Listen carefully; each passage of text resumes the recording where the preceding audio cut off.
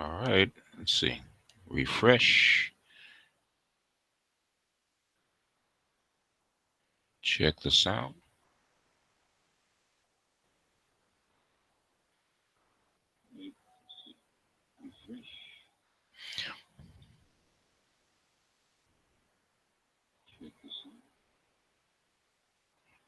Mute. All right, let's see.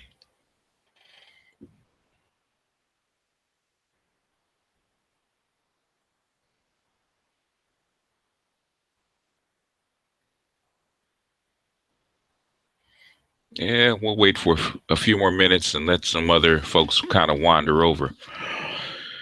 I know I got, excuse me,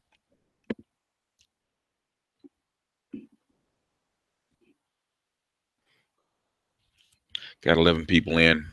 Give people a few more minutes.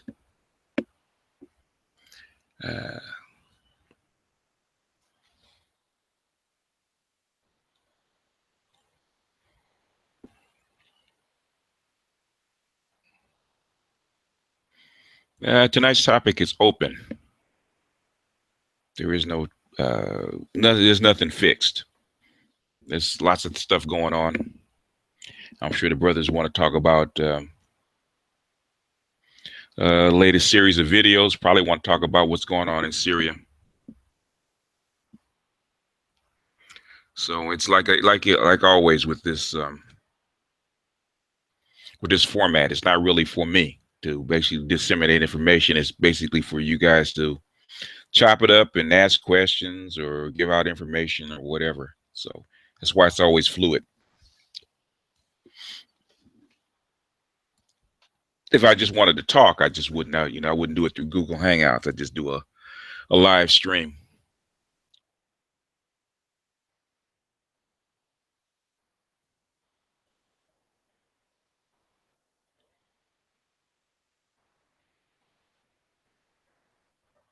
Yeah, I'm sure it did cut to the bone, but that's why I put the Omar tag in front. A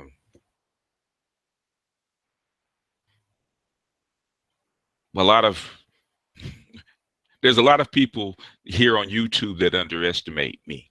Okay, they really do. They underestimate me, and I cut people. This is not, YouTube is nothing. I cut up people internationally. This is not anything new. So I've been doing this for 15 years, and I've talked to people all over the globe, and I'm not just people that are. I'm talking about people in power, people in charge, because the DoD monitors me, and I know that when I cut, because I notice what I say is out in the headlines 2 weeks later. There's something we used to joke about. We would say something. Um, you would say something in public, and then 2 weeks later, it'd be out in mainstream public. They'd be using the exact same thing, like they used to use Democratic and non-Democratic, until we got into Quigley's work and we started figuring out that there's liberal and authoritarian. So all of a sudden now they use authoritarian.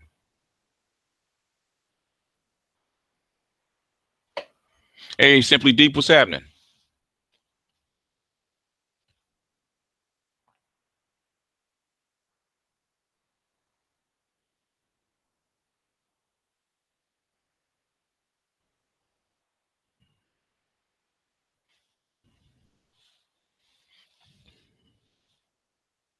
Waiting for a few more people, and then I'm gonna drop the link, and everybody can jump in, and we'll go wherever you guys want to go.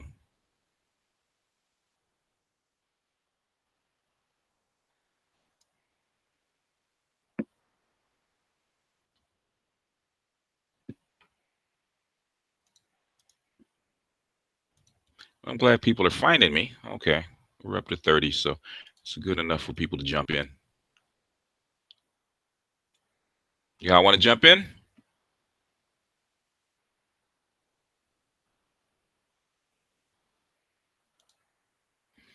All right, there we go. It was something I've been thinking about for a while, and as far as the matriarchy, because that's been going on for a long time, and I've known for a while. After going to West Africa about 10 years ago, I found out, oh, this is okay. All right, you got to turn your speakers down. Hey, what's going on, BGS? Hey, what's happening? All right, you got to turn your speakers down if you're going to talk. Man, that last video you did, oh, man, the black granocracy, that cut straight to the bone, man. Well, I told him when they start flagging me, man, the people started flagging me. I told them I wasn't playing. Man, that you literally just destroyed me, put me back together, and put some shine on me. Because I had to reflect on everything, all my females in the past. It all made sense. Yeah, something it's something that's been coming together for a long time because I've noticed this. Well, hell, I noticed this from my first relationship, man. It was always a power struggle. And other races of women don't give you the same power struggle. But every black woman I've ever been with, man, it's the power struggle. Whereas you don't get that with there's always a power struggle. Yeah, but I'm not gonna take too much time on that subject right now. I know everybody wants to talk about that Syria missiles and stuff right now. Hey, well, wherever you guys want to take it. Yeah, I just want to know what's his next move now that he's dropped the missiles. It's hard to tell because you guys, if maybe you guys have to start lining, you guys have to start paying more attention to the board because you're looking at it like you're looking at CNN, you're looking at Fox, and you're looking at the pieces. You're not looking at the board. What happened just today? What was the event that happened today just before the missiles flew? The gas attack? No, with Donald Trump. What happened? What was it? He was with King of Dollar or something like that. No. What happened was the president of China came to visit him in Florida. Am I not correct? Yeah. And right after that, then you have a gas attack, and then you have missiles flying. Normally they build a coalition with the gas attack before they drop missiles. All of a sudden they did it, wham, wham, wham. Something going on. It happened, and it's timed out. Somebody wrestling paper or something. You got to remember this is being recorded, and people are going to listen to this, and they're going to, they're going to complain. So you got to be mindful of the recording. That's why I leave them up so people can listen to them and get sick of the comments, and they will point you out. Trust and believe. You will they will clown you. But go ahead.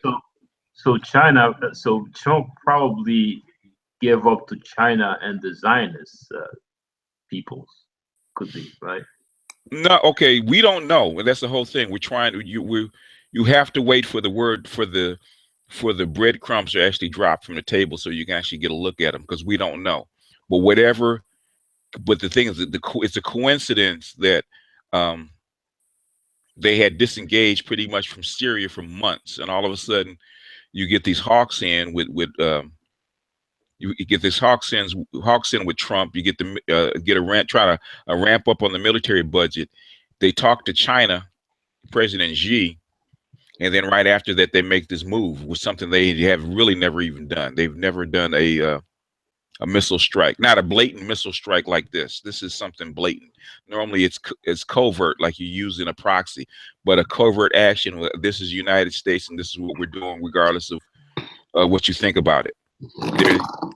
There's something there. There's either a disagreement that went on between President Xi or President Xi gave up Syria. I don't think President Xi gave up Syria because if that was the case, they would just back off of Syria and let the rebels in.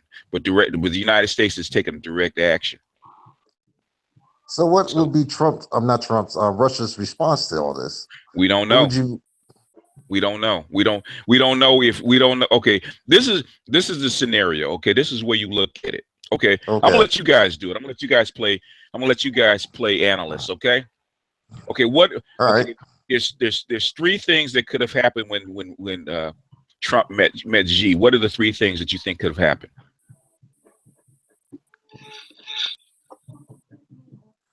Anybody can jump in. Well, one, it could be a deal that they strike together. Okay, yeah, but you're not fleshing out the deal. What deal? Well, we don't know. Oil deal. No, you have to guess. Okay, somebody's got the speaker on. Okay, if you got your speaker on, mute yourself until you're ready to talk.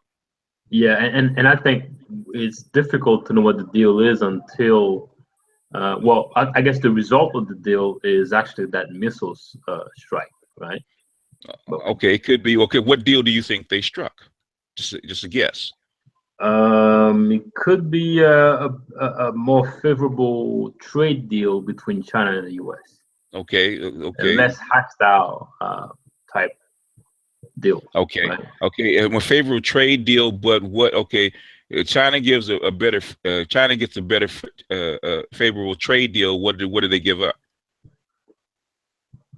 What do the U.S. gives up? What does okay? China gets something, but they have to give Right. up something.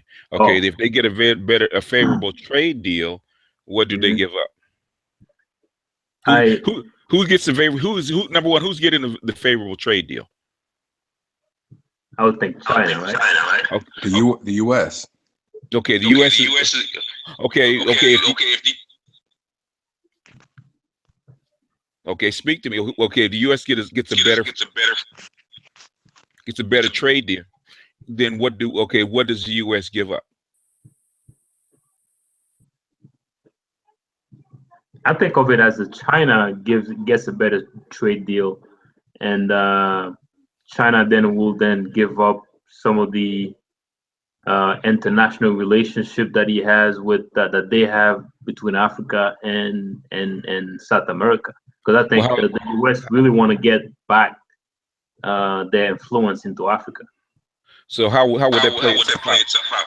Well, wasn't that the reason Obama was elected so they can get America back into Africa, put a black face on white supremacy, so they could basically calm Yep. everybody down and have Africa trade with U.S. again?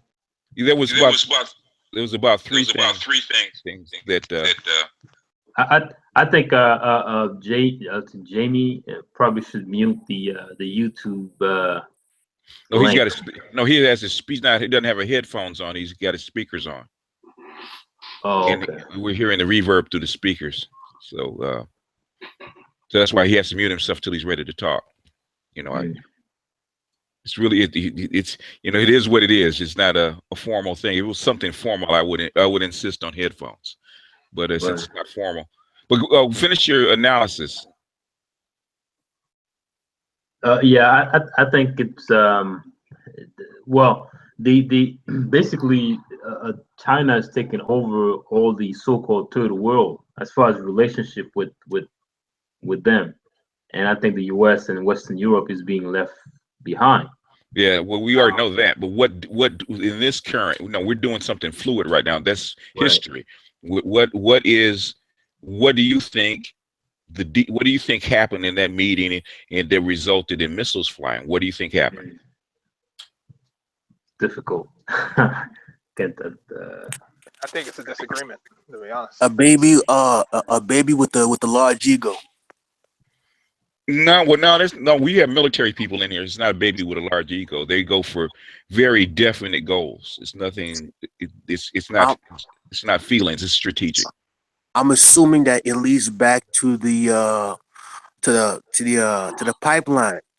At first I never understood, even by doing things like this, how much money could be made. But from what I understand, you have ISIS now. It was either ISIS now or the possibility of trading billions on a daily basis when it comes to as far as the resources and either the natural gas or the crude oil could bring in. So I mean, what's a few $100 million in regards to military expenditure, when U.S. companies can trade in billions of dollars a day, and I'm assuming with the use of the petrodollar, perhaps it might strengthen the dollar. What is the down?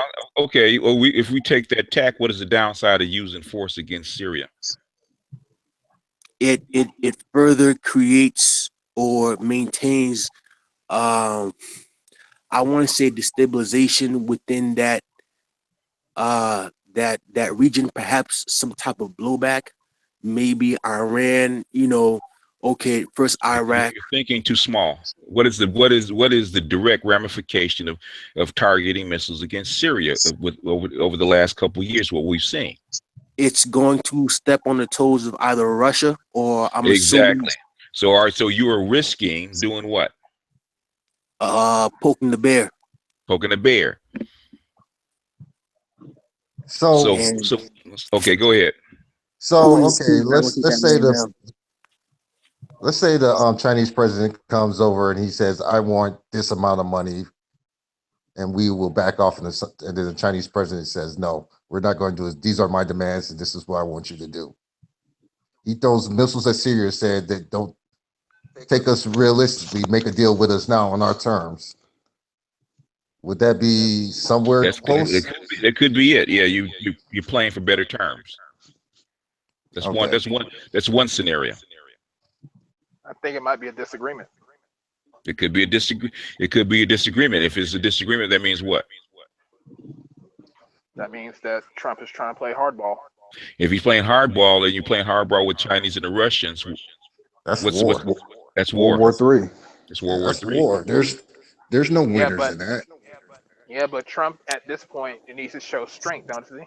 Okay, we were just talking about this in the hangout that we haven't. Okay, this is not about show. The call is bluff. No, he's already shot missiles. There's no bluff. Yeah. There's no bluff. Yeah. It wasn't him. It wasn't him. It was his generals that called for this missile strike. A small continuation bet in poker terms. You know, I think it was a deal to break up Syria, to divvy it up between China and America. No, because go ahead. What about the Obama's line? Is this the line that he's trying to draw again? What I'm saying is they had backed off of it, so why all of a sudden they jumped back into it?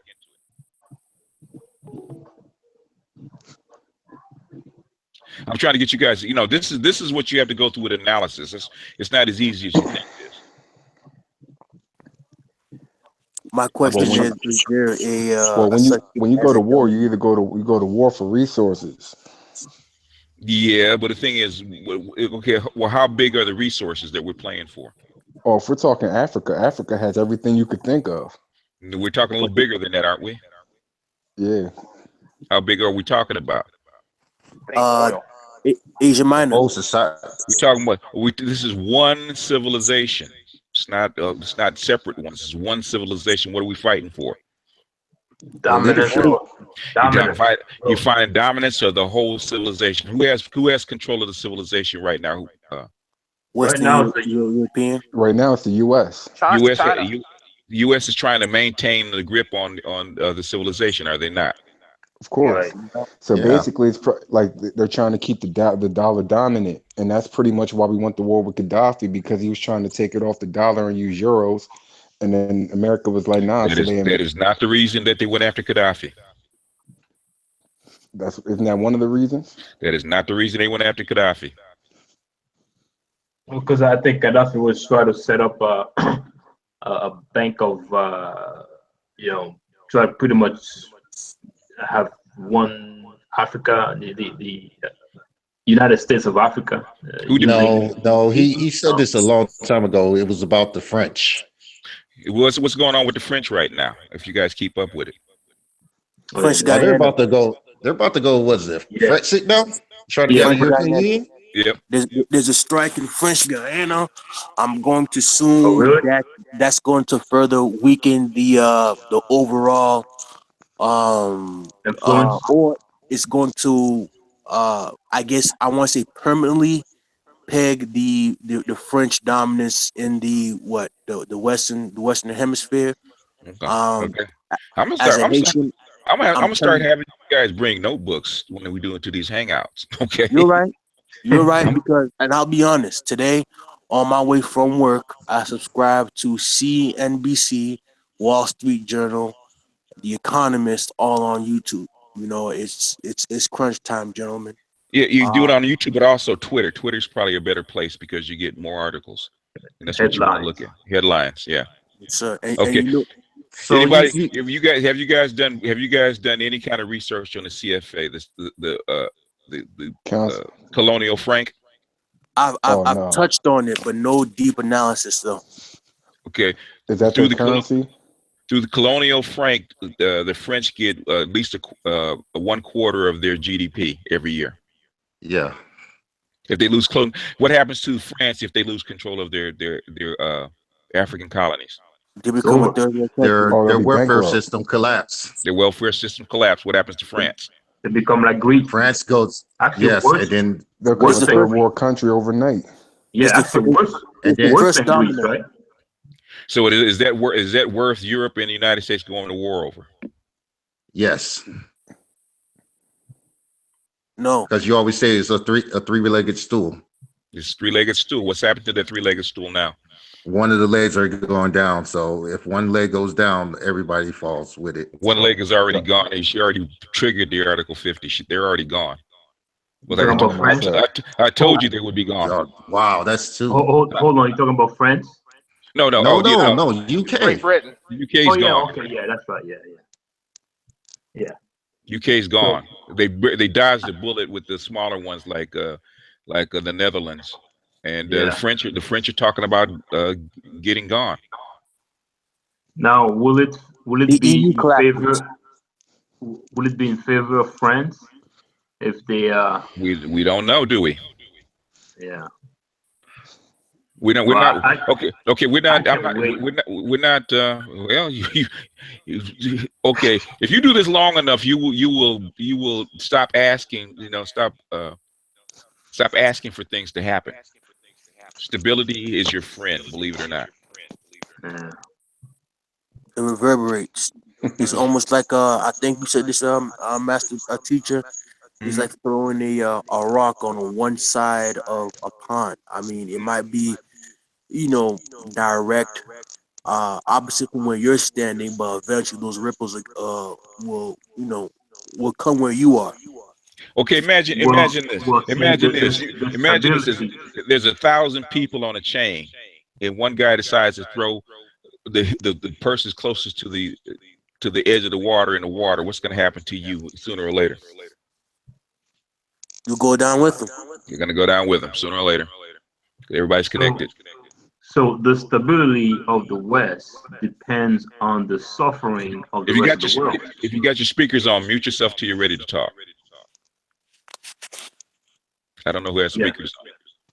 Anybody that has speakers on, mute yourself till you're ready to talk. All right. So don't you think that the stability All right, depends on somebody has their speakers on. It's not muted. Okay, go ahead, Adinga. yeah. So the stability of the Western world really depends on the suffering of everybody else, the Africans, and mainly Africa, right? So somehow the continent has to have a breathing room. Now, I think I would be in favor of a peaceful transition of power, right? Yeah, but do you think that's going to happen? No one will give up power peacefully, right? Or Okay. at the very least, if there is a transfer of power, will it be in an easy transition? Okay, you have to. Okay, you know how when you play chess by yourself, you play both sides of the board? Yeah. Same thing would be an analyst. You have to play both sides of the board. Okay, you know Africa's position. What is France's position if you were in charge? What are you thinking as far as keeping your country together? What do you need to do? We'll keep Africa down. You have to keep them doing what? Feeding you what? Resources, right? Resources, right? And money, resources and money, right? Right. And no matter how you feel about Africa, whether you feel sorry for them or you don't feel sorry for them, who do you feel sorry for most? For me and my people. You exactly. This is business. Business, yeah. Go ahead, Jamie. I know you're trying to get in. Is that your name, Jamie? I was just checking to see if the mic was muted or not. Okay. What I'm trying to do is see, this is a teaching session because this is a live event. This is a live happening. This is right in the middle. This is the core, and these are the chess pieces moving. There's not very many pieces left, but you can see the chess pieces moving. You have to see it. You have to detect the timeline. You have two world powers, heads of states, world powers meet. The two active, the new pimp and the old pimp actually meet up for a parlay. And then right after that, you have the beginnings of what may be escalation of a war. Right. And the funny thing is to see how Obama was treated in China during his last visit, and now how the Chinese president and Trump, kind of reversing that. I guess it's not personal; it's politics, right? Well, the thing is, it's not only politics; it's business. This is business. This is beyond politics. This is straight up business. Who's going to run what? Right. And is the United States in position to play the second banana? They may not be, because we don't know what the America's finances really are, we know they're fucked up. We don't know how fucked up they are. Can they afford to play second fiddle? We don't know. Yeah. So Go ahead. Go ahead. Is it American Mail? Yeah, that was my second thing I was about to bring up. If our banks are in such trouble and we're dependent on China's influx of cash, if they pull back, how bad would it be for us? China is not ready to pull back because all these banks are all connected. There are no banks that are not in trouble, and that's what most people do not understand. Go ahead. That would give them leverage, though, wouldn't it? They wouldn't have to actually do anything militarily. They could just threaten that, and that would basically plunge us into like a mini recession. It would. A recession is not going to stop a war. It deters it, though. A recession is not going to stop a nuclear exchange, will it? Oh no. It would actually. I think it would actually speed it up. It could. Yeah. Go ahead, Jamie. Yeah, I think it would actually speed it up, because whenever people are desperate for resources, what do? They basically pick up their guns. They start to do whatever they got to do to make sure that their people survive. So it was not going to be no peaceful transfer of anything, especially when it comes to money and resources. Well, I got one question. Okay, go ahead. Let's be frank. He just muted his mic. Go ahead. Okay. We all know what was going on tonight with the Syria deal. And picking up to what the last brother said about resources and America, if they're able to play second fiddle, well, wouldn't Russia have more at stake by America bombing Syria? And I don't think America did it without Putin okaying this. And what I hear tonight on RT is that there were Russian troops at that air base that was bombed. It's a clear message from a general. Now, what that message is, because they attack, because when you send 60 missiles and you're attacking air bases and runways and stuff like that, basically you're out there to damage communications and damage the runway. So in other words, these jets can't fly. But Russia has their assets there. Like their Air Force, their surveillance. They would have known from the precise second that those missiles were launched, their flight path, and where they were going. Okay, that's monitored. I mean, it's all monitored, but cruise missiles are cruise missiles for a reason, right?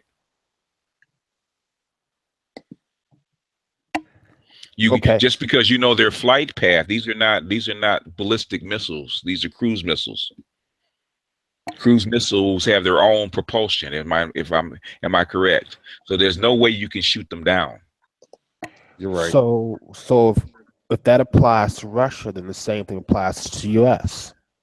Well, that's true. But the thing is, if you're provoking if you're provoking a war, you're not provoking a war with Syria, you're provoking a war with Russia. Exactly. So if the Russians, either you make the Russians back down. If you make the Russians back down, the Chinese will have to back down. If you can make the Chinese and the Russians back down, then you can reassert power. Because now the Europeans and the other folks, because you got the World Economic Forum down there in Argentina at the exact same time. So you have all these events all tied together. There's a reason that, you know, when you see all these events all come in at the same time, there's something going on. We don't know what it is yet, but there's something going on.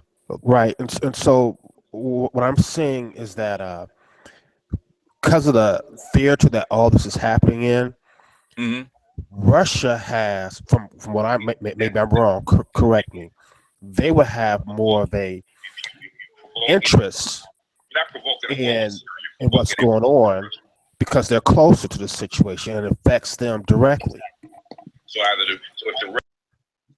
Okay, go ahead. I had to mute Young. Okay, you hear me? Yeah, I can hear you.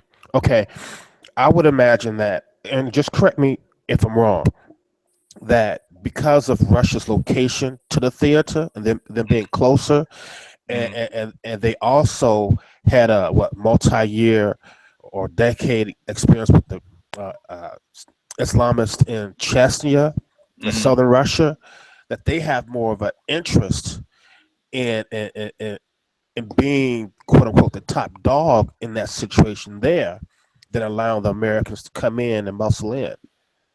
Okay, what I'm saying is, if you listen to my previous hangout, I started saying, yeah, you guys are gonna have to start bringing in notepads because I've gone over this.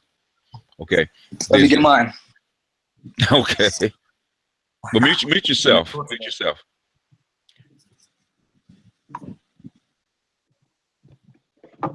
This series too, like, you know, the days of just, you know, lollygagging and bullshit, them days is over.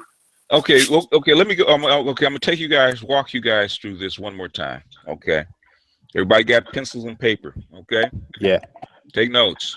Okay, back during the Cold, you know, right after World War II, there was an alliance between the communists, Russia and China, right? That split the world in two. Okay, what basically started the end of the Cold War in 1968 is when Nixon was able to break China away from Russia.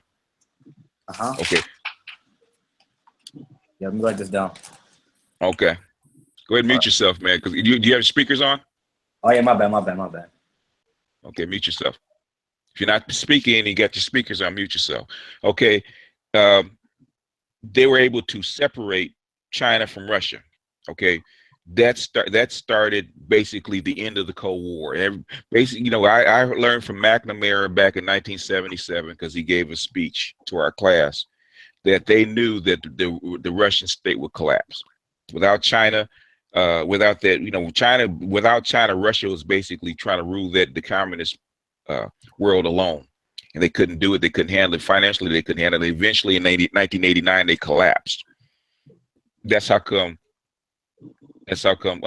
Bush declared the New World Order in 1991, because they had announced basically, if you the New World Order or the American century is basically code word for the what is it, it's the final empire in a civilization. I'm trying to remember the name of the exact terminology. I haven't looked at it in quite some time. But the final civilization that rules the world, or rules the civilization till the end of the world. Because once you included China, quickly said, you include China, you're bringing in the whole globe as a part of civilization. And normally the civilization will stop at the furthest end of the civilization. In other words, it moves. You know, the core of the rulership, or the core of the civilization, will move to the periphery. And when he warned them, if you include China, then you will extend the civilization to China, which they brought China in. And he warned them that was a mistake. So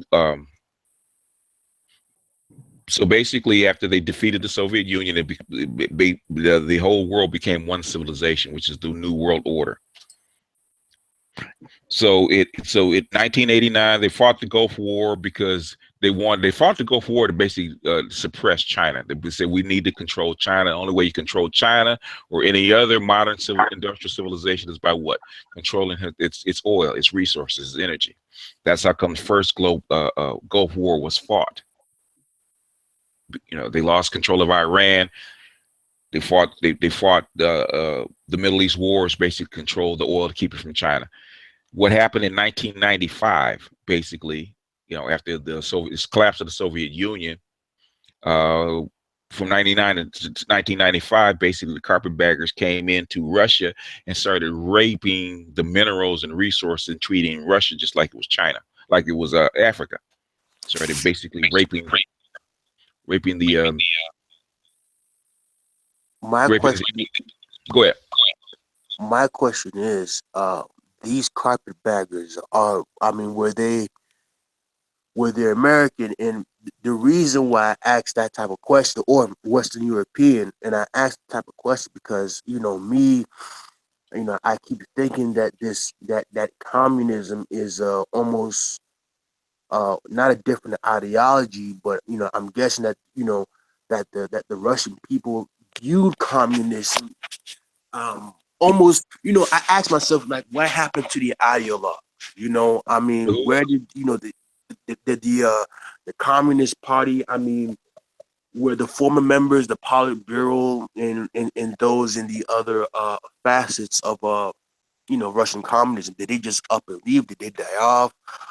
Were they executed, for example, when Duvalier left Haiti? Did they go full blown capitalism?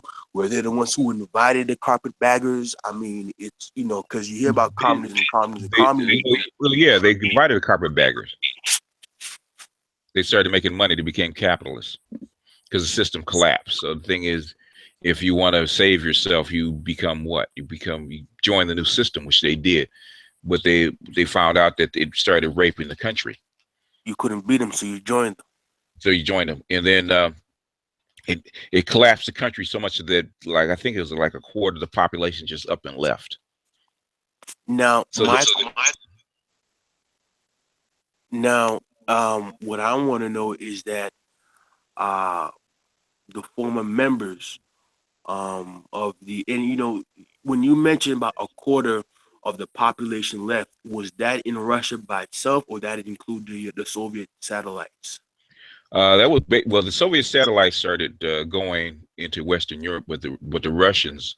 And I know a bunch of Russian Jews and Russians, period. They said their bank accounts and they were taxed so heavily, and the bank accounts got hit so heavily. They just left. They couldn't survive there. So they came to a lot of them came to the United States, Western Europe and the United States. They went all over the world. They went to Israel. They went to Western Europe. They came to the United States and Canada. They went all over the place, but they left because they couldn't survive. So basically Russia was on its knees. And what brought them back was they tied themselves to China. China cut a deal with them. China didn't have any military power, but over the 20 years they had gained financial power. So in 1995, with the Shanghai Cooperative, they cut a deal. They cut an alliance with each other, which basically put the old communist communist partners back together. United States saw that as a danger to their hegemony. Now, when it comes to the question should be framed as, what is the difference, or what is the difference between the Russian oligarchs, because as opposed to the Western European or the American elites, I should say, because it seems that the terminology, I don't know if it's just a simple difference in terminology. For example, elite here, it's really simple. The Russian oligarchs are what? Former communists. They're Russians. and they're not Americans, and they're not Europeans. They're Russians. Who are they? Who do they care for? What country do they care for first? Russian. Russia. Mother Russia. Yeah. I Now, when mean, it comes to I'm when it asking comes, the Russian oligarchs. I'm assuming that obviously, with the fall of the Soviet Union, there was obviously some type of financial vacuum. So, I'm asking myself, did they position themselves almost the same way how the Uh, Chinese did it with put your with relate? put yourself in a former communist. Either you're a businessman or you're a Soviet official. Your financial system has collapsed. It's not coming back. What's the first thing that you want to do for yourself? Take the reins and go as hard as I can. You want to, you want to make sure that you're in a good position. So guess what? You're just going to start grabbing the pieces and start doing what? Making money, right? Yeah. That's where your Russian oligarchs come from. Some of them were criminals. Some of them were head officials. Some of them were in the military. There's different reasons why different oligarchs rose to power. There's all kind of reasons. But in other words, it's a financial free for all. I guess communism was just like Duvalier said. He said democracy. Democracy is just a word. So I guess communism was just a word. Once It's a system, but it's a system, but it's a system. You got to turn down your speaker. It's a system, but it's a system that had been around for a long time, just like any other system. Once it collapses, you got to find a new system. It's not just a word. Communism was a system that people used to basically what communism did was basically kick out the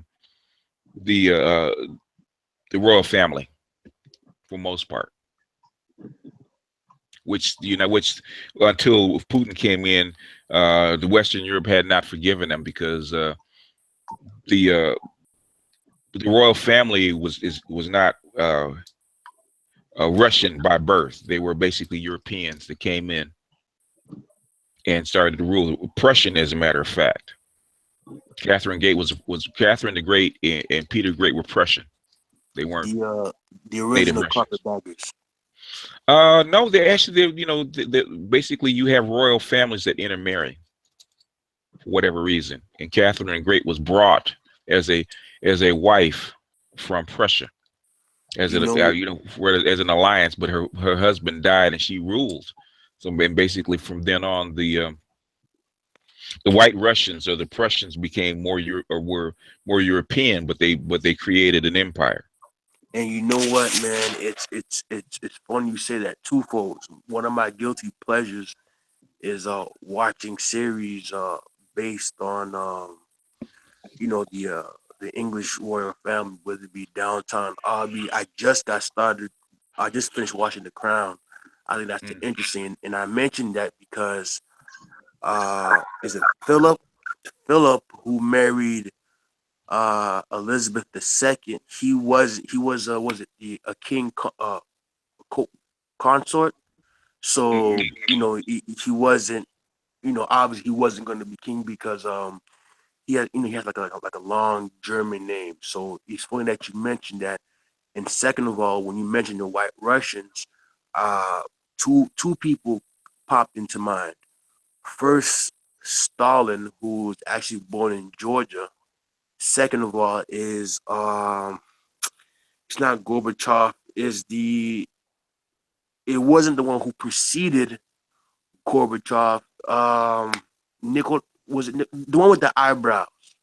And I mentioned him because I'm like, damn, for and I understand that they're Eastern European, but for Russian, I'm like, I can see that he either has what perhaps I don't know. I'm talking out my ass. Maybe some Mongol inside of him, some Yeah, Asian inside of yeah, him. they have all of that in there. Yeah. Yeah, man. I it blew my mind. The amount of ethnic groups that's in Russia by itself. We're not talking about the Soviet satellites, but Russia by itself, the countless.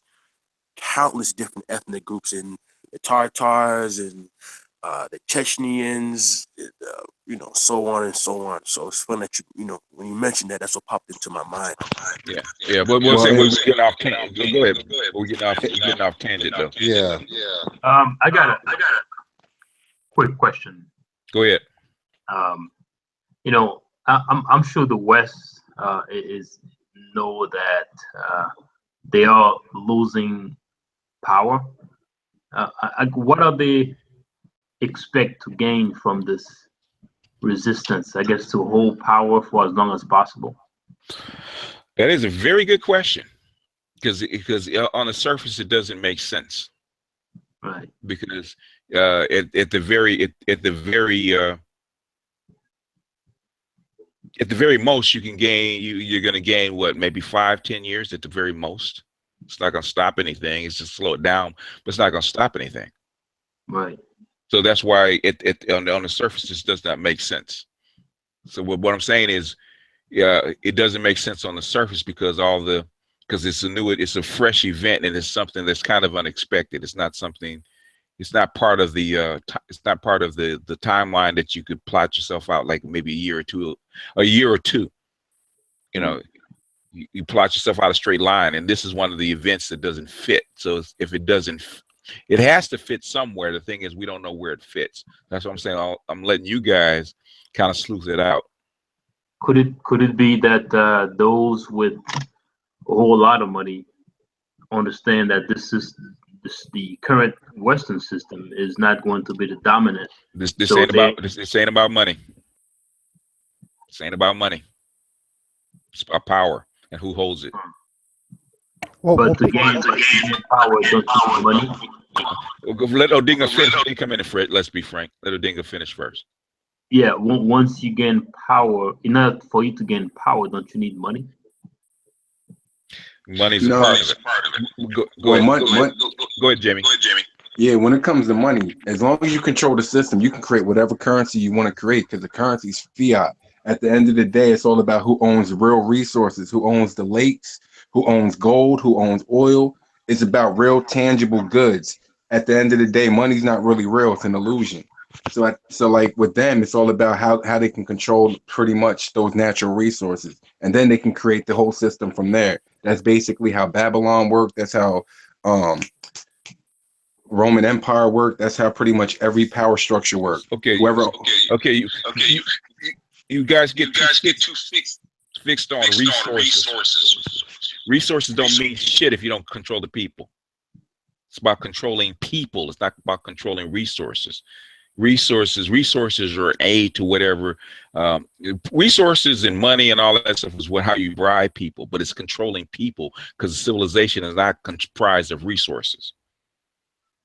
So I guess I guess those I guess what they're trying to do is to implant an ideology on the world, right? Remove the old ideology and then replace it by, say, the Chinese, the language and everything else, right? Well, eventually, basically, you're basically, by you being in charge and serving the people, you can extract from those people that are under you, right? Yeah. Through taxes, through whatever you need. Through financial arbitrage. Mm-hmm. All kinds of stuff. So I don't get so if we hold it for 10 years, what do we really gain for 10 years? I mean, if the system's really if our system is really dying, I don't see 10 years good enough.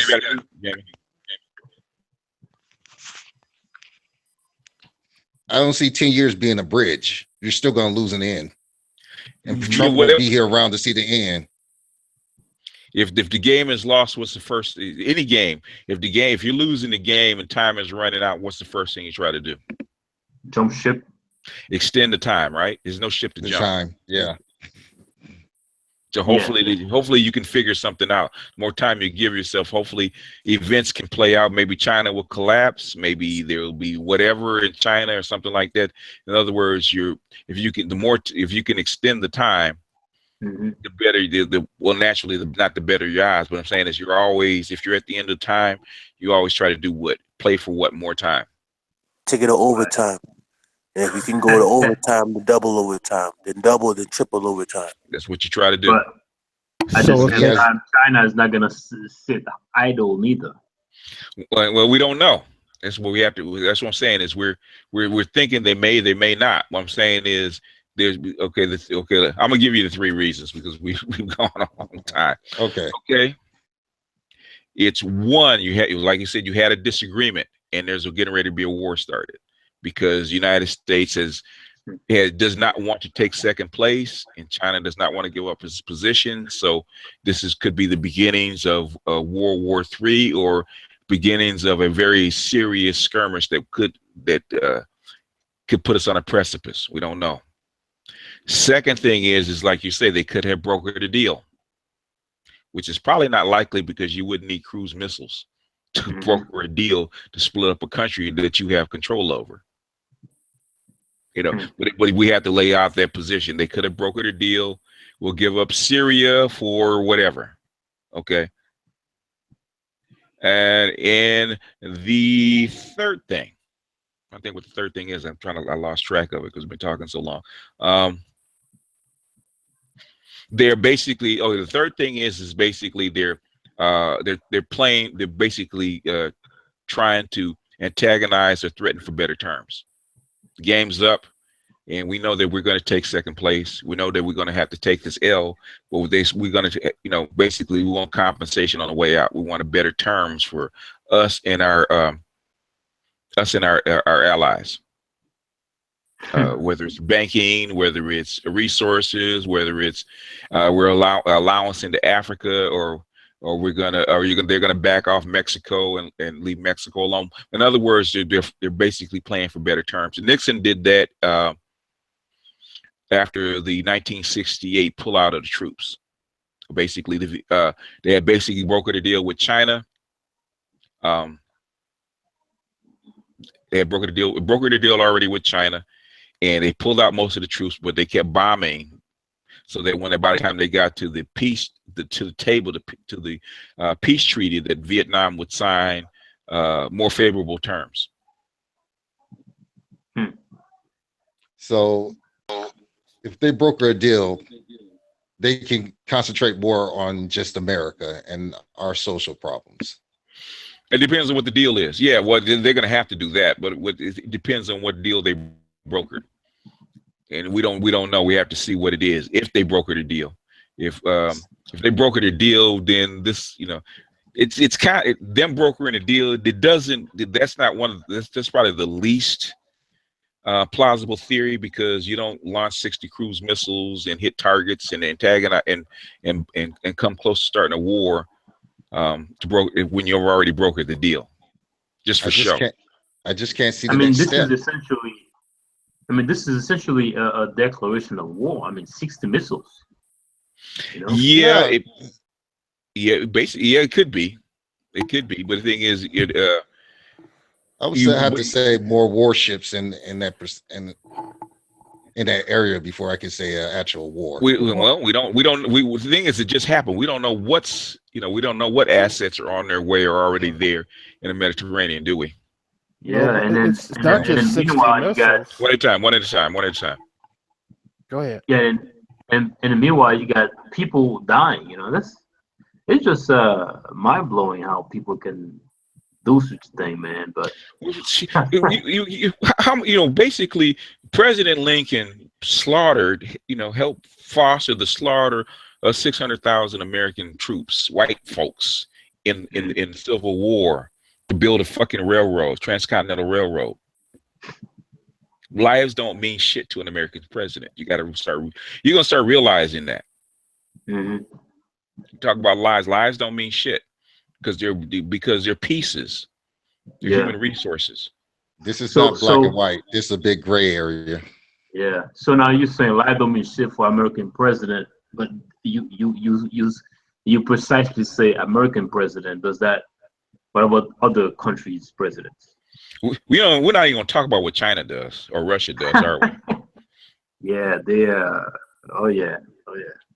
We're not even talking about what the Europeans do. There's nobody with clean hands. Europeans have slaughtered each other for centuries.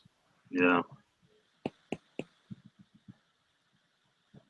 Well, I want to go back to that first, because you gave 3 examples, BGS.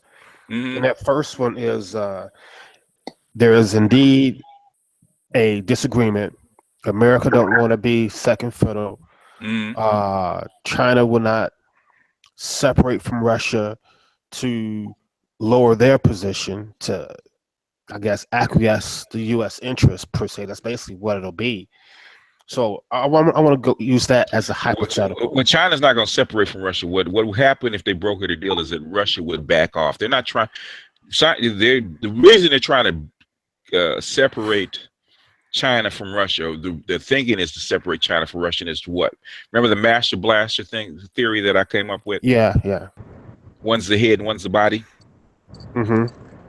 Okay, why would the reason they wanted to separate Russia from China is to do what? So that Russia's military couldn't come in and influence things on the ground, right? Okay. So if they brokered a deal, they wouldn't be separating themselves from Russia. Russia would just acquiesce to back off. Right. And that's not what's happening right now, I guess. We don't know. I'm just saying in other words, in other words, there are 3 roads that we can take, right? Right. And we're looking for a direction so we know which road we have to go down. That's why I'm asking you guys to play analysts, because this is what I would do. So we have to say which directions can this scenario lead us into? And there's only 3 that are left, and those are the 3 that I laid out. So now we've gone through the 3 possibilities that can actually go forward. So now we have to wait for what? The pieces to drop in. Well, I've got one question for you. Would, like, for example, I was reading that China is building an alternative to the SWIFT system. They already have. Which is a direct challenge to the U.S. SWIFT system, which is a tool that they use to do economic warfare. Yeah. And so, and if they're doing that, will that be an indicator that indeed their option number 3 and 2 is not on the table? We don't know. I mean, basically the Chinese banking system has been basically in place since 2012. It's not new. You know, it's enhancing, it's growing every day, but it's not new. It's been there since 2012. So it's already in place. It's just extending itself, and the bilateral currency deals and stuff like that are just enhancing it. So any system like money and assets like that is a system of trust, and it takes time to build trust, because digits can fly at the drop of a hat, but bringing in people that actually trust the system is another thing. So hypothetically, I mean, I know that Iran, it's hypothetical, like Iran, they've had been underneath economic sanctions, particularly through SWIFT. Can Iran just wholesale go towards the Chinese version of that system? They already have. Not be affected. They already have. That's like Obama. As I said, you guys got your notepads out, because I've said this in Hangouts before. Obama, basically, that's like Obama brokered that peace deal with Iran, because as the Chinese banking system and transfer system actually grew, the SWIFT system and the sanctions were going to go down to nothing. So basically, he had to take the leverage that he still had on Iran and basically brokered the deal. That's why when Trump got in, he tried to reverse it, but the Congress told him to go to the Europeans, and the Congress told him to go to hell. We're not going to reverse it. It's already done. The money's already been transferred. You can't undo the deal. And best outcome, it was a 5+1. In other words, United States, Russia, and 3 other European partners were sitting in. So basically, it can't be reversed, because United States can't reverse it by itself. And plus, sanctions. Iran doesn't do business with America anyway. So basically, it's about China, Europe, and Africa as far as doing business. I mean, India, the BRICS, in other words, and once that deal was in place, basically they told Trump to go to hell. You can't reverse the deal. So basically that's why Obama did it, is because that system is in place, and the sanctions they were put on Iran don't mean shit. So basically all they have left really is basically military power, which is what they're using right now. So I don't know if they're trying to start a war or they're trying to cut a better deal. We don't know.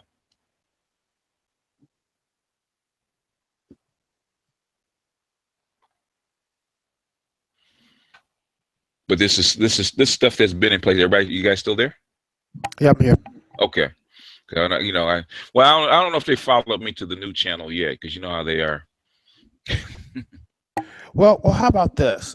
Because I'm not really sure how this works. Maybe you could shed some light on this for me.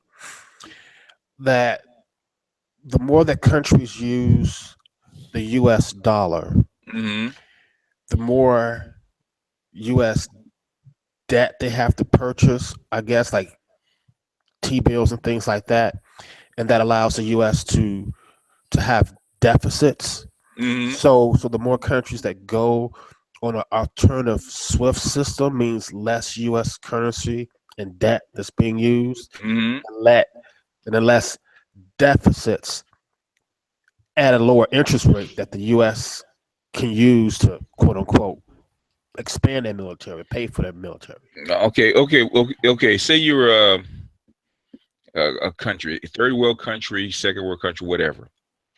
What is the reason that you do business with the Americans? Technology. Technology. What else? Education. Well, education you can do anywhere, but technology. What else? Protection. I would guess. Huh? I would say protection. Protection, which is military. Anything else? You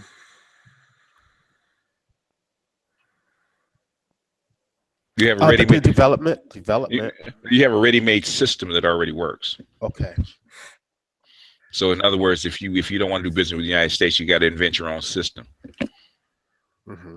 You know, in other words, we control the. In other words, it's like if you want to gamble in Las Vegas, you have to gamble in a casino, right?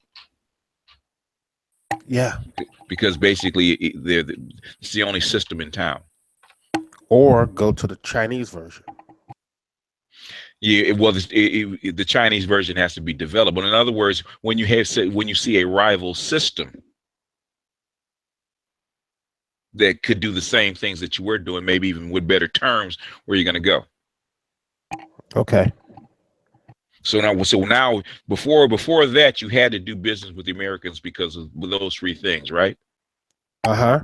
But if you have another player in town that's giving you the same thing under better terms, what's going to happen? Oh, they jumping ship. They're going to jump ship. So basically, it's the same thing as the street drug war, right? Whoever got the cheaper product, that's who you're gonna buy from. You're not gonna buy it at 50 if you can get 25. And if you get the same quality, right? Exactly. Yep. So how does the old pusher address the new pusher coming in? He kills with violence, right? Pretty much. Or they try to do. They do something to take them out. You either kill them or you put them in jail. You do something to take them out, or you do what? You do business with them and you try to. Or you sit them down like Prop Joe, and then you try to buy them off and say, "Hey, look," he said, "Look, we could either go to war, kill everybody, or I could or you can still make money, but you got to buy it from me." So in other words, we don't know which. You know, basically, you have Prop Joe sitting down with what was his name? The new guy, Marlo. Chinese and Marlo.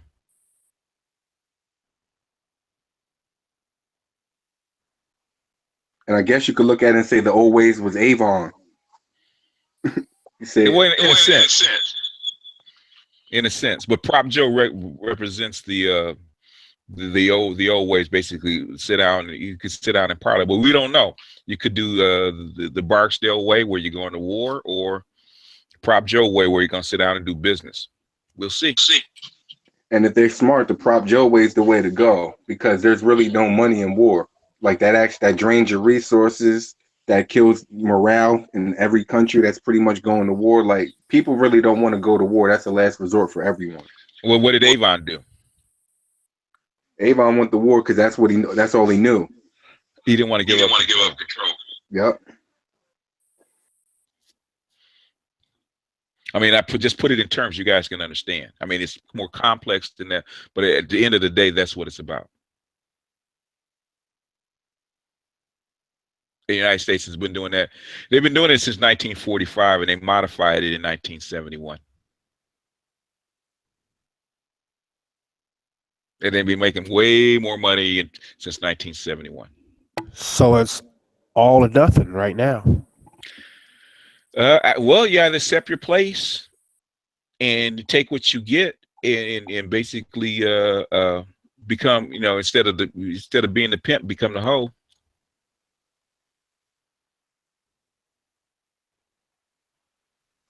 He says sometimes you're the bug, some days you're the windshield, right? Some days you're the bug, some days you're the windshield. But we don't know. What I'm saying is this is the thought process that you're gonna have to go through, and then you're gonna have to wait for the pieces to form to see exactly what went down. China's sleeping giant. Nobody really, like, when it comes to China's very smart, so they're really tech savvy. They can take your technology, reverse engineer it, and have it perfected within like 3 to 6 months. They've already done it. And basically, somebody's got the speaker. Mute yourself unless you're ready to. And basically, that's how I always point to Snowden. Snowden basically came in and gave him back doors to all the databases and all the technology. So basically, the Chinese and the Russians just stripped everything that they needed, everything that they wanted. So basically, they do not need you for technology anymore because they have it all. So that's how come they're leaping. That's how come they're leaping ahead of us. Then that makes it even less likely for them to strike a deal with the U.S. We don't know. What makes me think that we're gearing up to war. Have you seen what some of these schools are trying to do? They're trying to make these high school kids either join college, trade school, or join the military before they get a high school diploma. So like that might be their way of issue. Like they can't put the draft and say we're going to do the draft because then that would scare everybody. So if you tell people the only way you graduate is if you sign up for the military, you already got your army right there. That's if they agree to fight a conventional war. So is there any way that Russia and China can isolate us? Yeah. We're basically Trump is going to do that by himself. Chinese and the Russians don't have to really do anything. That's how come initially they were happy with Trump. This is the general's move. This is not Trump. Trump's not that smart. So what happens if, let's just say, Canada strikes a deal with China, and now we have Canada and Mexico allies of China? What would that do for us? Financially isolate us. I doubt if Canada's going to do, but Canada is only what 40 million people.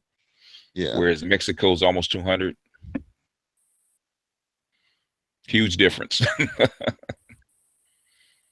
And basically, China says you can have Canada. You break basically your biggest allies as far as cohorts is Western Europe. Western Europe breaks up. That's how come I said Brexit is such a huge deal, because that puts pressure on everything. Because now the Americans and the United States would be isolated. They would, Trump has already basically gave the foot to Mexico. So Mexico's already half in bed and with China anyway. So basically all you have is Western Europe and Canada, which is the white Western powers. And if Europe breaks up and the United States may not be able to hold it together, then that would isolate you and Canada. So with the UK doing their Article 50, does that mean that we're going to have to actually do new treaties with them, or are we going to keep the old ones? You have to do new treaties with them because you can't keep the old ones, because the old ones are with who? The European Union. Who's negotiating that? I'm sure they're negotiating it right now. We don't know who they are, but they're already talking. Trust and believe they're talking.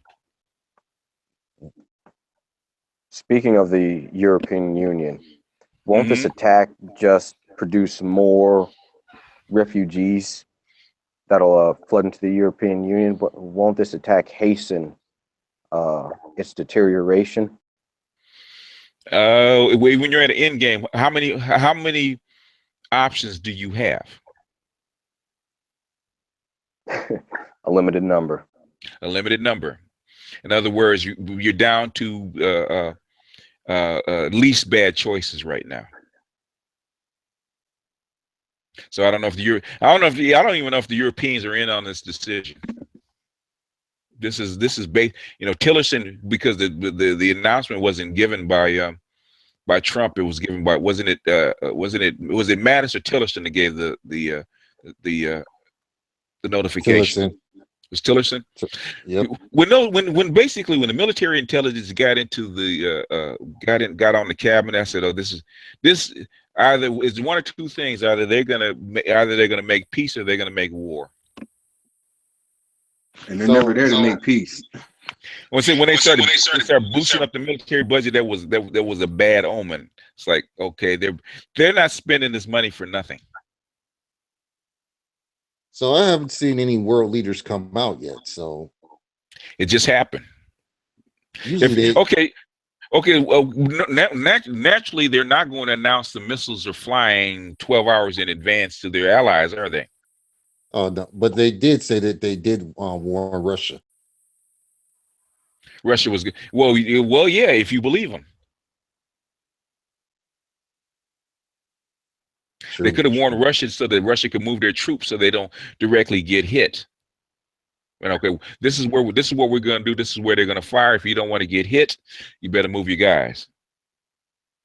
So if they did that, then this is probably not a war. This is probably posturing. But the thing is, we don't know what's true and what's not.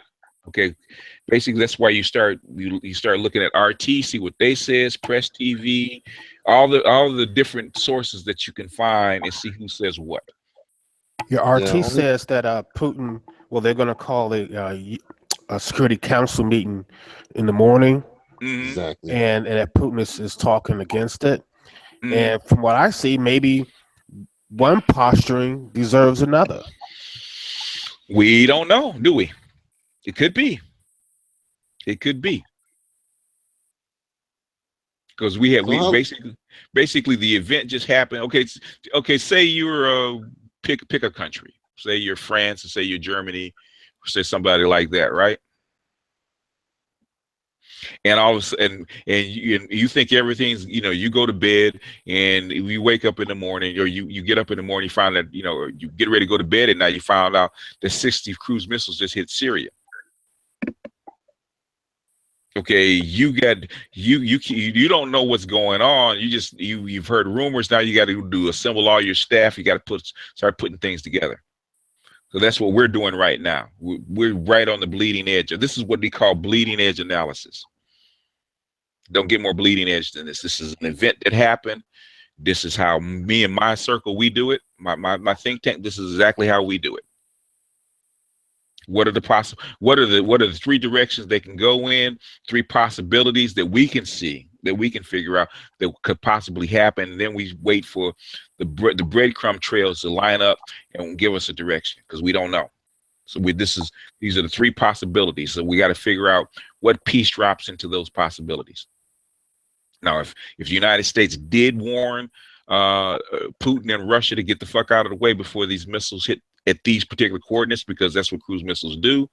Okay, they're basically they're programmed in, or they're guided in by GPS, so they don't know exactly within. Actually, basically you can put a cruise missile within 10 yards of where you want to put it because of the GPS. So within Yeah, was it 30 feet?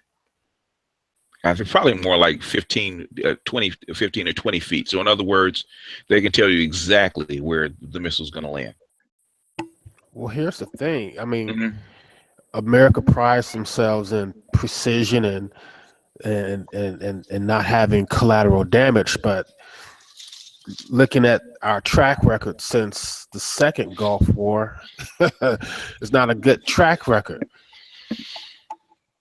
Okay. You've seen this in movies, okay?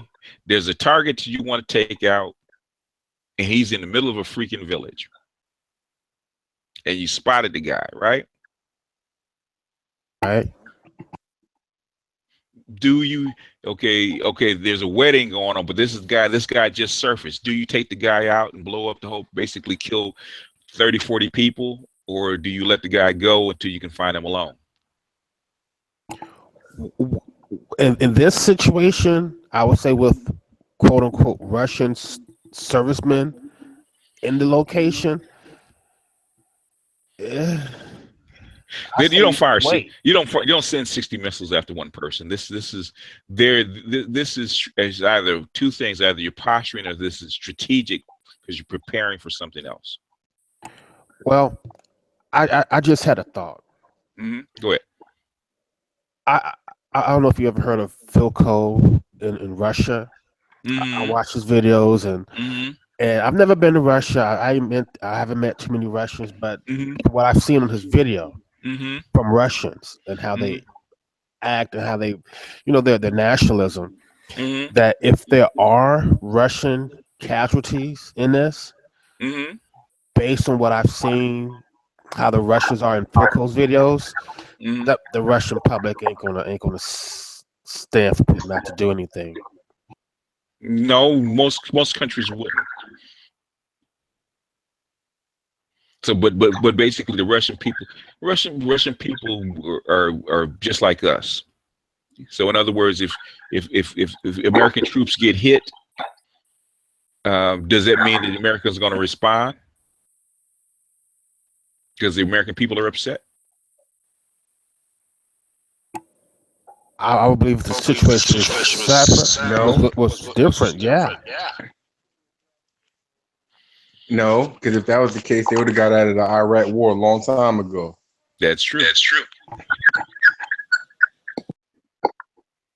Like, they don't care about your film. They don't care about the American people's feelings. It's all about what's best for America. If they feel like going to war is best for America, they're going to go to war, regardless of how you feel. Yep. Doesn't war boost the economy? It got us out the Great Depression. It does boost the economy. It can do all of that, but is that the objective in this case? True. I'm trying to get you to think. It's about staying number one. It's about staying number one. It's trying to be America's trying to be a superpower again. I mean, they're trying to hang on to their position as a number one superpower. Because everybody can see China's going to be the next superpower. There's nothing you can do about it.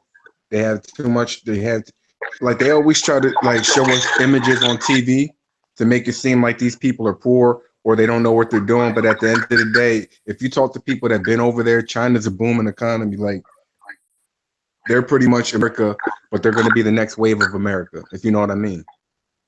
Well, yeah, the Chinese think long term. They're not. They don't do short term thinking like we do. In other words, China literally does think 7 generations out. General question. Have there recently been any political moves that Syria itself was making? No. No? No. Assad just did the interview talking about Syria going forward. So it was just like Obama left and Syria was still Syria. Yeah, it's settled. In other words, everybody thought, okay, basically what you were having is a wind down of the war, right? Because they pushed out the majority of the rebels. They're either dead or they've gone, right? Right. So Assad was talking about how do you do what, rebuild Syria, right? Exactly. In other words, yes. In other words, no, there wasn't any political moves. This is okay. The timing is too funny. You talk, the Chinese president comes in, they meet, and then when the meeting is over and he leaves, you have missiles flying. It can't be a coincidence. Yeah, that's like you breaking up with your girl and you going outside and all your windows are smashed and you're like, oh, and you think it's some random kid when you know it was your girl who did it. You know, the girl who did it. See, this is the problem with America. If America was smart, they would have made like college more affordable. Like they would send their citizens to college for free. Because how can you compete with all these people that are basically like they value technology, so they value engineering degrees. In America, they look at it like whatever, we don't care about that. We're the best because we're the best. We're American. But if they really put thought into this, they would send every kid to college for free because that's the only way you're going to be able to compete. You need to produce engineers at the same percentage as these other countries like India, China, because they value education. Over here, all we care about is fame. Like we want to be rappers, entertainers. So this is kind of like you can see it coming because we don't value what we should be valuing in the world. But that's why they have H-1B visas. We don't invest in our education. We just use theirs. Give them a visa. But like at the end of the day, they can always go back to their country and take all the stuff they learned and then use it against us. That's a gamble they're just willing to make. Because it's called capitalism. You get what you can at what the lowest cost, right? Yep. That's why you're in this mess in the first place, because you basically shipped all your manufacturing base, the entire manufacturing base of the Western world, the United States in particular, to where? To the east. China. $10 a day. China, Korea, Vietnam, India. All that shit. Yeah, well, India does what? Services, right? Yeah, they're pretty much all the call centers. Like if you call any retail, you're gonna get somebody in India that you can't understand. So didn't you put up a video with Mark Cuban talking about the Hello? You guys there? A lot of people just dropped off. What happened? Oh, maybe connection. It could be. It could be. 5 people just dropped off. Like, yeah. Yeah. It could be a lot of things, man. I wouldn't be shocked. But BGS. Yes, sir. Yeah. By the way, since it's in Russia, right? Like Russia is backing Assad, right? And America is backing the rebels. So why did Trump make this move if he has connections with Russia? If he's connected with Russia? This is something that's basically suggested and maybe even imposed by the generals, and Trump signed off on it. So I don't know whether Trump could have had a break with remember the Russians and the Chinese are in it together. So basically, Trump and the Russians could have had a mutual agreement because Russia didn't want Hillary Clinton in, but if Trump is going to be just as bad, guess what the Russians are going to do? They're going to break off ties. Yeah. Okay. Makes sense. I mean, we don't know. I'm saying we're guessing. All we're doing is guessing. We're actually doing is we're basically playing analyst. Analyst is not a precise science. Analyst is basically using a lot of research and a lot of logic and a lot of educated guesses. And if you do enough educated guesses, eventually the truth will actually reveal itself. But the thing is just like Sherlock Holmes, we're sleuthing. We're putting the facts together.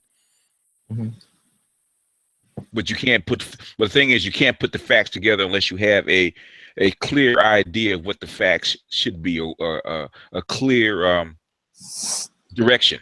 We don't know what that is. So we said this is a 3 directions it could go in, and we're waiting for the first piece to actually fall in so we can start making some kind of assumptions about what just went on. But I'm saying this is I'm not really giving you guys any news or any updates. What I'm giving you guys is this is like a classroom on the air. Basically, this is how you do it. This is how you this kind of chaos that we went through, throwing ideas against the wall and see what sticks. That's what you do. Okay, what sticks? But the thing is, the only difference between say conspiracy or just wild guesses is observation.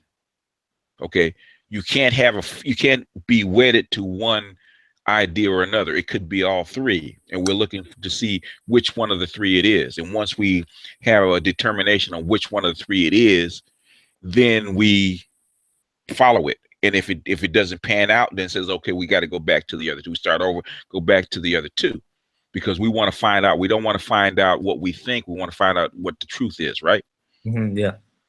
That's what's the bottom line. That's how come basically the women online can't really handle me for the most part. Or most people that debate me can't handle me because I'm not wedded to an ideology. I'm wedded to the truth.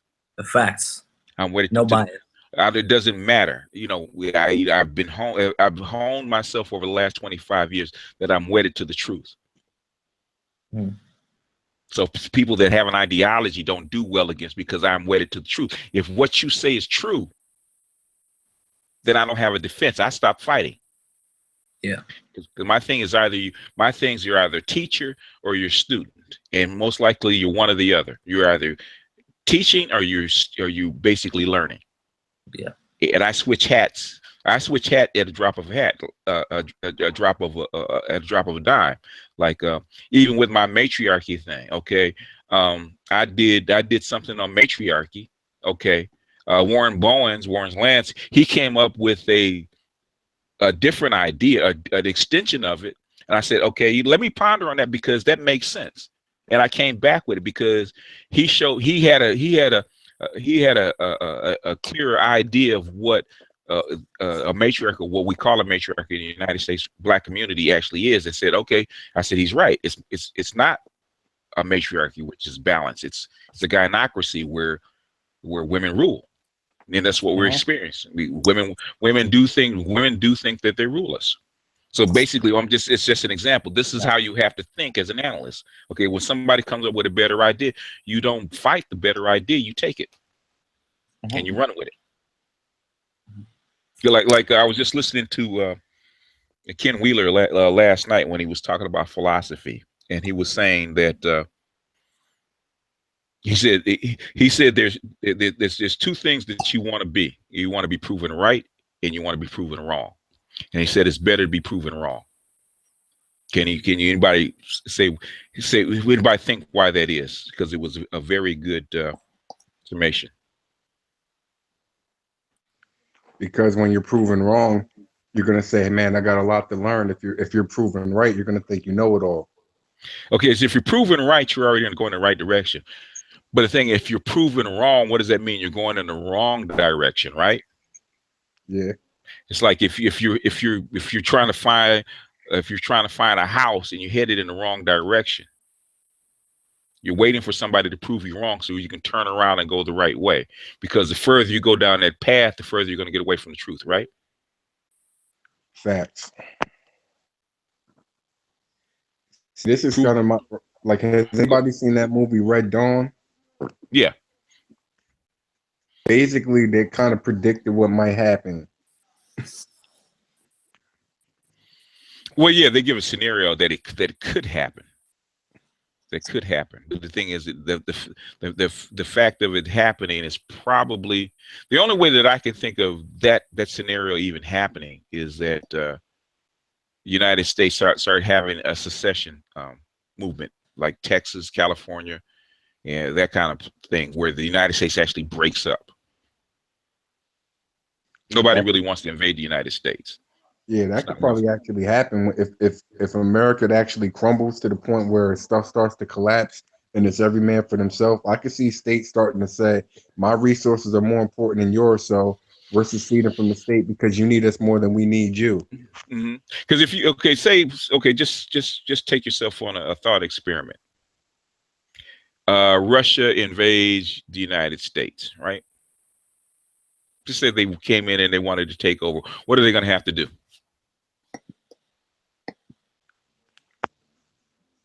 They're pretty much going to have to conquer the police and the military. Say you conquer the police and the military. They acquiesce. What are you going to have to do?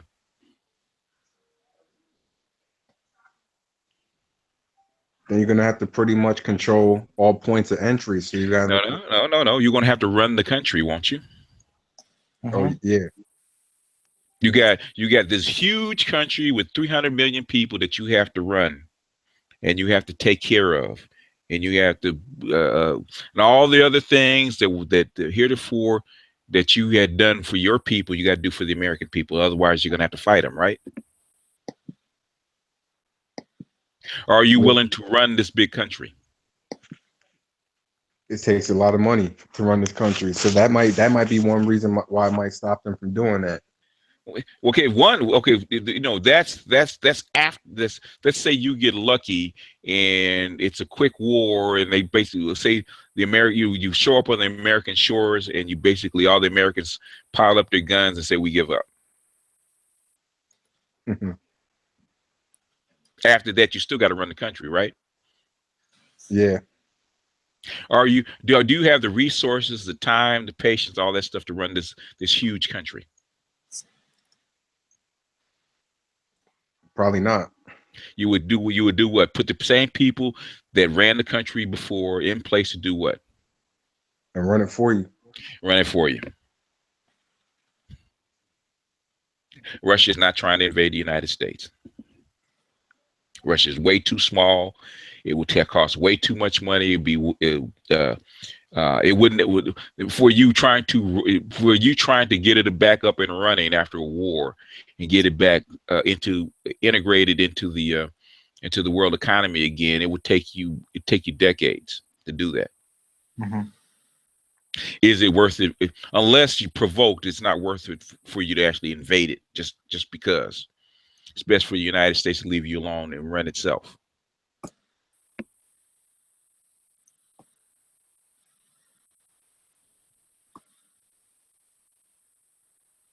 United States is not going to get invaded anyway.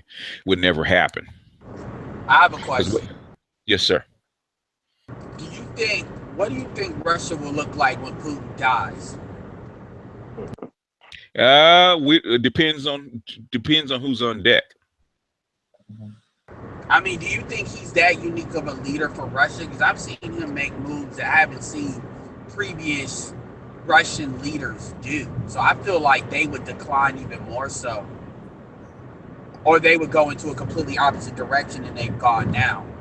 That could be. You know, he is a unique personality because one, he's not a Soviet.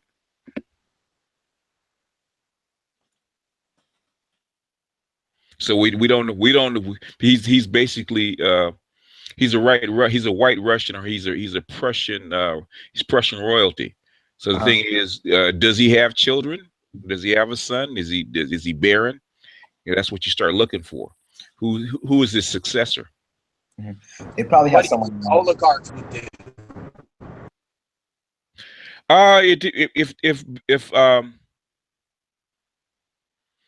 It depends on what's in place, because the thing is, we don't know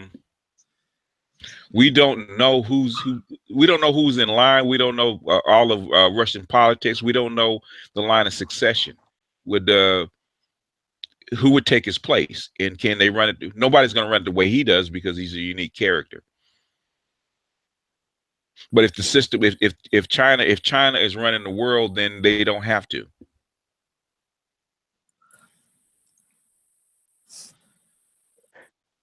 Because the system will run itself, just like any other American, just like the American president. It really, for the most part, for the majority of the time, it really doesn't matter which American president sits in office. If you think about it, you guys hear me? Yes. Yeah. Okay. It really doesn't matter which American president sits in office, because the policies are fairly consistent with a little variation here or there, fairly consistent from one administration to the next. Mm-hmm. You know, that's what Russia wants. I'm sure that's what Russia wants to develop. Same thing with Great Britain. I mean, you from one prime minister to the next, you're basically Great Britain is fairly consistent. You know, the little stuff that we think of is big differences aren't. if I could touch back to the Mhm. whole Syrian question, Mhm. I asked about politics. What about economics? What's I would imagine that Syria's primary export would be oil. Where are they sending that oil to? Syria is not an economic asset; it's strategic. Hmm. What has been what has been the dividing line between East and West for the last 2,000 years? Well, the Middle East, Syria. Syria. Russia. The Romans used to have what? The Roman legions used to be on the Syrian border, way before before the birth of Christ. It's strategic. It's Syria leads to Turkey. Turkey leads to where? Russia leads into leads to Asia. Europe. Greece, Europe. Yeah, it leads right into Europe. In other words, if that whole land bridge from Syria, Turkey, and whatnot goes right into Europe, they're right into the heart of Europe right away. Syria is strategic. That's like when you broke up Syria, all of a sudden you had a flood of what? Walked. They'd have to cross the sea. They walked right into Europe, didn't they? Did they not? Yeah, they went right to Germany. Right into Germany. Yeah. Strategic. It's to ruin Europe, probably, right? Basically, it's a fire break. If you think about it, who are the people coming in or trying to take over the globe, and who are the people trying to repel them?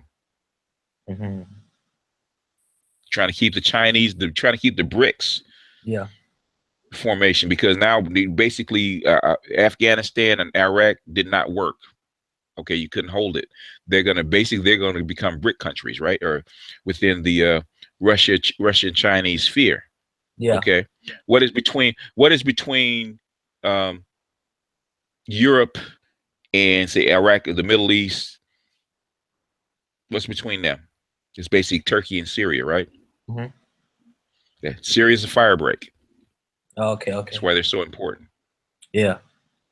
They're gonna take over Europe for them, basically. I mean, mess up Europe, and then they can just go right in. Okay. Well, if Pakistan, Iran, Afghanistan, Iraq, and then Syria all go over to China and the BRICS, who's next to flip? Probably Turkey, right? If Turkey flips, you're in basically China and the BRICS are right up against have the control of basically Africa, the Middle East, Eastern Europe, half of Eastern Europe, and they're right pressed up against Western Europe. So basically they do what? They isolate Western Europe, right? Yep. Western Europe and America versus the East, basically. Versus the East. Yeah. Europe is not going. Europe is going to flip. They are okay. They have no choice. Yeah, they'll probably flip, and America will be by itself. So that's how come Syria is so important. That's how come they're going to the mat over Syria. Okay. Or at least they to this point they have gone to the mat over Syria. Yeah. It makes sense now. Really makes a lot of sense. Yeah. I heard China's really invested in South America nowadays. But they've been invested in South America since 2005. Man, it's all they built transcon. They built. Did they finish it? I think they built a northern railroad going from the ports of Peru all the way over to Brazil, if I'm not mistaken. Yeah, I heard about that. Yeah. They already own the Panama Canal. That's why you need to be on my books channel and look at my Quigley series. I talk about some of that. That's like I stopped talking politics on my other channel, because all the background material is in my books channel, and people coming in with stupid comments, and they're coming in with stupid comments. They come in with stupid comments because they haven't done the background work. And so I said, okay, if I move the stuff to the other channel, they'll have to look at the background work to see where I'm coming from. Because all the Trump supporters thought that, well, you're against Trump, you don't like Trump, blah, blah, blah. I said, I don't give a shit about Trump. Yeah, they thought you were some liberal or some shit. But nah, you're like a moderate, I think, right? I'm a I'm a pragmatist. I'm called, what they call me is a political agnostic. I don't give a shit. Yeah, me too. But I'm like moderate. I'm just like in the middle, pretty neutral. I'm not even neutral. I don't care. The truth is the truth. Yeah, it's like two sides of the same coin to me. What I'm saying is, if what I'm saying is, in other words, to me, there's no coin. Oh, okay. A political move is a political, right or left. There's really no difference between right or left. If you look at the extreme right, because I've looked at the extreme right and extreme left. I mean, it's 30 years ago when I first got into it. There's no difference. It's like 10% of difference between the extreme right and extreme left. None of them like the Federal Reserve. None of them. Yeah. Okay. Both sides hate the Federal Reserve. Both sides want privacy. Both sides want freedom. They both want the same thing. So there's no difference between the far right and the far left. Yeah. In fact, the far right and the far left, they always meet up the same freaking conferences. Yeah. Or you're a leftist and you're a far rightist. You know, they're both, the far right and the far left, they're vegans. If you look at them, they're vegans. They're into health and they all that crap. So basically, you can have somebody on the far right and the far left, and I would guarantee you, depending on the day, 95% they would be in agreement. There's if you look at what Bernie Sanders said about Trump, Bernie Sanders doesn't have a problem with Trump supporters because most of what Bernie Sanders is for, Trump supporters are for. Yep, the betterment of their shit. Well, it basically working class people. Mm-hmm. You know, the only difference between Trump supporters and Sanders supporters is Sanders wants forgiveness of student debt. Yeah. Whereas maybe the Trump supporters don't. You know, you made it, you pay for it. Yeah. But other than that, you found out exactly how right wing Trump supporters were when they tried to take that health care away from them. Yep. Also, we're not as much against liberal politics as we thought. Yeah. They love Obamacare. Because it's better than what you had. Yep. And basically, the Republicans couldn't kill Obamacare without coming up with something better, or at least an alternative that they could live with. They didn't. So basically, they knew that thing was dead on arrival. I think they put it through. I think they try to push it through because they wanted to embarrass Trump. But wasn't that Paul Ryan? Wasn't Paul Ryan came up with it? Paul Ryan came up with it, right? And he was like begging on it. Well, he didn't. Way he pushed it doesn't mean he came up with it. It's probably been sitting in mothballs for years. And people said it couldn't fly, but they don't have an alternative. So we'll pull this sucker out and see if it flies. Okay.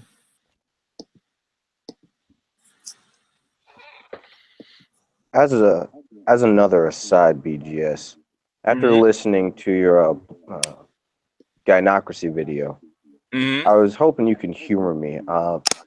If you could compare other regimes or instances where the working class overthrew the aristocratic class, or find any other, I was hoping you can provide any other comparable situations in other parts of the world that is similar to the black gynocracy structure that we have in America. Gynocracy, as we understand it, is a very, very new occurrence. The reason that there was a black gynocracy is because it was enforced by the patriarchy that was over it, as far as black women are concerned. Whereas in their subgroup, in their subculture, they could rule the families and they could actually rule the communities, because in case the black men got out of line, and I can tell you that for a fact, when I was a little kid, if pops got out of line, mom's first call is to the police. Okay, in black neighborhood, trust and believe, the police showed up and they took the husband to jail. Okay. They picked his ass up, put him in cuffs, and brought him down to jail until Monday when the wife would have to come in and bail his ass out because he had to go to work. So it's pragmatic. So it's not so violence against women is nothing new, and police enforcing it in the black community. Violence against women is nothing new. The only difference is that for financial reasons that it's a joke. It's a funny joke, man. We used to tell this all the time when we were younger, like a teenager, that mom and daddy have a fight on Friday night after daddy gets drunk. Police come in and put daddy in jail for the weekend, and mama go bail him out on Sunday night because daddy's got to be at work on Monday morning. So that's been women using that kind of force in the black community for a long time. Well, you could say that goes back to slave days too, because they was the ones that used to break. Like anytime we came up with a plan to escape the plantation, there was always that black woman that went back. Hey, massa, I got something to tell you. Getting that dude killed. The bed wench. Yeah, the bed wench. You know, it's nothing new. What I'm saying is that what white women want the same kind of freedom that black women have. Because black women are, once emancipation came, black women were not owned by their men. Black men have never had control of their wives and never had control of their children. Yeah, and I never really noticed what you were saying about Michelle Obama in that video. How she basically made it seem like she's the one that got Obama into that position. But Obama's, like you said, Obama's been a made man since the day he was born. Yep. Jason Black mentioned that all the time. That's why he used to always call Obama gay. It was a recurring theme all the time. He's not gay, but no, I know he's not gay, but that was always a diss that him and Professor Black Truth used to give. Oh, in other words, he didn't have no balls against his black wife, right? Exactly. Okay. And yeah, he talked about that a lot, and not so much to diss Obama, but to basically say that Obama wasn't really a friend of black men. Actually, BGS, there was something I did want to bring up in regard to that gynocracy video that you just reiterated. This is exactly what I was trying to say when I said the other night that black men are in a unique situation when it comes to our ability to deal with our women versus other races of men. That's exactly what I was talking about. Okay, remind me. Okay. What I said that black men don't have the same ability to control their women like other races of men do. White men, and quite frankly, other races, because other races of women will keep their mouth shut when it comes to police getting in their business, regardless of what happens in the household, as long as nobody's life is in danger, right? But if somebody's head gets bounced against the wall, that's not grounds usually for other races of women to call the police. They'll deal with that matter internally within the family or extended family. And white men have always had greater freedom to deal with their women versus black men. If we do anything with our women, they will call the police on us. And I've seen this in my own household. And to the extent in which black women are more bolder than other women because they grew up in that situation for generations. And black men, the first thing a black man always has when a black woman's running her mouth is not necessarily smack the shit out of her. It's that I'm not trying to go to jail. And a black woman will interpret that as a black man being weak, when in reality, we're just not trying to go to jail. And everybody, I don't care about it, but I was just saying, like, at the time, everybody was coming at me saying, that's not true, because they were telling me, it's not about race, with that was that Mexican dude saying that. We kept on hitting me about it's not about race, and I was saying, I don't care about the racial element, I'm just stating the facts as I've seen them as me growing up. So that video pretty much validated what I was saying, and it also validated a lot of what Professor Black Truth was saying, in which he stated, I'm not saying black women consciously signed a deal with white people, white men, but black women understood they had advantages. And I believe they understood that those advantages at the end of the day did not benefit the community, but they valued their control over the community, and that is the deal that Professor Black Truth said was done. And this is what we're talking about when we go into a lot of the jobs that Black women were able to get, that Black men were not able to get. Some of them are in public sector, and a lot of them are white collar. This is why Black women have an easier time getting a white collar job. Although they run into more of a glass ceiling than white women and other women, they still have an easier time getting the job than the Black women. So basically, who cut the deal with who? It was white women. Basically, if you look at white men and Black women, white women and Black women, because white men, the feminist movement, also white women and Black women. No, basically, what if you go back to the 60s civil rights and the Equal Opportunity Act and all that kind of stuff, what did the man say that Moynihan and Johnson were trying to do? They were trying to get what? It was a jobs program for whom? Black men. For Black men, right? Okay, it was a jobs program for Black men to put Black men at the head of their families financially, right? In other words, it's not a patriarchy. It's a matriarchal structure. How do we remake the Black society into a patriarchal structure that will fit and be included inside what? A patriarchal structure of the United States. What is the only way to do that? Give Black men the power to run the families. Put the man at the head. Put the man financially ahead of the woman, right? Correct. Because you're talking about Lyndon Johnson. Yeah, Lyndon Johnson. Okay, my bad. I got it. President. Which Johnson do you think I was talking about? No, I understand. I don't know why I was thinking Eisenhower in my head, but I figured I was just. Eisenhower. Okay, basically Eisenhower got the ball rolling. But Johnson signed the law though. What I'm saying this is the tail end of the process. Okay, this is the finale of the process because even Moynihan said once we do this, put this in place after we repair these people. Okay, if we fix these people, then basically they're on their own, right? So they figure 15, 20 years to doing this, and the Black families would be on their own because now, excuse me. Which I believe they would have been able to if crack wouldn't have happened. Yeah, but what I'm saying is there's circumstance. Like I said, I've gone through the, anybody can go through my series and I can basically tell you. I think I don't know if I put the feminist stuff over. Yeah, I got to watch it. It's in my playlist. I just keep skipping over it because there's other. Which stuff. One is that? Which Moynihan. Well, saying a lot of that analysis is already there because that's. I put a lot of work.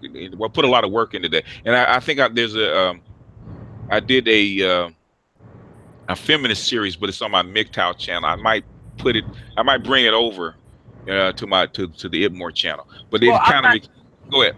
No, I was just gonna say I'm not saying that white women didn't have anything to do with it. They had their own thing going with their own power structure, as far as where they co-opted Black women basically to increase their numbers. Well, okay.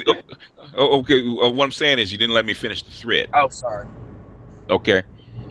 It was a jobs program for Black men. So basically, they were making jobs and making positions for Black men.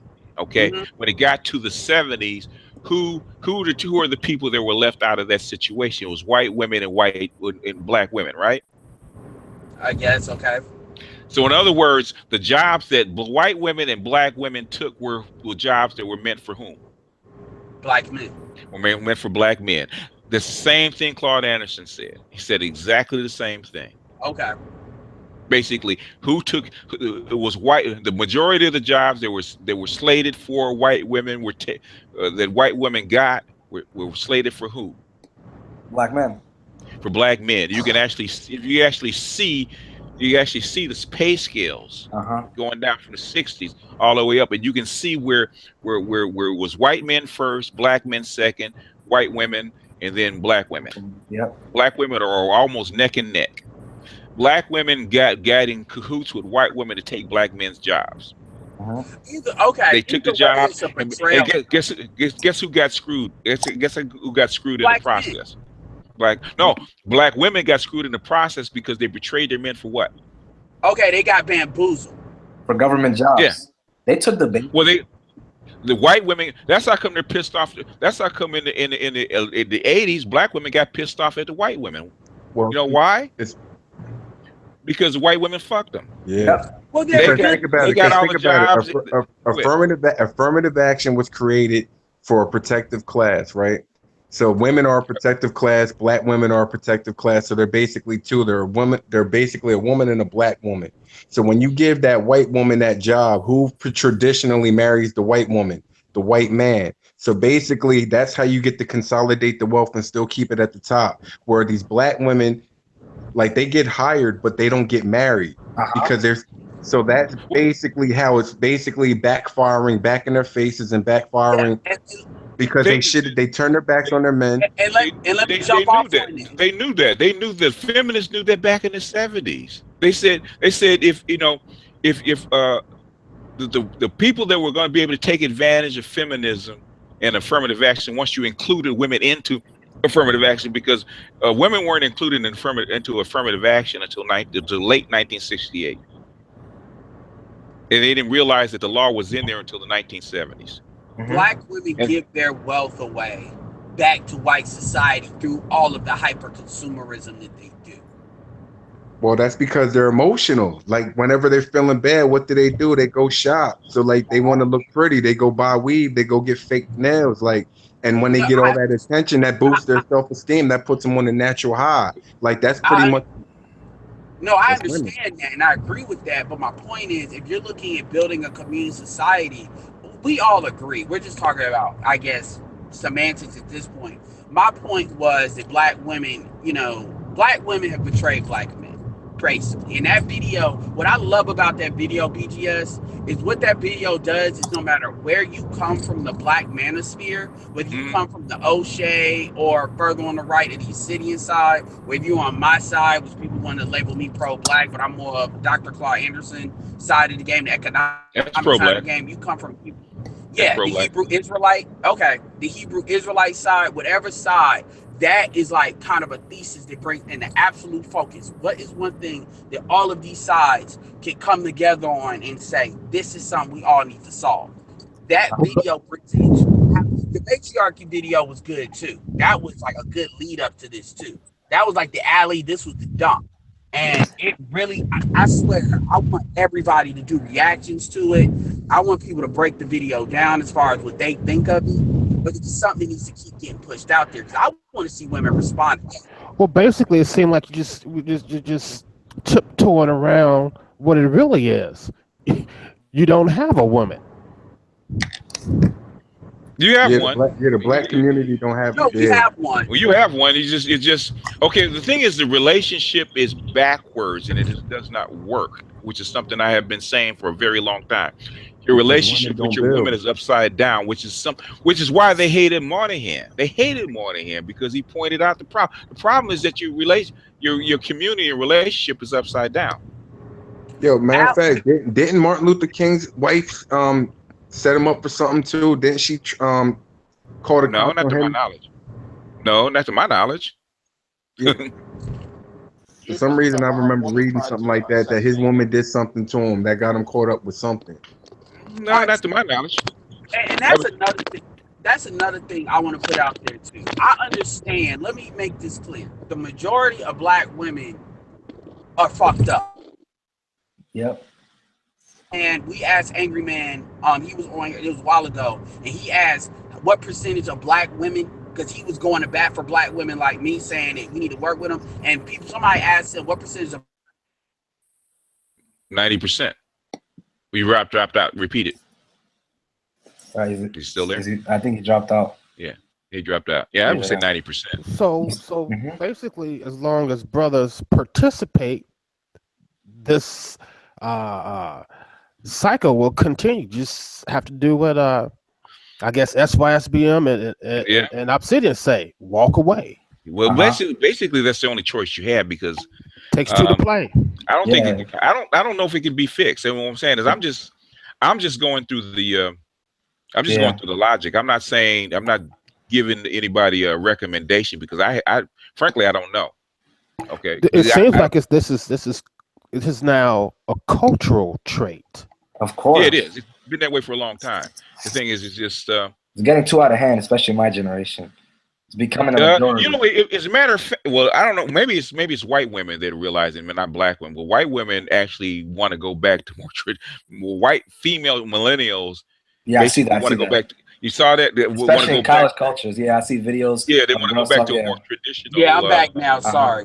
No yeah, I don't know if it's. I don't know. You know, because I saw the headline. I don't know because they did a survey and it seems like millennial women want to go back to a more traditional traditional relationship with men. But that's probably white women though, huh? I believe that's white women too. I think white women are starting to rebel a little bit against the first wave of feminists. You saw it in the election when Madeleine Albright, the former secretary under Bill Clinton, said that there's a special place in hell for women that don't support other women. I think that was one of the biggest gafes she could have ever did, because I think that really set the tone for Hillary not being able to connect with too many of young white women. There was a lot of white women that said they did not want Hillary as president, and they were not even that conservative. They just don't like her. Okay, well, there's two books that every anti-feminist, feminists or anti-feminists, it really doesn't matter. There's two very good books that was printed in 2012 that marked the the 40th anniversary of Title IX, which is The Richer Sex and what was it? It was End of Men. Those two books. If you read those two books, especially The Richer Sex, because in The Richer Sex, what she was trying to do is convince, especially upwardly mobile females, they have what so-called alpha females, actually to assume the male role in the family, the provider role.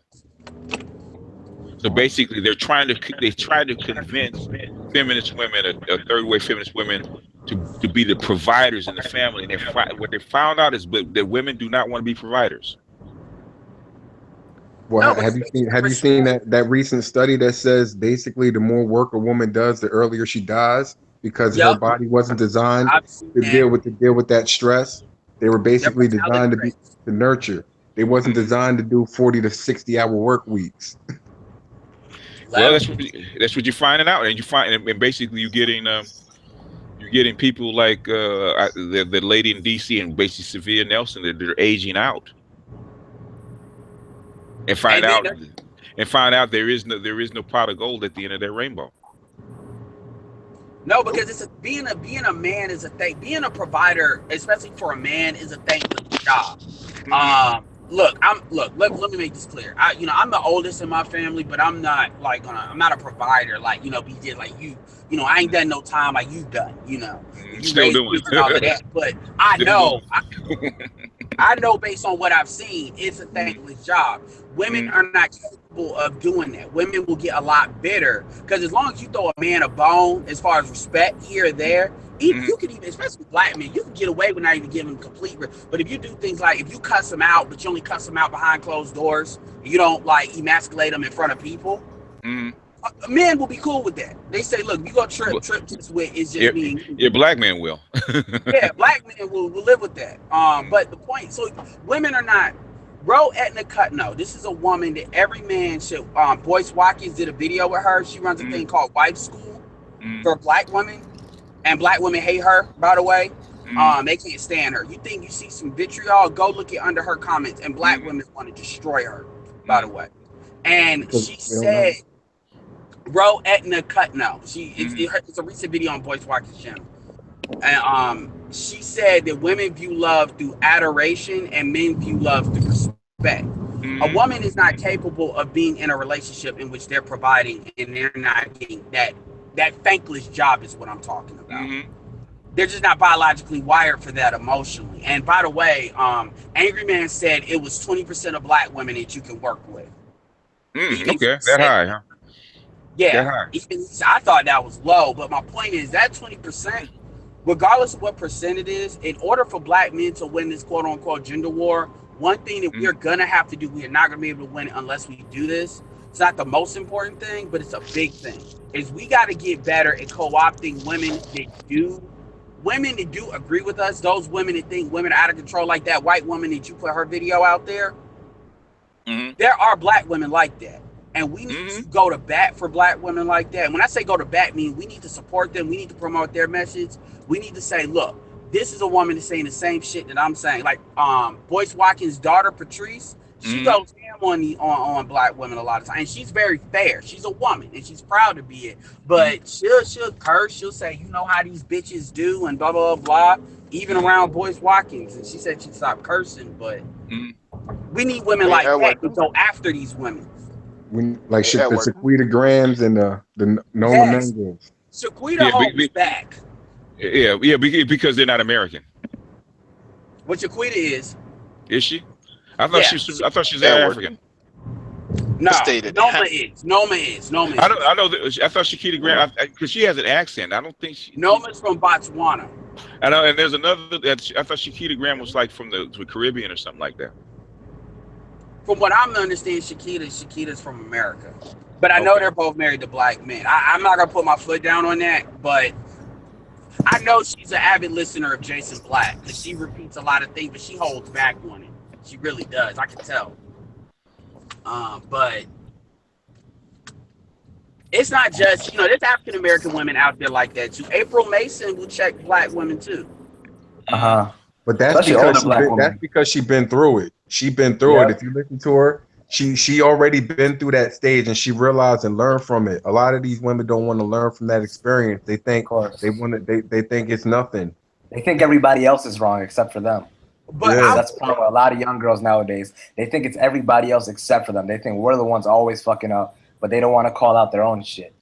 All of Jason Black's women are African American too. Some of them from Atlanta, some of them from California.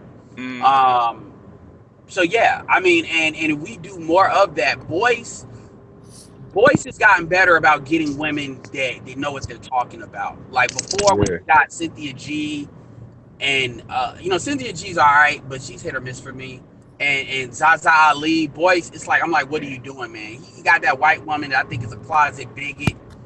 Now his channel got a lot better. Yeah, but the white woman, she's a dating coach, and she's just giving you. She gives a lot of practical advice, especially for young women that are in education. I'll give her that, but you can tell with her views. But I'll give her that. You're right. She's Jewish. Yeah, she's Jewish. Okay. Yeah.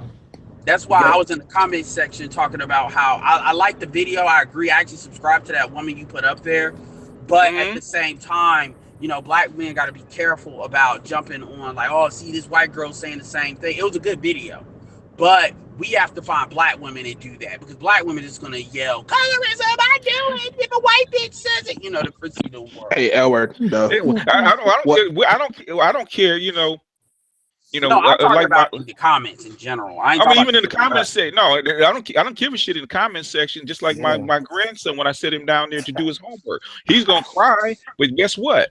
I tell him when he cries, he doesn't want to do his homework. He's 4 years old. You're down there doing what you're supposed to do, and you're shedding tears. Keep your hands moving and keep writing while you're shedding tears, because you're not getting out of this work. You're gonna get this work. You can't dodge the knowledge forever. You're gonna get hit with that shit to the head. So basically, all I'm doing is taking all their building blocks. I'm basically taking the building blocks from underneath them. Jenga. That's why I started with the matriarchy.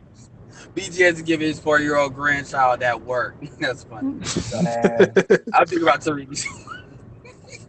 Hey, but I respect that though, because a lot of these kids. That's a strong. None of their parents told them shit, so they just think they're running everything until. Nah, because when that kid cries, they don't want to punish. They don't want to punish their kid. They're like, "Oh, I feel so bad." Nah, you got to let them get it. Yeah. You can cry all you want to. You can cry all you want. You can cry all you want. Thank you later. Yeah. Well, whether they, the funniest thing I'm going to tell you guys is, when my kids when me and the ex kind of split up, we had our differences because she was with another guy and whatnot, and I stopped. They got to be teenagers. I stopped fussing at them. Yeah. I didn't fuss at him. I talked to him, but I didn't come down on him. I didn't fuss at him. My daughter told me, she said, well, what's the matter? You don't love us? You don't fuss at us no more. My mom started charging me. What, cash? Paying bills and shit? She would charge if I did something that she thought was wrong. She charged me, or she threatened to kick me out of the house. Man, since I've been born, I've had my mom stayed threatening either kick me out of the house and use DCFS on me when I was younger. She said that so many goddamn times. And I'm gonna tell you, I've learned that now, because my mom used to say I used to talk back, and it wasn't. I would never talk back the way like you would think a white kid would talk back. I would just ask her questions about things, and I realize now that my mom didn't want no parts of masculinity in me. She was trying to beat that shit out of me. Yeah, man, that's bullshit. She didn't want to because she can't handle it. Okay, yeah. A lot of black mothers are afraid of their sons. That's how come they beat them into submission, because they don't want that. They don't want that son turning on them. They think that the son is going to turn on them when they get bigger. So I had my mom had a plug and play. We didn't even have those screw-in extension cords. We had the ones you just had to just plug in, because she needed to be able to.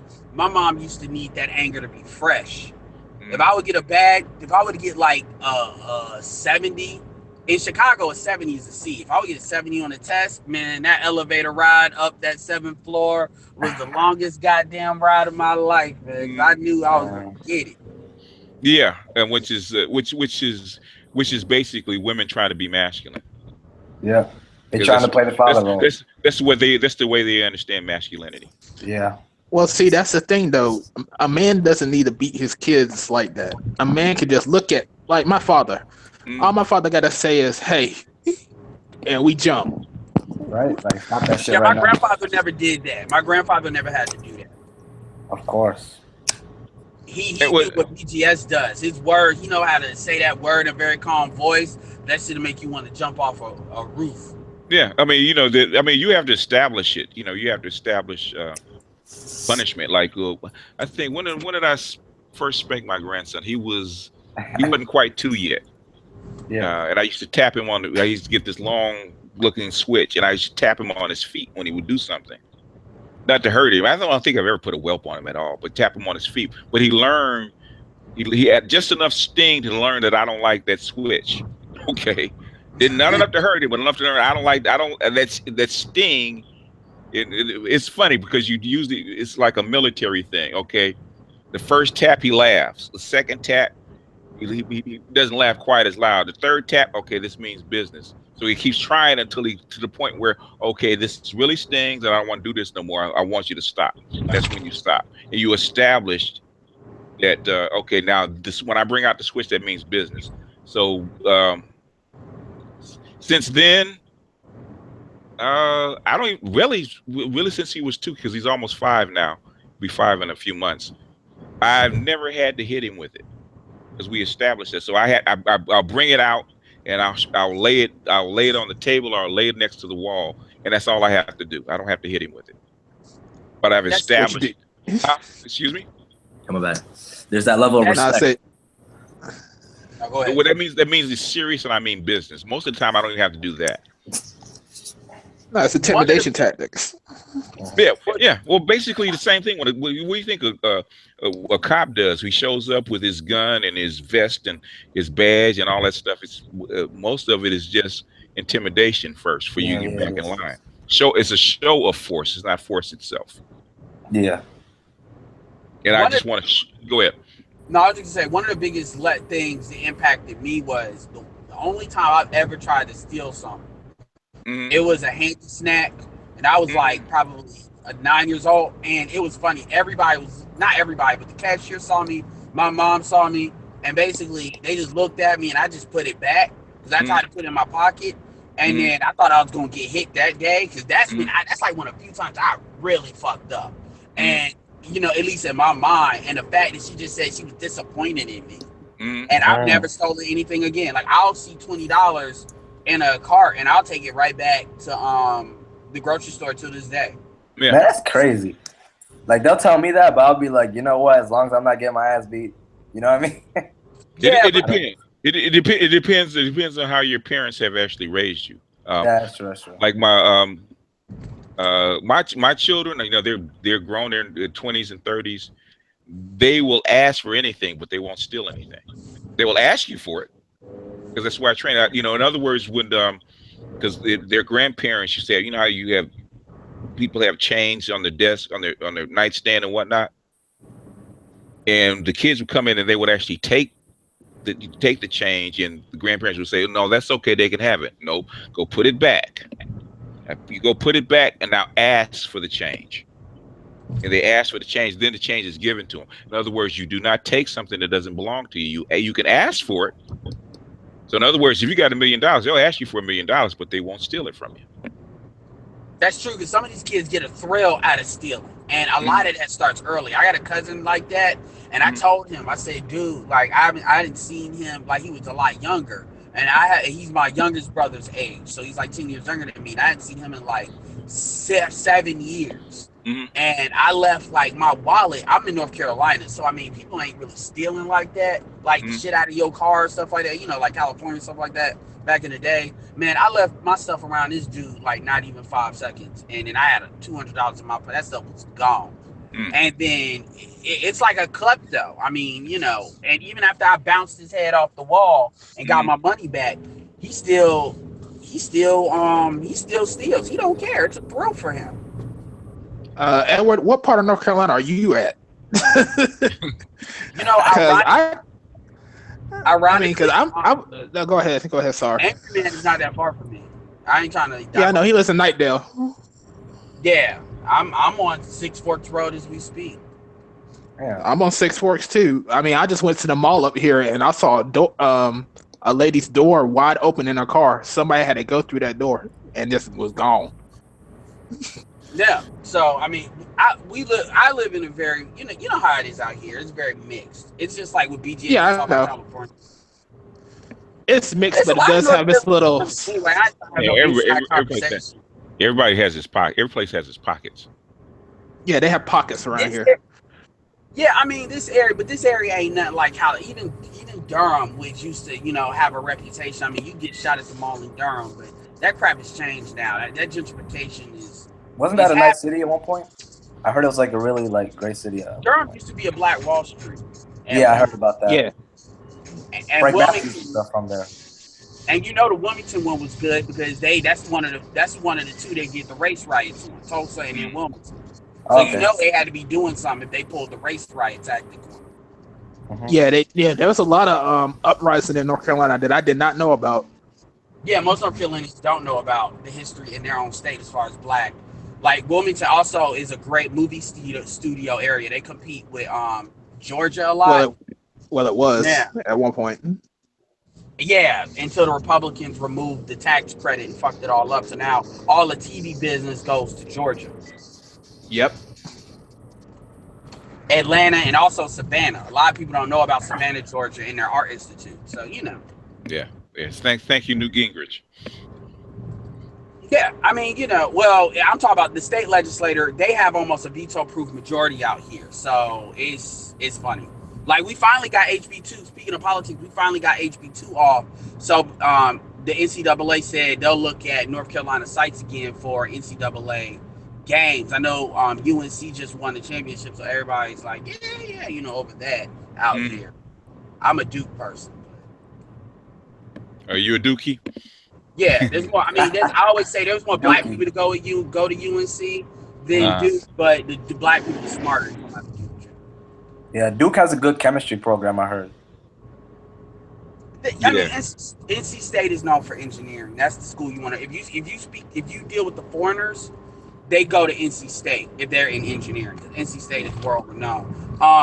Funny thing, Duke actually has a really good racial history as far as if you go back in their history, a lot of the Black Wall Street stuff, Duke was very involved in that. Like Washington Mutual, North Carolina Mutual, and we have one Black bank out here called Mechanic and Farmers Bank. Oh, that's an old bank. That's a very old bank. Wow. Yep.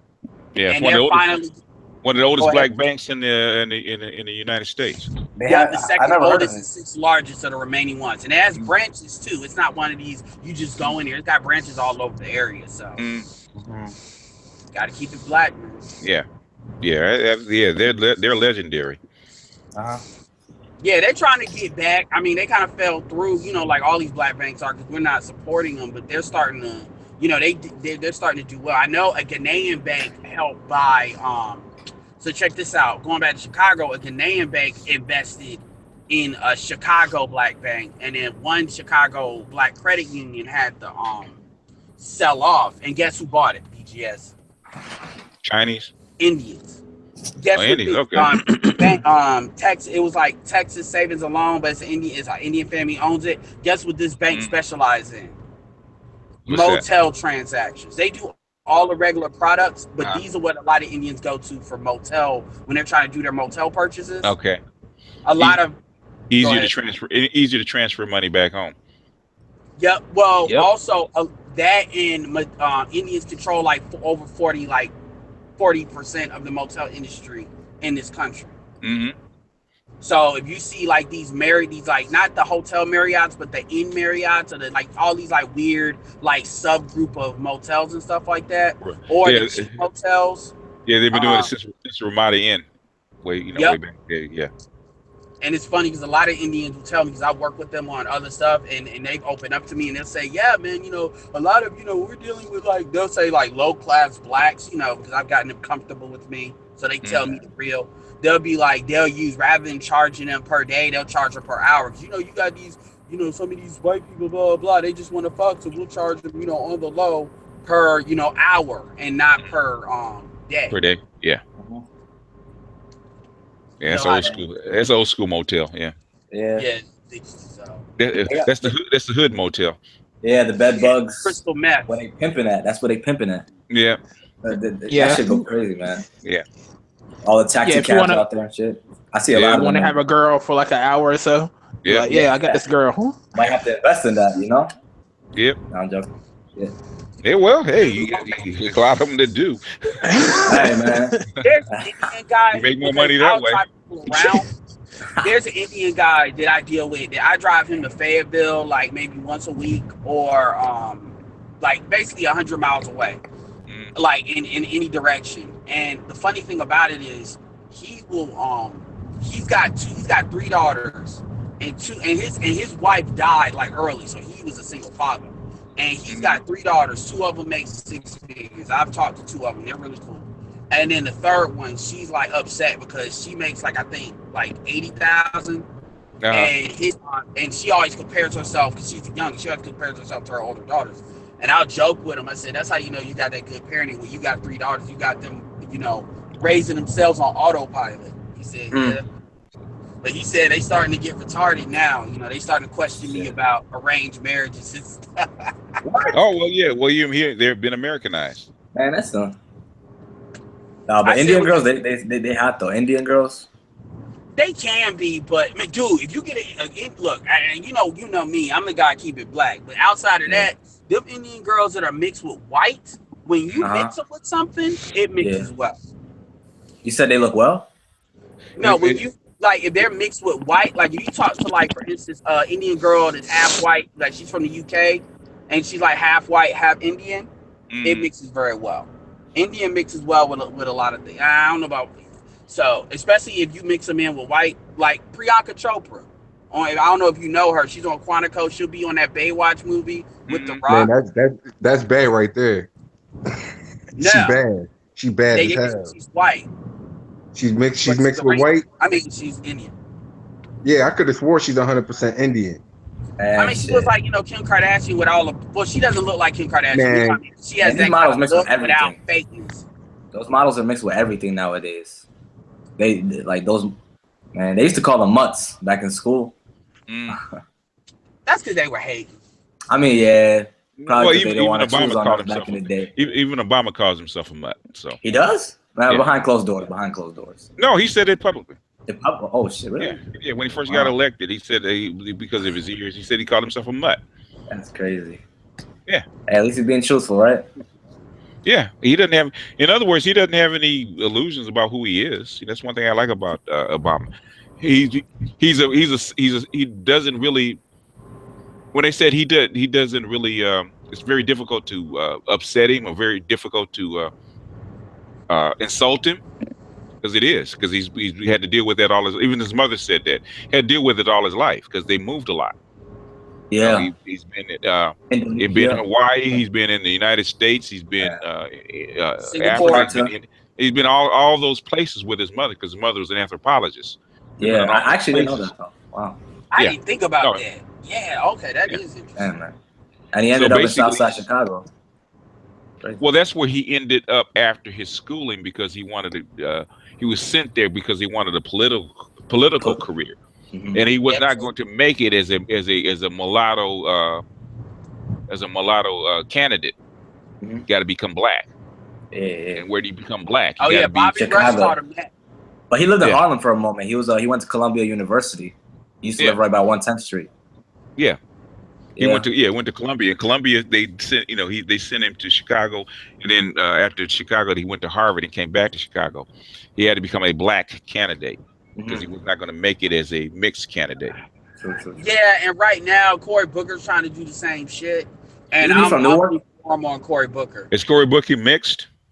No, he's like I heard he still lives with his mom. He might as well be. He acts like it, and I say this is somebody that's stayed. I'm in the same complexion range as Cory Booker. I'm not as light as he is, and I'm not trying to play that crap. But my point is, Cory Booker is a Democrat first. He's an operative, and he acts like it. Like black men will get put in the back of the bus, just like they were with Obama. He'll go after women, and with this situation now, I'm not screwing with dudes that want to go after black women for power because they don't have what's best interest in the community at heart. They don't. And that's what Obama did. Obama went after the women, and that's how he got, Well, basically he was supposed to be the vice president, but the opportunity rose and he took it. I get that, and I got respect for him for that, but I'm just talking about as far as, what he did in the White House. I mean, the reality of the situation is Obama could have did more. He chose to put gay rights above black rights. I mean, they probably made him do that. He took more risks with gay people than he did with black people. Okay. The president doesn't have power. The thing is they have limited power. Okay. Well, do a thought. I would like to play with Edward every now. Do a thought experiment. We're gonna put you. We're gonna put you in Obama's chair. We do this like every time, but okay. Huh? We could because you say controversial things. Put yourself, because I'm teaching you basically more than anything else. Okay, shoot. Put yourself in Obama's seat. Okay, you're basically a black man because they consider you a black man in a white position. And you have a hostile Congress. If you want to do something for black men and you say it's for black men, what do you think is going to happen to it? It's not going to pan well. It's not going to go well. It's going to die, right? Yes. If you say you're going to do anything overtly for black people, what's going to happen to it?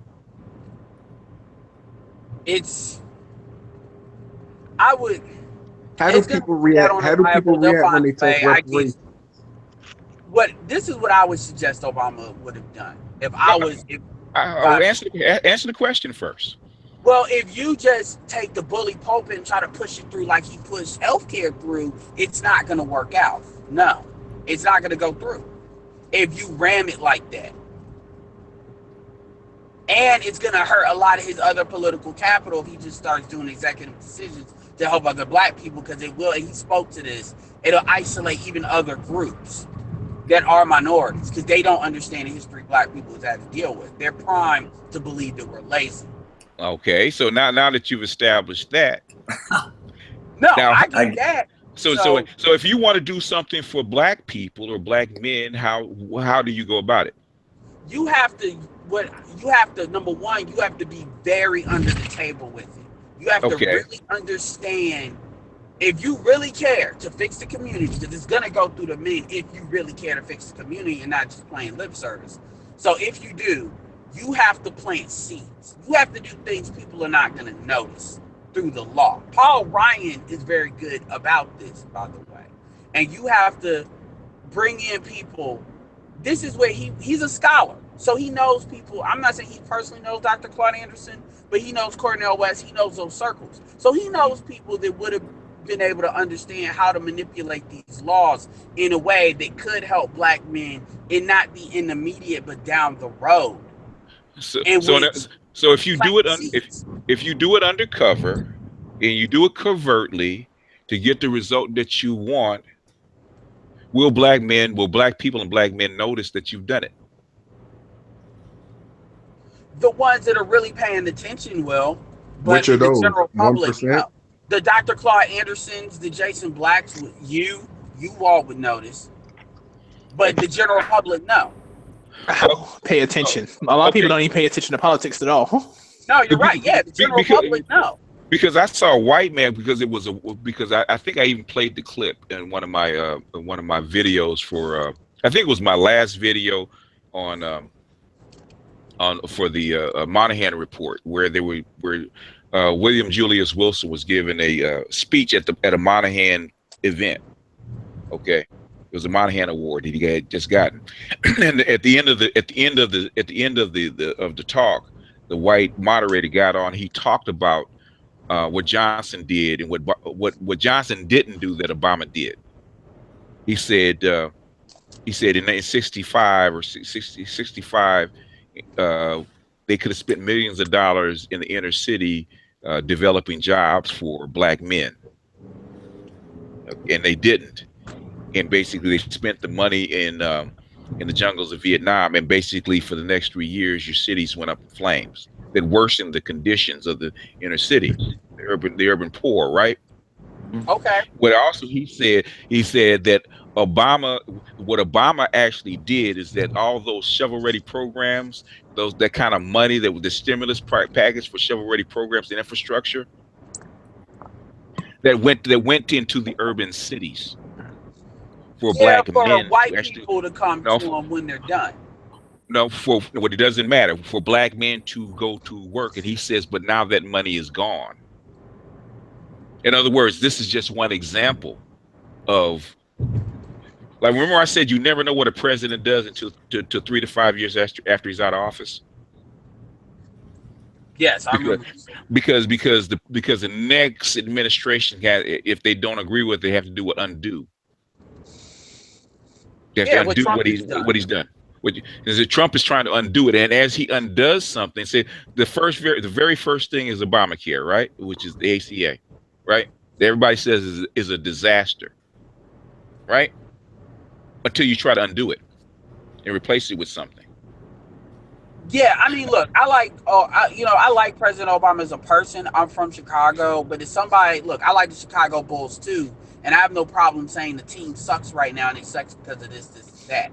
At the end of the day, Obama also said that, black people, I don't want to say he said black people don't, he said we deserve reparations, but he basically kind of acted like reparations. He basically made it like it's not important for us to ever get reparations. I got to find an interview. It's an interview he did going out in which he says this. He said basically because other races wouldn't understand, in which my answer to that is fuck other races. They didn't go through what we went through. But Obama's half white, so like he can't just answer to the. He wasn't even talking about white people. He was. But I'm saying the thing about reparations. I mean, seriously, one at a time. He wasn't talking about white people. He was talking about other races like Chinese, Asian, Hispanics. Yeah, but go ahead. Yeah, but when it comes to that reparations, like black people are going to be the only ones that understand that because these people didn't go through what we went through, so their plight and struggle is not of ours, so they're not going to understand where we came from. So to like when we that, but let him finish, Edward. Let him finish. Yeah, and Obama's mixed, and he also wants a political career. So him talking about reparations would be suicide for his political career, and he's smarter than that. Of the presidents. Yeah. He wants. Look, how much is he getting paid per speech now? Like he doesn't want to kill all that. He wants to be able to have a livelihood after being the president, which he's doing now. Like he's going to get what, 100,000 or 250,000 per speech or something like that.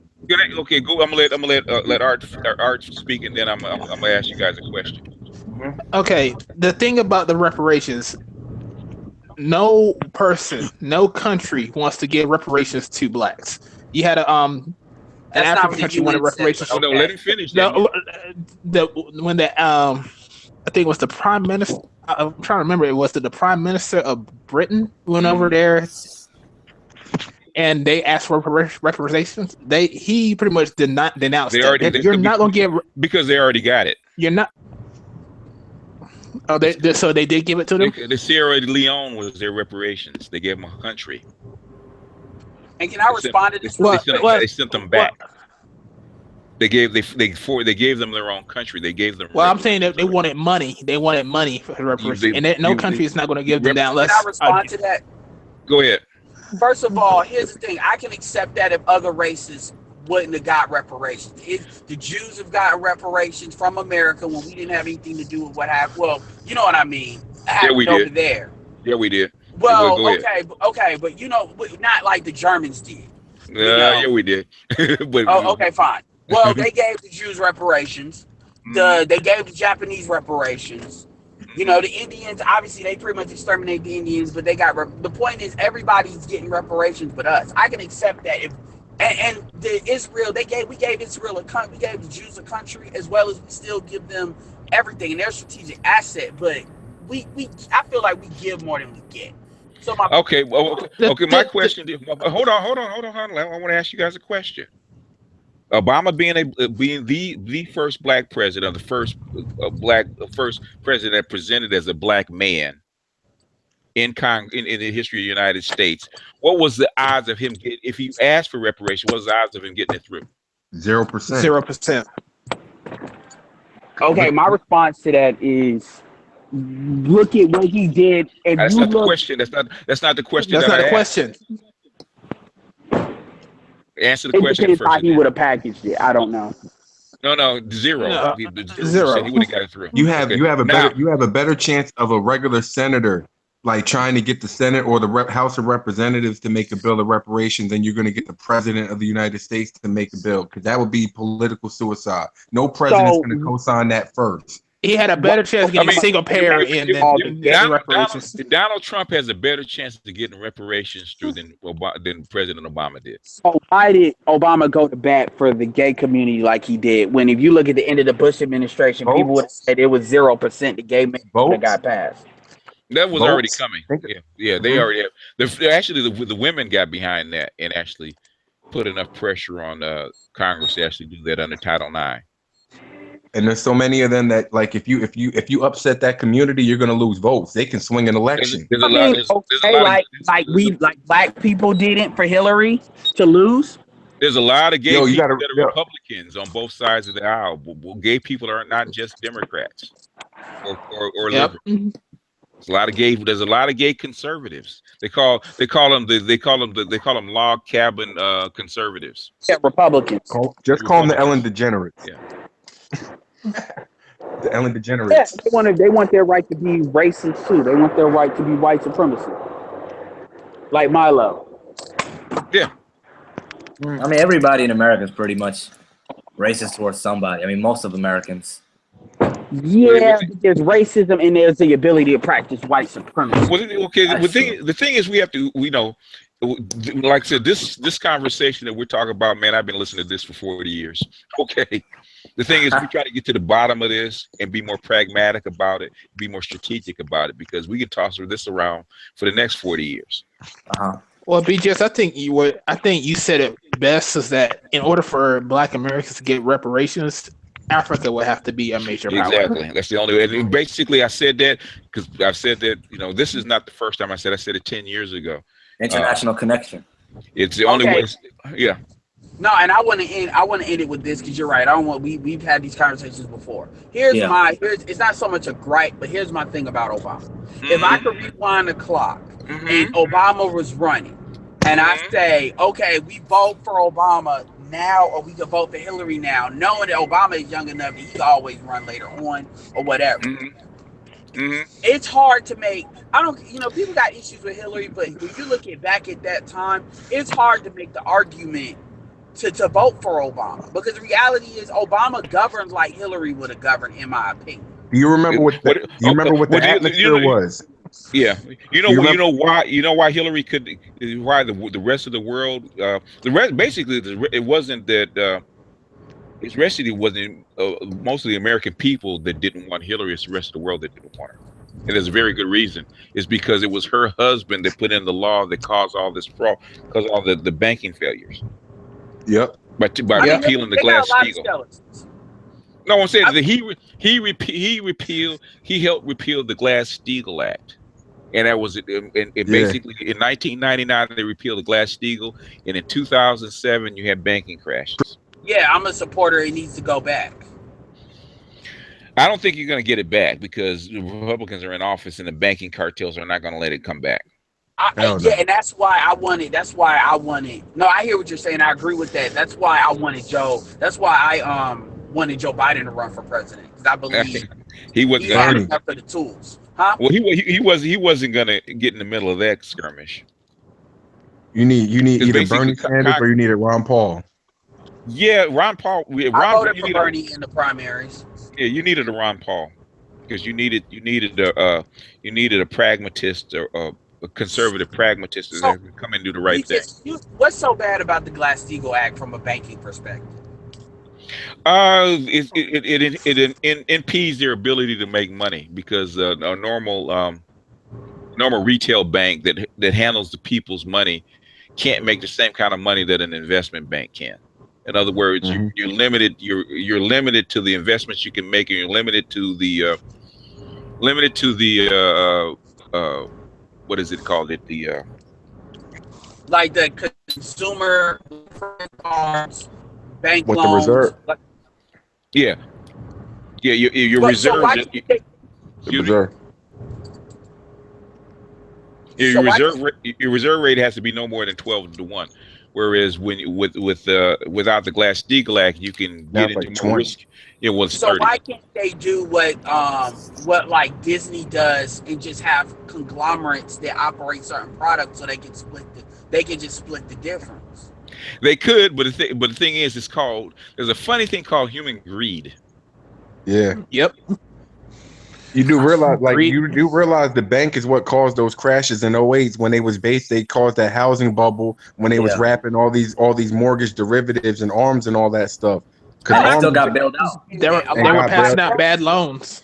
A lot of black wealth was lost because they sold a lot of a lot of real wealth. It wasn't just black wealth. A lot of real wealth was lost. Yeah. Everybody's wealth was lost. No, I understand that. But what everybody got hit.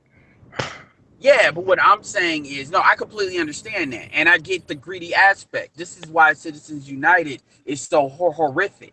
And anybody that, this is why I always go when people want to talk about that absolute freedom of speech. I agree with freedom of speech, but Citizens United is not freedom of speech. That is something else. And that also paved the way for a lot of that bullshit, by the way. Where if banks and corporations could spend money and that was considered free speech. Oh, that was Supreme Court did that. Well, I mean, but they overturned a lot of precedent law. Like Republicans forever talk about legislating from the bench. Well, when white people do it, it's fine. But when anybody else does, what do you think they own stock in? They own stock in these banks and these companies, so of course they're going to want to do that. So, and these lobbyists pay them, so like they're going to do what they're paid. But if the system dies, then everybody loses money because those same folks could have lost a lot of stock. Those same Supreme Court people could have lost their shirt. Well, that's why they have insider information and they sell the stock before it tanks, like Martha Stewart. But the thing is, how come human beings keep doing the same thing over and over again and failing? What's the first thing they say? This time is what? On purpose. It's different. It won't happen to us. We have better knowledge. We have better tools, blah, blah, blah, blah, blah. So we try the same thing. What happens? The exact same thing that happened 100 years ago. Yeah. Well, all this is, I hear the logic behind why they're doing it, but the reality is this is why because at the end of the day, if the social fabric collapses, then everybody loses for the most part. But that's hindsight. Yeah, you want foresight, not hindsight. Yeah. If that was the case, there would be no babies out of wedlock because there would be no man that would impregnate women. Yeah, because if you knew that you was gonna lay down today and create a baby, I guarantee you wouldn't be having sex that day. That's a superpower. To know that, man. Shit. Man, you got to have that power that that dude has in Legion. Oh yeah. Oh yeah, that was a good show. I like the black dude in that show. I have not watched that. Is that you said it was good? It's if Oh you yeah, like that show's off the Atlanta, chain. if you like Yo, it's Atlanta, you'll about like Legion. It's that trippy dude like Professor X's son. Mm-hmm. Yeah. I read the comics. So Yeah, he's Professor X's son, the most powerful mutant in the, I guess, in the whole world at that point. I'm lost Yeah. now. but it's not. You just But read yeah, them old you school gotta comic understand. books. It's kind of I'm like you in our lost. realm now. I'm it's lost. like Now in their we're, own. now we're talking about a TV show. Go Hey, ahead, TV man. show BGS, called Legion. Continue, man. I'm just lost. I'm listening now. 'Cause can I'm you hear me, lost. Yeah, you'll BGS? like I can it. hear You'll you. like it. It's got a lot Oh, of okay. esoteric I stuff. had a You'll question like to it. ask you. Okay, go ahead. Ask the question. Well, in various, well, not various, like a couple videos, I've heard you like go through the process of getting a woman to getting in touch with her emotions first, and then being able to so she can understand the rational aspect of what you're talking about. Mhm. Could you like walk me through that real quick? Okay, first thing you do is you change the language. Change the Okay. language. Because Okay. if I want you to consider a problem, I wouldn't ask you how you feel about it, right? Because that's foreign to you, because it's a Right. problem, right? Mm-hmm. You expect me to ask you what you think about it, right? Right. Okay, and in other words, I'm showing you. It say there's an issue at work, or there's an issue with something. Say I got an issue with my girl. I can't say, well, dude, how you feel about this? You wouldn't say that. I would say, do what you think, right? Mm-hmm. Right. Because you use what? Logic first, right? Right. Okay, and you use your logic brain to come up with a solution. And after you come up with a solution and said, okay, well, this is a plan. Well, I don't know, man. How you feel about that plan, right? We come up with a plan. How you feel about a plan? Then you get in touch through your logic and to your feeling, right? Exactly. Okay, Right. okay. This plan seems workable. Everything dots are in I, and then okay, now how do I feel about the outcome that's going to happen, right? Right. In other words, feeling comes second with a man, right? Right. It's Yeah. the opposite for a woman. Okay. You need to write a So in other book. words, so when you have a problem, trying to consider a solution, first thing you have to do is get her in touch with her feelings. How do you feel about this problem? Talk. She's gonna tell you what she feels about it, how she feels about blah blah blah, and then from that you collect and said, okay, now that you feel okay, you feel this is bad, this is wrong, this is good, this is good. So how do we now? What do you think of? How do we think we should get rid of this thing that you think is bad? Because she sorted the problem through, and then then she'd come back and tap into her logic because she's already sorted the problem in her feeling mind, right? Yeah. And she felt, well, okay, she doesn't feel this is correct. She feels this is correct. She feels this is not good. Blah blah blah. If she feel okay, now that you feel that this is not good, what do you think? How do you think we should go about correcting the problem? While this is not good, then she will tap into her logic mind. Yeah, you got to get her into that logic mind, because if you keep them in their feelings, never going to get nothing accomplished. Yeah, but you got to Exactly. go. You got to go through the feeling mind to the logic mind. How long does that take? Most guys want to. Most They guys give want up. to go. Well, most guys want to go directly to what do you think, and then you're gonna have to waste an hour about her telling how she feels about it. Yeah. That's bullshit. BGS. Fuck that shit. Hey, It's my damn BGS. time. Yo, and that's why you can show them facts. You can say, look, it's gonna rain tomorrow. They still go out. They're gonna be like, I don't care. They'll go out flip flop shorts and banana straps. Yeah. And then they get mad at you. And then Or they get they'll mad at you. discredit the facts. And then That's and the then they'll get mad because they're wrong. Yeah. Then logic, then the reality will come in and basically force logic on them. But if you said, baby, if you go outside, say, dude, good week, baby, it feels like it's gonna rain tomorrow. No, I don't know. I don't feel that. So, you know what? Let's go check the weather report real quick. Man, he's smart for that, BGS. That's some slick shit. Yeah. But Well, they frame that like something's been that's what a done pimp to them. does. That's what a Yep. pimp. Yeah, That's what a pimp does. It's just about how you talk to them. he said, I'm gonna take you to the top, baby. Yeah. He said, like that I want to movie be. I Goldie. want to be a father. That shit was funny. BGS. Somewhere in the world, Ron Wilson's looking at this video saying, "What in the fuck is this guy doing?" No, mean? man, He's like, "You giving up the game." Yeah, well, Ron Wills will be putting out a lot of videos talking about there's some sisters out there that decide that are good sisters out there. He's been putting out a couple videos like that. Oh yeah. Well, Yeah, well yeah, the thing is, what Rama's figuring out is that me giving you a tidbit or me answering your question is not giving you a solution. Because I can answer your question, give you a possible solution, but you have to formulate into a plan of action. So that's when you go to somebody like Ram. BGS said that you need to get into her, talk to her so she can get into her feelings first and then to her logic, man. Okay, now give me a plan. I'm having this particular problem with this particular woman. How do I go about it? And he will break it down for you and give you a plan of action. That's where Ram is going to make his money. He's probably making more money that way. Oh, so y'all in cahoots? Okay, I can see that. No, I'm not in cahoots. What I'm saying is that's what I call him the field master.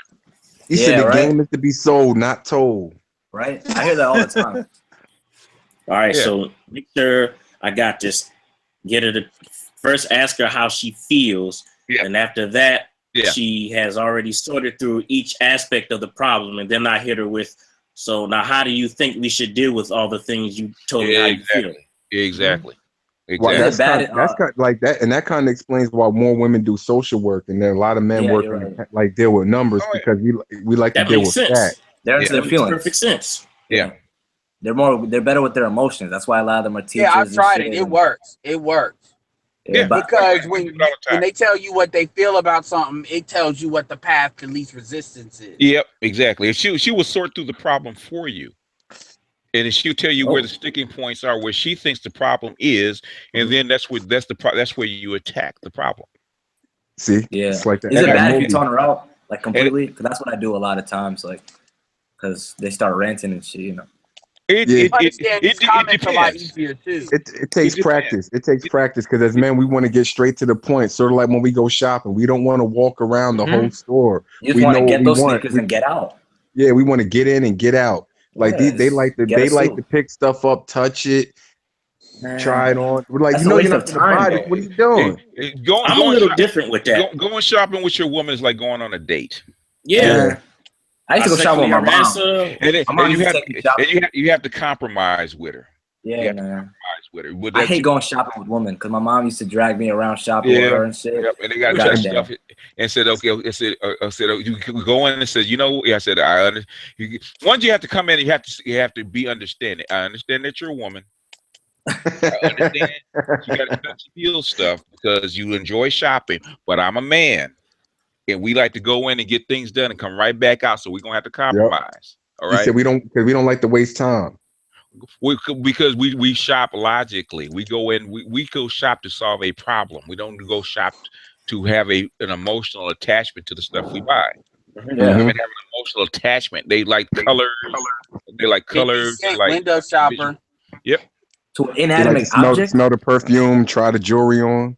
Yeah, to a piece of cloth. Because women are actually more visual than men. That's true. Which they are more. Why do you think pimps wear the colors that they wear? Get the whole attention. Because women are visual. They detect more colors. They're more sensitive to scents. They're more sensitive to a whole lot. All the what do they call it? The sensory. Sensory. They're more sensory. They're more sensitive as far as sensory things, as far as touch, smell, eyesight, all that stuff. They're more sensitive to.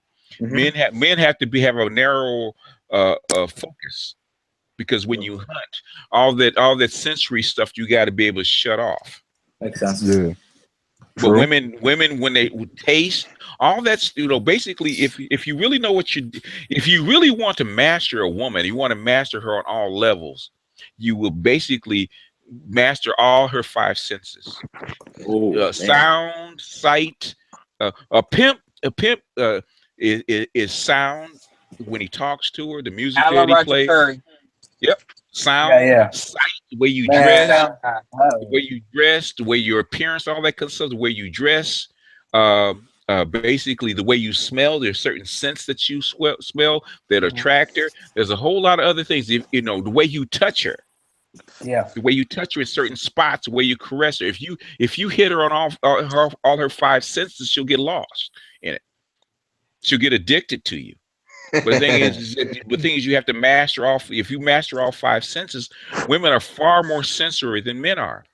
Women lie to you. Yeah. Oh, yeah. And say that they're not. Well, I'm not. Well, you know, they will be pragmatic about what they need as far as. When they say they'll accept a man that is not as visually appealing because the other resources have to balance that out. Yeah. So you can't be a four guy and with three wealth. Okay, it's not going to happen because you're not balancing the thing out. That's why you could be a Donald Trump and pull a Melania Trump. He like what 70 and she's like 41. Oh my, 41. She's like young. age tire tread. But yeah, I think she's like 41 nowadays, or 45. women, you know, and Rom talked about this too with women cheating. They're trying to put, and in that video you put up there, talked about it too. Women are just trying to put men together now. They'll get that. They'll try to secure, and she was talking about white women too. So like, they'll try to secure a man with money. Don't even care how that man feels about it, and then they'll just get their sexual needs met with whatever. Yeah. It's crazy, but they be looking foolish. And the thing is, when I talk about it, it's not to chase men off of women. And the thing is, you have to look at them a different way. You got to see the truth. You got to guard them pockets, man. You can't like you got the resources, so you can't just pick up any John and think she's gonna be faithful. That's why I tell men you might as well buy it. I mean, look, it's only in the black community is it like no other race says, "Oh, you not a man." Because you get you not a man, you can't get it for free. And now that we've had this video post, the matriarchy post, the gynocracy, that only serves women because like men are focused, right? So what men are gonna do is if men get in that mindset, I'm not saying that, but I said men need to consider how much they're spending as far as what they're getting. You know, I ain't spending shit. I take what's your ROI? What's your rate of return on investment? Man, basically, most guys nowadays are I addicted know. to I pussy. pay attention to that. Most guys are addicted to pussy through porn and whatnot because little guys start watching porn at 11 years old. Yeah, that's just crazy. By the time they get to be 20, 21, they're addicted to pussy already. Right. Yep. It's all visual. You're mentally addicted to pussy. And the funny, that's basically what that BET Uncut was back in the day. You stay up at 12, you're like, oh shit, Nelly tip drill. Hey, my thing is get a passport. Only 5% of Americans have one. I need to get my Americans. 20% get my passport. Now everybody got the internet in their hands. Should be here in like a month. Yeah. It's a good present to get, dudes in your family too when they turn 18. It's $100. Man, basically, if you really think about it, man, there's so much pussy floating around, man, in the United States. Yeah. Chicks are giving pussy in New York, bro. Pussy's devalued. Pussy's devalued right now. No, I'm not exactly, but what I'm saying is like a lot of these, you gotta understand. For dudes that are, like Ron will say, there's select and then there's not select dudes. And a lot of not select dudes are not understanding how to interface with women in those 5 centuries, even like 2. So if you get that game, then yeah. But women are very aggressive now for the dudes they want. But now they chasing the small slave dudes. And those are a lot of dudes that be getting these kids out of wedlock. And a lot of them, these women are aggressive as hell. And that's a big secret. Like when you get in middle school and high school, they be fighting in the schools, bro. They be fighting in the schools. Man, sometimes you gotta hold your friends back because they want to slap the shit out the bitch. But women being aggressive, black women being aggressive is the big secret. It's I'm talking about sexually aggressive. I'm talking about sexually aggressive. Go to McDonald's. You see them bitches? They be all over. Because you guys are young, man. Because I remember when I was a teenager, man. You know how long you had to beg to get some pussy? Just beg. These women are getting trains ran on them, and they don't think it's a big deal. Oh yeah, and then they got the nerve, to think they wifey. They got the nerve to think they wifey type. Like, so what? Yeah. That was in college, or they'd be like, that was in the past. Be like, bitch, that was 2 weeks ago. because most women don't like the white girl said. Most women don't consider themselves whores. Man, did you see on Breakfast Club? Some model was Man, like, "Oh, Angela, her honus could be erased." Could be what? oh yeah, yo, honus that can be bitch is from my erased. hometown, yo. That What bitch she is said? from. You're talking What? about Drea. Yeah, that shit was crazy. She said her honus can be erased. Yo, look. Let me talk about her for a minute. Look, she started Go. off as a She she started in off other as a words, once stripper. she started hoeing, she could have her own race because she hold that much. Wow. Yeah, well, she started off as a stripper. She used to leave her kid home, like her kid was probably like 6, 7. She used to leave that nigga home by himself with TV dinners. Damn. Oh yeah, yep, I believe that. That's a cold world. Oh, that's I mean that's been going on a long time, I man. see That's them the way drop the that's kids off at But the you can't talk grandparents' about house. black motherhood though. That's taboo. But I she's mean, not. I don't think she's not black though. But I feel what you're saying though. But she ain't Where's she black. from? She Russian? She's No, mixed she or ain't something? Russian. She's like she's mixed. Oh, okay. Because Dry is like a Russian name or something, I think. I'm not gonna lie, black men. You know, I that's one of the things I said when I had to take somebody down to Fayetteville. Fayetteville is home of Fort Bragg, which is one of the largest military bases in the United States. I said, man, a black dude, if he was smart, like a dude from Atlanta and knows how to do strip clubs, he put together a team to get some people out here. Nowadays, these strippers be doing tours.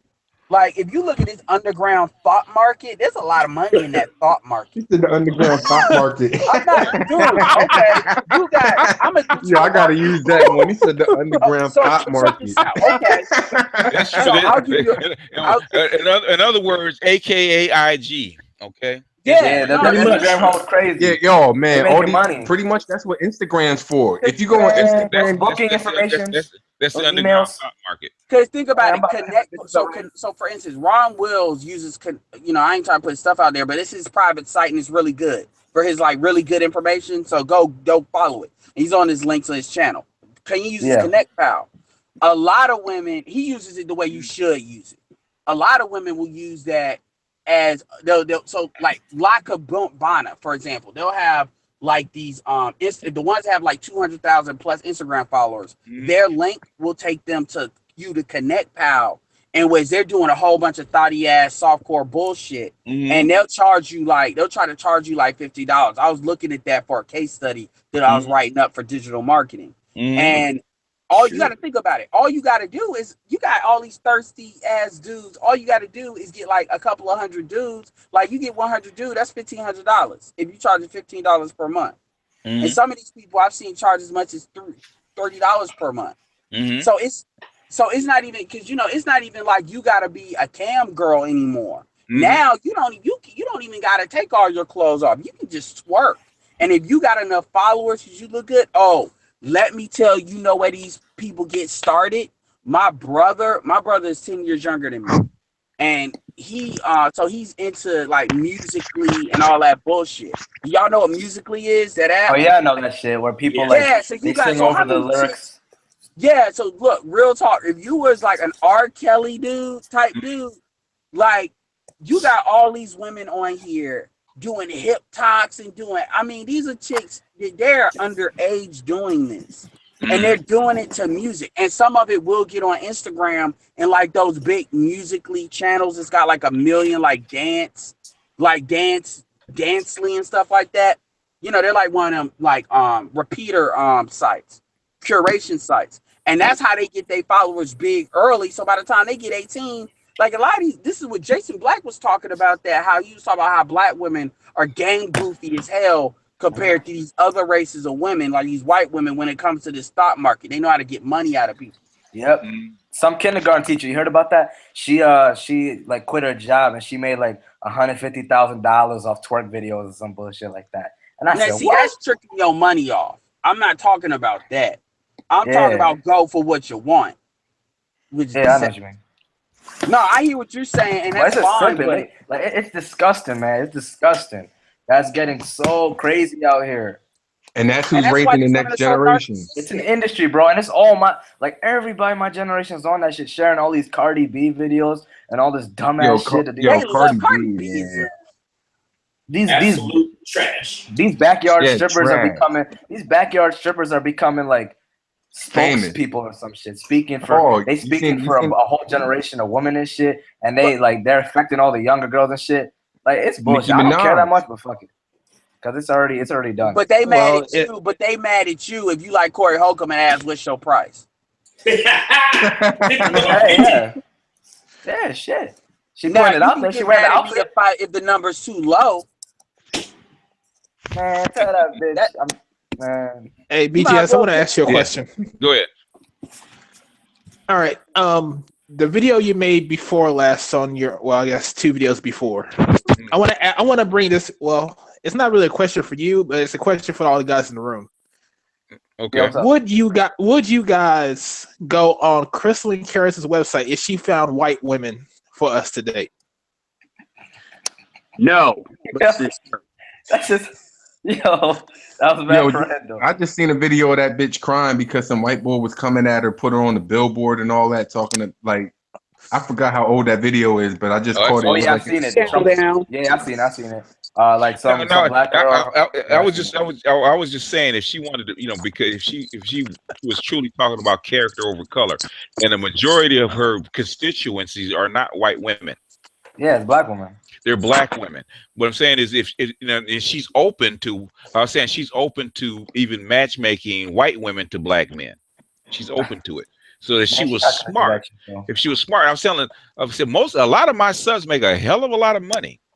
A hell of a lot of money, because a lot of times a lot of these black women shit on my subs and said, if you really think about what my subscribers actually do, the majority of them are in IT or some kind of technical field like that. They're in STEM. I said but most of these guys that you can buy and sell half of you bitches, Look at all of y'all. Basically, BGS, everybody's Tommy Sotomayor to them. Yeah, they think we're all extreme and shit. They think that we're all one-minded and shit. What I'm saying is, I said it more, even Tommy Sotomayor, most of the guys want decent women. It's not. That's all. They're not anti-women. I said if you had chicks and you could basically vet your chicks and make sure they were decent chicks. Yeah. And they can match them up with decent guys, because that's all my guys are asking. If you were smart about it, instead of shitting on guys, you would say, okay, what do your guys do? And you could start a site and say, list my guys, and you could pair up with chicks that want dudes with resources, and dudes want decent women. I said you could actually start a site, and basically you don't even have to charge the guys. You could charge the women, because they're looking for guys with resources, right? Yeah. Sugar babies and sugar daddy. Most of them are looking for, most of the Karazins group are like middle-aged. Well, not middle-aged. They're between like 28 and 35. Majority of them. Okay, makes sense. That makes 28 and 35. Okay, they're not middle-aged, because basically most chicks that are middle-aged are kind of aged out. Okay, they're out of the game. But but she hasn't learned her lesson though, because that white bull made her cry. Oh, because basically he was clowning her constituents. Yeah, and that's the reason. The way the swirlers found out about him is through her platform. And so after they left, they went to his site and they started messing with him. He started clowning them. And he fired back. Yeah, he fired back. Of course he did. They looked hella foolish with that too. Very because they try to put the black man down and raise the white man up. They make it seem like they're like, you ain't building nothing. Be like, but they ain't building nothing either. They jumped out of a 3-story window. We basically she did that as a response to what Sandman had put out. Sandman said that white boys don't want them black girls. Most of them don't. I mean, but isn't that a known fact? Like I said, they'll fuck them, but they're not going to marry. They're not going to cuff them. Yeah, barely. The dude usually not going to be high quality unless they got a fetish. You seen that video where the white, like, I guess it was his girl. He was basically, his girl was black. The white boy was coming at her, calling her nigga, all types, and she still sat there. Oh yeah. At the Trump one, I heard about that. Like, he went off, and then she was like, "Why are you doing this?" That's just hilarious. Yeah, and he was like, "If you want to leave, then fucking leave." That's her bait. That's her bait poison. Yeah, because I think was it her dad was white or her mom was white? Well, no, this. Oh yeah. Her. She was like dark. Like she was ebony, like midnight black. Yeah, she had the glasses on, right? Yeah. I think. No, she was mixed. So she said she was a mixed child. The one that was got the one You that talking got about the dude that was talking about Obama and all that shit? That was on the couch. Yeah. She wasn't dark. She wasn't dark at all. No, she's mixed. No, the one what Veganator, the one Veganator had in his video, she was dark. Oh yeah, I've seen that, and that's shameful that she comes from like a good family, and she basically like isn't she? She has a fiance and shit, and she just jumping out the window just for. But I mean, those are that ghetto, like those are those ghetto gagger built black women, though. Mm. It's a shame, though. I'm jumping out the window. Dude in the chat room talking about sleeve stacks. They were the one bringing that up. They really cared about Angry Man. Yeah. Well, that's a Doctor Who reference. Sleeve stacks. Hey yo, I gotta start. That relationship that black women have with white men is the same relationship that Angel Ramirez has with black women, but in reverse. Explain. Yeah, explain that one because I don't know where your thought process on that. Well, my thought process is just like when you look at Crystal and Karen and that relationship she had with Veganator, how she got all up in her feelings, but because he didn't validate her, and they thought they were on the same team, but it's kind of like there is no trust amongst thieves. It's in reverse. It's that Crystal and Kara's at the top for Angel Ramirez. I don't get him. Yeah, I want to know his parents. I want to know which one's black, which one's white. I think he has a white father. No man from New York can be that big of a simp, man. I don't believe it. Yeah, man. Of a black woman. Angel Ramirez is Simple Cop. He's Simple Cop too. I heard he's from Uptown, isn't he? Where's he from? He's from Connecticut. He's from Connecticut and moved to Brooklyn. Oh Jesus Christ! I hate those. Jesus Christ. Angel strikes me as a product of a bed wench. He's Puerto Rican, isn't he? Angel strikes me as a product of a black woman and Aaron Hernandez type situation. Man, you're wrong for that, Edward. You're wrong for that. I'm saying that because if you look at how he has this attachment towards black women, just like the dude that would be raised by a white man that is disconnected from black men and what we understand.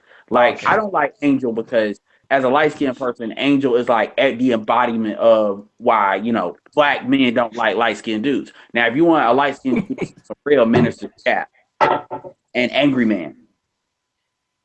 But didn't the black females threw Angel Ramirez under the bus? Angel's still simping. Yeah. At the end of the day, they're gonna throw us all under the bus. When women get mad, they throw everybody under the bus. Because the professor of Black Truth and Jason Black have a really good relationship with black women. So how they got on the list? I saw that last video. I didn't understand. How did they get on that? I know they're very pro black women. How did they get on the list? Yeah, BGS. I'm not gonna lie. Professor Truth has been checking these hoes the last videos. Like every violated. That's after you got on the list, though. 5 of them. That's after you got on the list, though. True. No, BGS. Because he had this 20-minute video that I swear, I'm not saying he should have been on the list because he does. He is very pro-black woman. But he's also pro-telling the truth. And this is what I was trying to say before. He had this 20-minute video, and I'll put the link in the chat when I get a chance. But it's a good video. He pretty much breaks down, this is why women are the way they are. This is the deal that they signed. This is what they did. And he's not saying it like throwing women on the bus, but he said, I got to tell you some truth. And that, he was talking about Trump firing black women. Mm-hmm. That's what the video was. Oh, okay. And why black women don't like Trump, because Trump is starting to black women, because Trump is reversing a lot of this bullshit that they were getting, and you should have never put yourself in that lot with them, and now your men are weak, and this is something you contributed to. Oh yeah. So Professor Black Truth will take them to task as hard as anybody, and this is black. Courthouse rules, slut culture, bastard baby maker. Like I saw his last video, like a couple videos ago. He went at the single mothers and stuff for that. Oh like, yeah. Well, he tattoos. Basically, when he on the list, when it went on the list, he kept basically he took all the stuff like Ed would say, he went weapons free once he kept it on the list.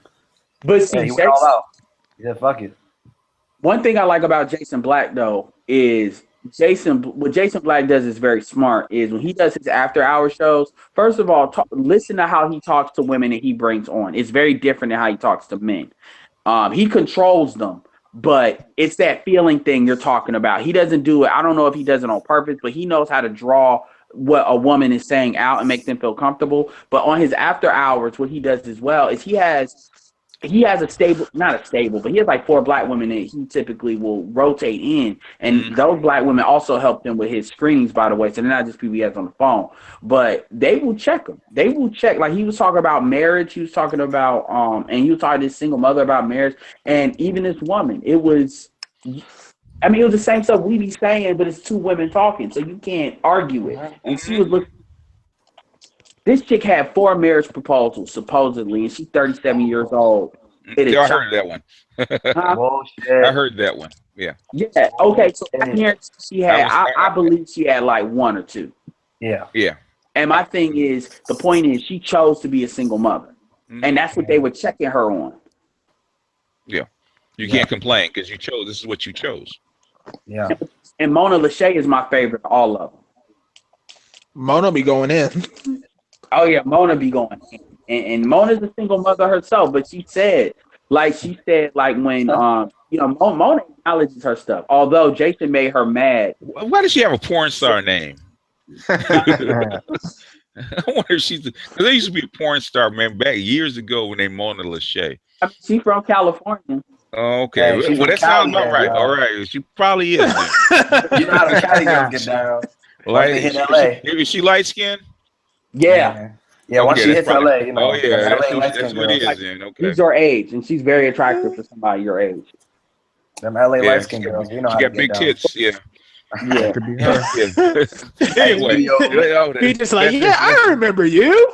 Yeah, I bought a DVD when she started. Responsibility and accountability and not being bitter. You know what? I saw an ex porn star on Plenty of Fish. And that's like about joining Plenty of Fish. I said, well, let me take a shot and see what she's talking about. Because I said, oh, I remember her. She's on Plenty of Fish. I said, let me join Plenty of Fish so I can holler at her. She didn't answer back. But that's like about joining Plenty of Fish. I always got to delete my profile because every now and then pops up. Because I'm in that age range, right? I'm in the 50s, right? Yeah. So every 50-year-old woman is going, basically looking for a hookup. So I got like last count, I had 350 meet-me's. My Plenty of Fish file. Yeah. So basically, all I gotta do is eat my vegetables and work out, and then live long enough, and I can get all the pussy I want.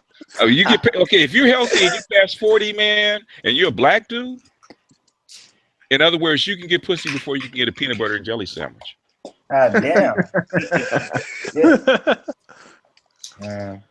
Location. Oh, because look, dude, you got like women like April Mason running around. She bad. And she's 40 plus. Well, now, with the surgeries and all that kind of diets and the exercise, you got a lot of women that are actually keeping in shape in their 50s and stuff like that. I think she's natural though. I think April Mason's natural. No, yeah, but guys, by the way. Well, you can be natural. I'm not saying enhancement one. A lot of them get the liposuction and stuff like that.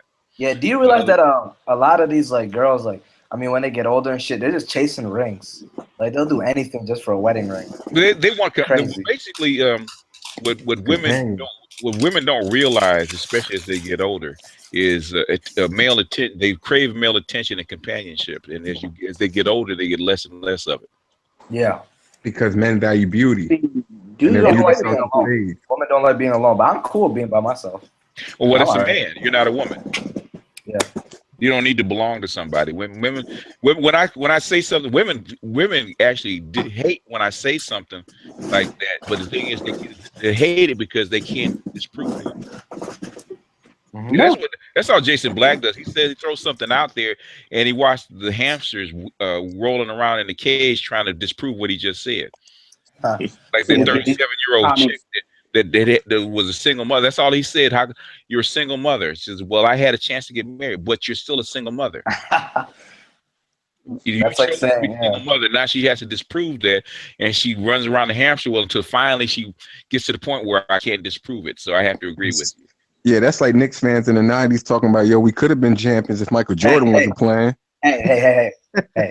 We gonna win Yeah. a Oh champion. yeah. Oh, We're Jason gonna was win a getting on her about that breast tattoo. Talk about you're more reserved now, like you're different now, but your profile picture shows your breast tattoo, and she's like, "Well, what are you trying to say?" And he said, "That first of all, that's not all my pictures. That's only one picture like that, exactly, And and you that's the should have said picture that's a you tramp chose for your stamp. profile picture." She ain't had nothing to say. She started to get all it was funny, and she almost cussed Nicole out at the beginning of that. Jason had to check her. Did anybody see that Minister Jack hang out the other day that had Angry Man and those two women on there talking about single mothers? Nope. No. I see it. I saw Yo, you gotta that peep that because Angel Ramirez popped in there. He starts screaming at O'Shea. What? O'Shea did the video, and then Angel did a response. Angel did a response to that, and then O'Shea did a response to his response. He was like, "I'll bust your That's shit." a Yo, great- he was that's a Angel great was delivery. coming at him all body. He was, "I'll bust your shit, nigga." And O'Shea said, "Nigga, I'm 6 feet tall and 230 pounds. I'll bust your little skinny ass." Well, I would take. And then O'Shea that's when he O'Shea started got nothing to talking about lose. the reason why you in Poland because you got a malpractice lawsuit or some shit. He tried to come at him on some personal shit. Man, Yeah. that's bullshit. Yeah, that's Not the doc People always try to saying get wrong personal. information. yeah, that's symbology right there. That's female. Right? You know, he's a mama's boy because he's acting like a female. I mean, even if that was true, I mean, at the end of the day, what type of dude is O'Shea got to be so he can even pull that move off? Because that would break most dudes. What's that? Like, even if I would say malpractice, because first of all, doctors get malpractice not all the time, but it happens. He's not a doctor. Oh, Yeah. well, basically, what I'm saying is, if he went overseas to run away from something, that tells me what type of dude, and I'm saying this in a positive way, he had to be to even pull that move off, because a lot of black men would have just got caught up in whatever they're doing. I mean, at the end of the day, he is overseas, and you see that he's overseas. I mean, I've always said that O'Shea would do a lot better doing just podcasts. I don't know why he does videos. It's not like you, like he shows charts. So that's just me, because I think he's got a good delivery as far as, from a voice. It's because he doesn't care. He wants to show his face because if he doesn't show his face, you know how these women be. They be like, "Oh, you never want to show your face because you ugly. You have no confidence." Actually, you make more money because people are more accepting of you because they take you in as more personable if you show your face. Everybody knows if you show your face on video, you're gonna make more money on YouTube. Yeah, because it's more personal. I'm surprised. I'm surprised. Out of all the places in Europe, he picks Poland. It's easier. I'll say this: it is easier. But if you got the voice for it, you can do the same thing with podcasts. I mean, Obsidian's proof of that. I mean, obviously, you're proof of that. I mean, Ron Wells. Yeah. What I'm saying is, if I came on doing the same thing and I actually showed my face, I probably have triple the subscribers that I have. Yeah, because you're getting more senses. Like I said, it is easier. That's absolutely true. Yeah. But I think at this point, it is what it is. I mean, I know that's absolutely true for you. Yeah. I mean, April Mason. I'm thinking if she would just use her voice, she's got a good voice. But I think, I would never tell a woman, especially if she's attractive, not to show her face. Yeah, she attract. Yeah, she attract. Tell her she gotta keep doing what she's doing. If she just used her voice, she will not get as much views as she gets. No, you're right. No, absolutely. And I will say this too.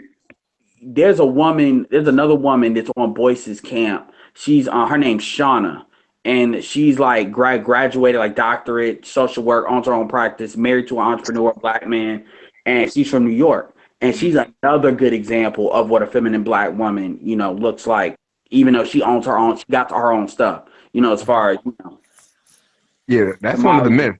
That's one of the myths. They think if you're a black woman and you're an entrepreneur, you can't be feminine. You can still be feminine and still make money.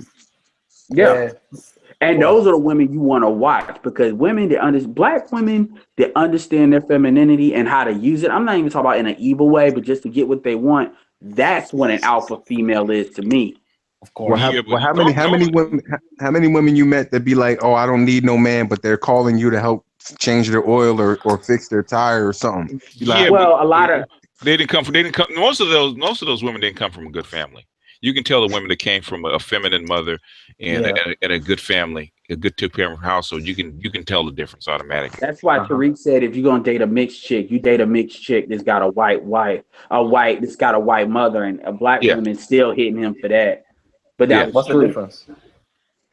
It doesn't even have to be a white mother. Like date a He chick said that the grew up with difference is the date a chick femininity. that grew up with a father Okay, in the I get it. I home. get it. Because if she grew up with a father, she'll most likely have a good relationship with the father, so she'll know how to treat a man. Like Yeah, That's Well, you no, what know, the he thing was saying is if you are gonna date a mixed chick, it's better to date one. they should, the mother's white. The mother's white. Yeah. Yeah. Because Speaking of mixed chicks, by the way, do you guys you know about Sage Steele, right? oh yeah. yeah. And she got terminated. Like Sage Steele. I don't think she didn't get fired. She just got dropped from NBA Countdown. She still works for ESPN. She just lost Okay. that top slot. No, Yeah, I'm she just saying got on the the Carrie internet, like people Champion are going treatment. in. She got the Carrie Champion treatment, where she got demoted. True. Yeah, yo, Yeah. Carrie, you want But to they talk? just She went in on bad. her. She They bad went in on too. her. She be on ESPN with them shiny oh man, Carrie. Yeah, but a lot of them ESPN chicks don't like black men for some reason. They got this passive Man, aggressive. Molly dating Jalen Rose and shit. Yeah, I seen that. She's been choosing on that. I know. What's the dude And on the Carrie girl on Champion his fucked and with hers? 50 Cent. Carrie Oh, Champ what? she messed with 50. Yeah, like she Chelsea messing with Handler black did too. You dude. know Chelsea Handler, that white girl, the comedian. Yeah, Yeah, the Chelsea. old Yeah, one. 50 hit that too. That's crazy. And Vivica. Did you hear that? That's What's a it called? fetish. The 50 a dude from fetish Good for Times. ladies. You heard the dude from Good Times going out with Ann Coulter? Yeah, I JJ? seen that. But then they put that in the Boondocks though. Jimmy They put Walker. that in the Boondocks. Yeah, Jimmy Walker. Dynamite. Well, Jimmy Walker is Jimmy Walker got is a Mac, man. Believe it or not. And plus, Jimmy a Walker's a fetish Mac. for Yeah. women. Huh. They Huh? can hate black men and still fuck them. Yeah. That's what I black know. men got. That's that chalice thing you was talking about. That's why I keep telling black dudes that want to swirl or not swirl, but hop the fence because they be like. Here's my thing: if you want to hop the fence, I don't agree with it, but do it. But don't hop the fence like a goofy dude thinking you safe. You're not safe because you hop the fence. You haven't reached Canada, and you got a lot of dudes, that hop the fence and they think like they've been accepted. Man, they jumped the No. roof. You never All you gotta accept. do is look at You hear how they? I mean, look at Lamar Odom.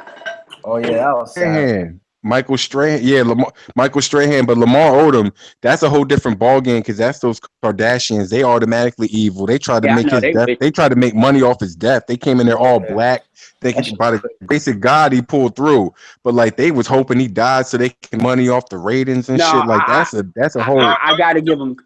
I don't believe that because she could have pulled the plug on him. She has Yeah, the legal that's right true. to do that. Yeah. She could have. No. No, what the mother wanted was them to get back together, but that was not going to happen. But did No. you hear right before that shit? He said he was gonna write a book on everything that was going down Uh-huh. about all the Hollywood shit, all them parties and shit, all that weird shit. And They they probably took pills programmed 3 this shit. times and he was ODing. I mean, No. look, What? Okay. dude. Okay. He was partying. He was partying with Johnny Buss at the ranch. Because the Lakers were in Las Vegas playing a game, and him and Johnny Buss were at the ranch, and he was taking 2 stimulants. He was taking this Viagra, this herbal Viagra, right? That keeps your dick hard for days and shit. And he was taking days. Yeah, and he was snorting. What kind of shit? It's basically they tell you it's this herbal stuff that comes from China. It's actually way more potent than the over the counter stuff. And they tell you if it lasts longer than 4 hours, you better go see a doctor. He's talking Is it about called days. ginseng? No, it's called no, it's not ginseng. It's dragonfly. Man, what is that? No. It's basically Viagra, and this stuff is derived from a particular plant. So they take the plant, they take the plant, and they make sure that they grow the plant where it's potent with this particular compound in it, right? And they package it up in an herbal pill, so it's not legally a drug. It's legally a herb, and it's called herbal. Man, what the hell? You gotta cut that in half. But they said it's basically supposed to keep you ready for like they call it like 72 hours or something like that. It's supposed to keep you ready for like a couple of days, but you're only supposed to take one every 72 hours. And he was taking them like every 12 hours, right? And he was snorting cocaine on the back of that so he could stay up. So basically, what it did was he fucked up. It fucked up his kidneys. He had his pulmonary arrest. Man, you should have cut that shit in half. You should have been cutting them pills in half. He was at the Bunny Ranch. He had like 5 or 6 holes lined up. He was fucking for 2 days. He was fucking like 2 days straight. I guess if you're gonna end up in the hospital, you might as well end up in the hospital because you was fucking for 2 days. That's better, right? Because he's an NBA athlete, he figures he can do more than the average person, right? Shit. Because he's an NBA, he's a professional athlete, so he figures his body can take more. And it would have killed him if he wasn't an NBA athlete. It would have killed him. God let that nigga know, like, nigga, you still human. Yeah. Well, yeah, because the Lakers had to send a helicopter for him and have him flown to Las Vegas. Otherwise, he'd have died. Kobe got tired of Lamar Odom, though. Man, Lamar Odom was saving Kobe's ass on that court. Kobe tried. Yeah, that's why. No, I'm saying if it wasn't for Lamar Odom, they had no championships. Like, they don't win those rings if they don't have Lamar Odom. No, that thing is it's the trade that fucked him up. The trade fucked him up, and he could never get over. He could never get past it. Yeah. Mark Cuban said that's the last time I'm taking a chance on a black man. Who, Mark Cuban? No, because that's what he tried to sign DeAndre Jordan, but DeAndre Jordan said, "You know what? I like it here in La La Land." Well, they had the Clippers had an intervention with DeAndre Jordan. They locked him in the house until he agreed to rescind that contract. See, that's that gynocracy. You just a player. You ain't the slave master said you can't trade plantations. You can't trade plantations. Yeah, but if you put DeAndre Jordan on that Mavericks team now with the roster they have, it'd be better than I don't know. They'd be better. Yeah, they'd be better. I think DeAndre Jordan is overrated. He needs to learn to shoot. He ain't overrated. He is what he is. Yeah. Tyson Chandler, same age. Tyson Chandler's older than him. If they were the same age. Even when Tyson Chandler was younger, he wasn't as athletic as DeAndre Jordan. Nah, DeAndre Jordan bats everything in the paint and he'll get you 17 rebounds. Like, no, he can't shoot. Neither could what's his name either. He couldn't shoot either. Shaq. I'm not saying he don't deserve a lot of money, but he don't deserve like the huge contract he has. Like, he's got LaMarcus Aldridge money and he can't shoot free throws. But it doesn't matter. Shaq couldn't make foul shots. Foul shots for a big man is irrelevant. He's not as dominant. It's all about can you dominate the paint. His contract just came up. Hassan Whiteside is better than DeAndre Jordan. Probably so. But I'm saying his contract came up at the right time. That's all. If LaMarcus, and that's what it comes. That's what it comes down to, because the new CBA, the CBA money kicked in because yeah. No, go ahead. Yeah. Mike Conley got the best deal out of that. Mike Conley is the highest paid player, ain't never made an All-Star team. Yeah. That's a black man we need to all role model after. Mike Conley, but you got to realize he plays point guard in the West. Russell Westbrook. I don't care. He's 150. He got 150 million 5-year contract. Yeah. Yeah, that's what they're handing out. If they say the next, they said, what's his name? That plays for Boston. He's probably due 180 million for 5. Isaiah Thomas. Michael Jordan made 100 million his entire career. Yeah, as far as NBA salary goes, it's just timing. Yeah, it's just timing. But they got to thank Michael Jordan for that. He's the one that actually got like sponsors and marketers to market people in the NBA. Without him, there's no Kobe, and without Kobe, there's no LeBron. Well, actually, it was Magic. No, first. granted, Magic first. Well, actually, it was Will Chamberlain first. But not like Jordan. Not like Jordan money. Jordan had the sneakers. He had the gear. He had the Jordan stood on their footsteps, though. Yeah, because Will Chamberlain had the Converse sneakers and all that stuff when he was a Big Dipper, and he had the first huge contract. Folks weren't feeling Mike at first. Most folks weren't feeling Mike like Mike. Like when Mike was in college and all that, he wasn't like how they were looking at LeBron. Man, did you hear the James Worthy interview? James Worthy said he was the best dude at North Carolina for 2 weeks until Michael Jordan showed up. they knew what Michael Jordan was going to become. It was the fact that he played for Dean Smith, and Dean Smith always held people back. You got to As soon as he remember, got, like Clyde Drexler, you got to remember that time, though. I'm not saying, but it's not like, it wasn't like, no, they did not know he'd be like that. Yeah, I remember this dude got cut from his high school team. Yeah. What I'm saying Like, it is wasn't like LeBron. Yeah, what I'm saying, when you say held them back means they're giving them structure. So they learn how to play within a structured environment, which actually helps them. So basically, that's what made them fundamental. That's what made Jordan's fundamentally sound. That's what makes them fundamentally sound. And they play within a system. Like you have a lot of these kids, these one and dones that don't know how to play in a system. So it takes them a hell of a lot longer. Oh yeah. Yes, amongst other people. I think he just needs the right place. Who? DeMarcus Cousins. He's a head case, man. There's no right place. They get basically Sacramento gave him away for nothing. This is like his fourth stop. Maybe if he plays on a team that has a big, like a strong personality, maybe like OKC and Russell Westbrook, but I don't even think Russell Westbrook would be able to like reel him in. No, it's not about reeling him in. I think it's like somebody he would respect. But it's not about that. He's spazzing for no reason. He's crazy. He just spazzes. He's crazy. If you played on court with dudes, you know crazy. But dudes. they say the same thing about Marshawn Lynch. Nah, Marshawn Lynch wasn't crazy though. He's not. No, Marshawn Lynch not crazy. DeMarcus Cousins more like a Rasheed Wallace. Wallace, or Ron Artest, people like that. Or Latrell Sprewell. Yeah, like he'll choke a coach in a minute. Yeah. Mm-hmm. You do that now. See, that's pre-Allen Iverson. They don't play that now. They play that, you got to dress like Cam Newton with his saying he's half Mexican. Feminine like sandals. Yeah, because you have a lot. Yeah, you have a lot more women, and you have a lot more women fans now. Yeah, they don't want to see that brawl at the brawl. What they had at that brawl at the Palace. Yeah, but basically ESPN has gone full on feminist. Yep. Michelle Beadle, that's a girl that got cancer, wasn't it? She got Stephen A in the sunken place. Speaking of feminism, have y'all guys seen the new Transformers movie? Which one? The one's coming out this year. Oh, the trailer? Yeah, with the little girl. I'll see Power Rangers before I see Transformers.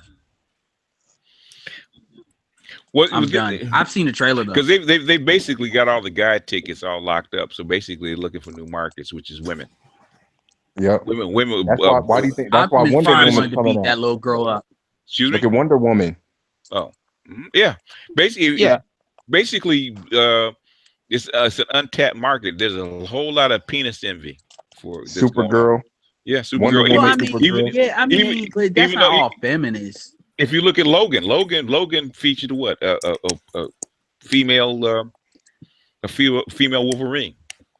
But to me, Logan was just like Man on Fire. They let that happen? But I understand with that one because it was in the comics before. Mm-hmm. I mean, that's just because I'm a comic book head, but I kind of understood that. I didn't really see that as too feminist. Yeah. What I see feminist is Transformers. What I see feminist is the Star Wars movies. Oh, okay. Where they actually having a push. I just wouldn't I didn't think the studio heads would like allow that. I didn't know. You know what I mean?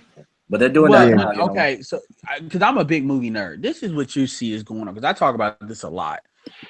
A lot of these, just like what they used to do with comic books, where they would they torpedo these movies. Like they used to torpedo comic book movies early on with scripts and everything because they just didn't want that out there because it was all about action at the time. A lot of these movies they torpedo. Like when you look at Ghostbusters, they set Ghostbusters up to fail. They knew that movie was gonna fail. Yeah. No, they didn't. No, they wanted that movie to succeed. Yes, they did. They didn't pick that franchise. No, they knew it would fail. Ghostbusters. They thought it was going to be a hit. One at a time. Sorry. Yeah. Sorry. Yeah, no problem. Sorry. Who's first? But no, they thought. Well, I'll let Edward finish his thought. Sorry. Well, all I'm saying is a lot of these white boys, they don't want that stuff in there, so they'll set these. Like when you look at how they marketed the movie. That's basically what I'm putting my foot on. Is why I know they fail. Like you gotta understand, a movie it didn't lose money. So to them, all Yeah, they care about is making their money back so they can play again. Same thing with Birth of a Nation. They just need, once they made its money back, they shelved it. That's what they do. They'll shelve movies. This is how they shelve movies. Ghost in the Shell. Ghost in the Shell is not gonna, although I like, anyway, they thought it would fail. What about Ghost in the Shell though? That movie's gonna be a hit. No, That it's movie's not. It's not. That movie's failing. That movie's failing. Even in I mean, international markets. Lucy did $500 million. I like that movie, Lucy. $40 million budget. Wow. See, Scarlett Johansson bad, so like they know people are gonna watch it because like that's why they put the pretty girl in there. Watch Scarlett Johansson I think in Home Alone 4. Her face didn't fill in her lips yet. How old was she then? 18, I think. She was young. So That's she wild. she does not look like what she is now. If you see, you'd be like, oh my God. Yeah, but Edward, the thing with Ghostbusters, I thought like with the whole like they were pulling the female cast and shit, I thought that they were gonna see if it made a lot of money and they would have done a bunch of offshoot movies of it. Yeah. And it would like with Get Out, right? Since that Warner shit like Brothers kinda blew ain't up. that smart. Yeah, okay. But since like Get Out, yeah. Well, let's go ahead, brother. Go ahead. Oh, no problem. But like since Get Out made a lot of money, they're probably gonna do a bunch of offshoots, and they're letting Jordan Peele like do like some movie. They already. I think the next one is superhero movie called, what was it called, with the guy with the cards?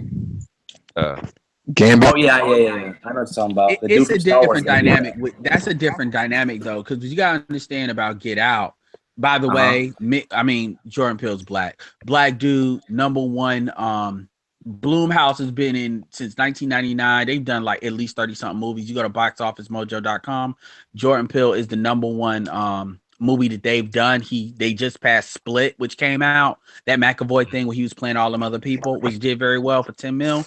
Jordan Peele passed that 4.5, so that's that black man power, black girl magic, black man power. But anyway, outside of that, it's a different dynamic because the studio, he has a Blumhouse is like, they're based on like lower budget movies like Paranormal Activity and all of that and making money, and they have a first look deal with Universal. So Jordan Peele just had to get in good with him, and Blumhouse had the distribution deal through Universal to get the kind of stuff to do that, just like how James Wan did that with Saw and the Conjuring and all of that. So now you just got to throw a little bit of money at him. It's kind of like the same thing. What's the Seth Rogen, where you just give him like $30-40 million, maybe less, and he'll turn out pure profit. Those are the movies that they use that allow them to be able to risk the stuff like the Ghostbusters and the bombs. So it's a little bit different because a lot of these executives, you got Amy in Sony, and then you got the woman that's running Lucasfilm that's doing that. But by and large, a lot of these executives, these white boys, are not trying to push those women like that. They're not. They know it's what women want to see, and they're throwing some tokens out. But for the most part, yeah, they're throwing a lot of them out. Not some, No, they're getting some here or there, like Ghost in the Shell. I mean, they'll throw their, like Ghost in the Shell took a hit because it was whitewashed, because everybody's like, oh, you ain't putting no Asians in there, because which is true. But the white women will buy it. Yeah, white people will support apparently it. not. It only made $20 million in the U.S. Wow. Because that's not the market for that movie. They misjudged the market for that movie. What's the market for that movie? For us, really, the nerds. Yep. I mean, not too many people outside of us knows what Ghost in the Shell is, to be honest. Yeah. I'm gonna be honest with you, it's- brothers. He's dead on, because I've been even if the movie sucked, I wanted to go see it just because I want to support the franchise. So there's that. Yeah, but it's not too. enough. I mean, I'm not a nerd, but it's not enough. It's not enough nerds out there. Geek culture is big, but it's not that big. Like if you look at what they did overseas. I'm not arguing. But that's what I'm saying. That's what I'm saying, though. So how did it do in Asia? Yeah, in Japan, not good. Mostly, I would say. Because it did not do good, because the simple fact that I read an article saying that the premise of the movie was that they had an Asian girl that died. And they said they put the female brain into the perfect body, which is a white woman. Asians are gonna be mad about that. So I haven't because really the original character source of the manga the movie that was made in Japan was she was still Japanese. So if you gonna put that message out to an Scarlett looks a Asian, lot like that though. no, she didn't. She didn't like Masakoto. No, I'm okay. Like I know the one I saw in 1989. Like I'm not like I went back and downloaded it. It looked similar, but that's just me. But what I will say is this is where they messed up. I don't want later. It's supposed to be like that. It's not. What they could have got around that, but where they brother, really messed up. The difference between that movie and Lucy is they had a whole bunch of all the supporting class outside of two, Morgan Freeman and Scarlett were Asian. And the thing is, where they messed up in this movie when they made I'm not gonna lie, I haven't seen the movie. When they like the actual movie, but when they the doctor is white, like it's like a lot of other characters around is white. They can get away with making the headliner white. But because Transformers is proof of that. Transformers is proof. They put it in Hong Kong, people will see it. But I don't know exactly why it failed. But I know the thing is, it could have succeeded. But white people is staying. I'm glad they're losing money doing this. They got to stop doing this. You got to remember, Iron Fist. A lot of people were mad that they made him white, even though he is white in the comics. So folks are starting to speak up on it. And it's not really just the thing about Transformers versus the Lucy and the Justin Show. Okay, Transformers was made in America. Americans know Transformers. Most of the general population knows Transformers. The thing about Ghost in the Shell is it was a Japanese product. Yeah. It was made for Japanese. Concept behind it. It's Japanese. When the Americans take it and then whitewash everything and it tells the Japanese person that, hey, we're gonna take your stuff and say, hey, the perfect person to have Masakoto's body is a white woman. They're gonna take some kind of offense to that. And then you have the nerd. Well, go ahead. They thought Scarlett Johansson by herself would be able to sell the movie. Yeah, the Matrix is proof positive that it can work, but that's still within the white structure of America. Matrix was made in America. It's an American story. I mean, Matrix is an American story. Because in the comic a lot book of visuals based on Ghost in the Shell, though they don't talk about that. What's up? I'm talking about the Matrix. The Matrix, like a lot of the visuals was inspired. It was inspired by Ghost in the Shell. No, like they don't talk about it. Like the story was made by a black woman. Yeah, but I'm not talking about the story. I'm talking about the visuals. Not really, man. Not really. Not really.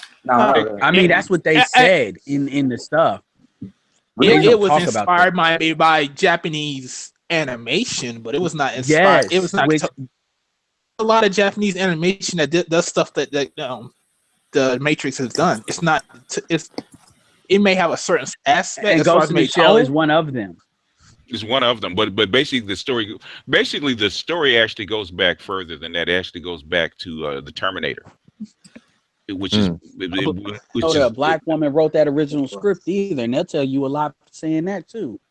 Yeah, she wrote both those scripts. Yeah. She wrote both those scripts. She had to sue just to get money out of that. Yeah. Oh yeah, check this out. When BGS, when you made that video about gynocracy, you know what my first thought is when I was having that mind blown? I thought of the Matrix Reloaded, the white man and the black woman. The mother of the Matrix, the white man, father of the Matrix. The Oracle. The Oracle, yep. Mind blown. And Will Smith was supposed to be Neo. Yeah, he was, but he turned that down for Wild Wild West. Remember that. He turned that down for Wild Wild West. Saw that happen. Worst mistake of his life. Yeah. What? Will Smith turned down the Matrix? It was a good mistake. Yeah, for Wild Wild West. I'm glad Will Smith turned down. I don't want I like the Matrix series. I don't know if it would be good if Will Smith did it. I mean, well, Michael B. Jordan's doing it. Huh? Well, see, the thing is, Michael made B. the Matrix real good. The Matrix. It was Morpheus too. It was Lawrence Fishburne. He made the Matrix. But my point is they were going for an Asian and black connection now. That's what they were going for. That's why they wanted. Well, I'm glad, Well, then they should have got Jet Li. Well, a lot of times they're not necessarily looking. They could have. I mean, that would have been good. The dude that play. Who's the dude that plays IP Man? Donnie Yen.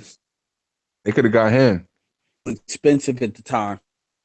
But that dude that played IP Man probably wasn't. I don't know how old he is, but he probably would have been like 20 something at that time. Nah, I'm still he'd be a wanting to little see bit Michael older. Jai White. Michael Jai White. He don't have the. Don't get no love. He don't have a voice. I mean, for it. he doesn't have the acting chops. Well, he don't have the voice. He Yeah, if he had a deep baritone, he'd probably be make a hell of a lot more money. Because they put him. I don't think he has the acting Spawn. chops. The dude from Spawn. I don't think he has the acting chops. I know, but I'm saying is That he movie doesn't have sucked. the voice. He has a soft voice, and it doesn't go along with his physique. Oh, I didn't know that. Okay. Yeah. Well, You know yeah. he has a soft voice. Yeah, if you've seen Bone, that's pretty much that. That's pretty much it. Who was that? He's a good fighter though. Michael Jai White in like Iron Fist. They could have. I mean, I've been a fan of the dude ever since I saw him kick like a 7-foot dude in the face with Timberlands on. So I mean, he's got the athletic. Yeah, what was that? down. Undisputed. That was Undisputed Part 3 or something like that, right? He did some movie on Netflix. It wasn't the first time he did it. I'm referencing Bone here. So I mean, he's. But it's kudos to Bruce Lee because Bruce Lee did it with Kareem Abdul-Jabbar in the Game of Death. Oh yeah, he was, yeah. He was in that movie. He was in the Dark. Bruce Lee was Michael that Jai dude. White was in Dark Knight. He was in the Dark Knight. Yeah. Who? Yeah, he was one of the gangsters. Michael Jai White. Who got the pencil on the forehead? Because first what of his associates did. No. See what y'all think about the Luke Cage series? I think they did pretty well with it. Somebody was talking about that was feminist. I told that dude shut up. How is that feminist?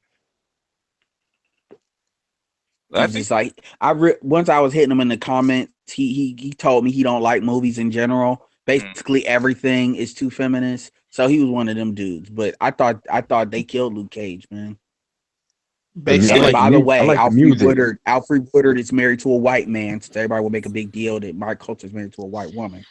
Well, because of course they're not gonna say about it because Double they don't standard. Yeah, of course it is. And did black men care? No. Nope. We don't care. We would care if you talk shit about black men. Mm-hmm.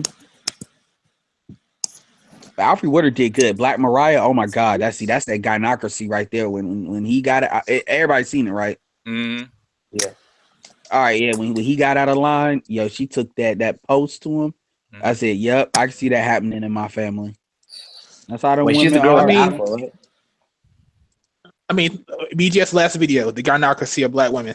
We don't care, but they care because we are their owners. That's what they look at us. Mm-hmm.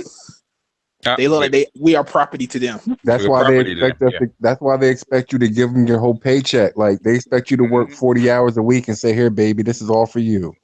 And that's not the first video you've done of that too. You talked about the thing about controlling the black male chalice. Yeah. Mm-hmm. Comes full circle. You can give them everything and they'll still complain. Man, that's why they think they can fuck a white man, and you're supposed, if they don't want to fuck with you, they expect you to just sit there and do nothing. Like, hey, the black girl don't want me, so I'm supposed to not date nobody.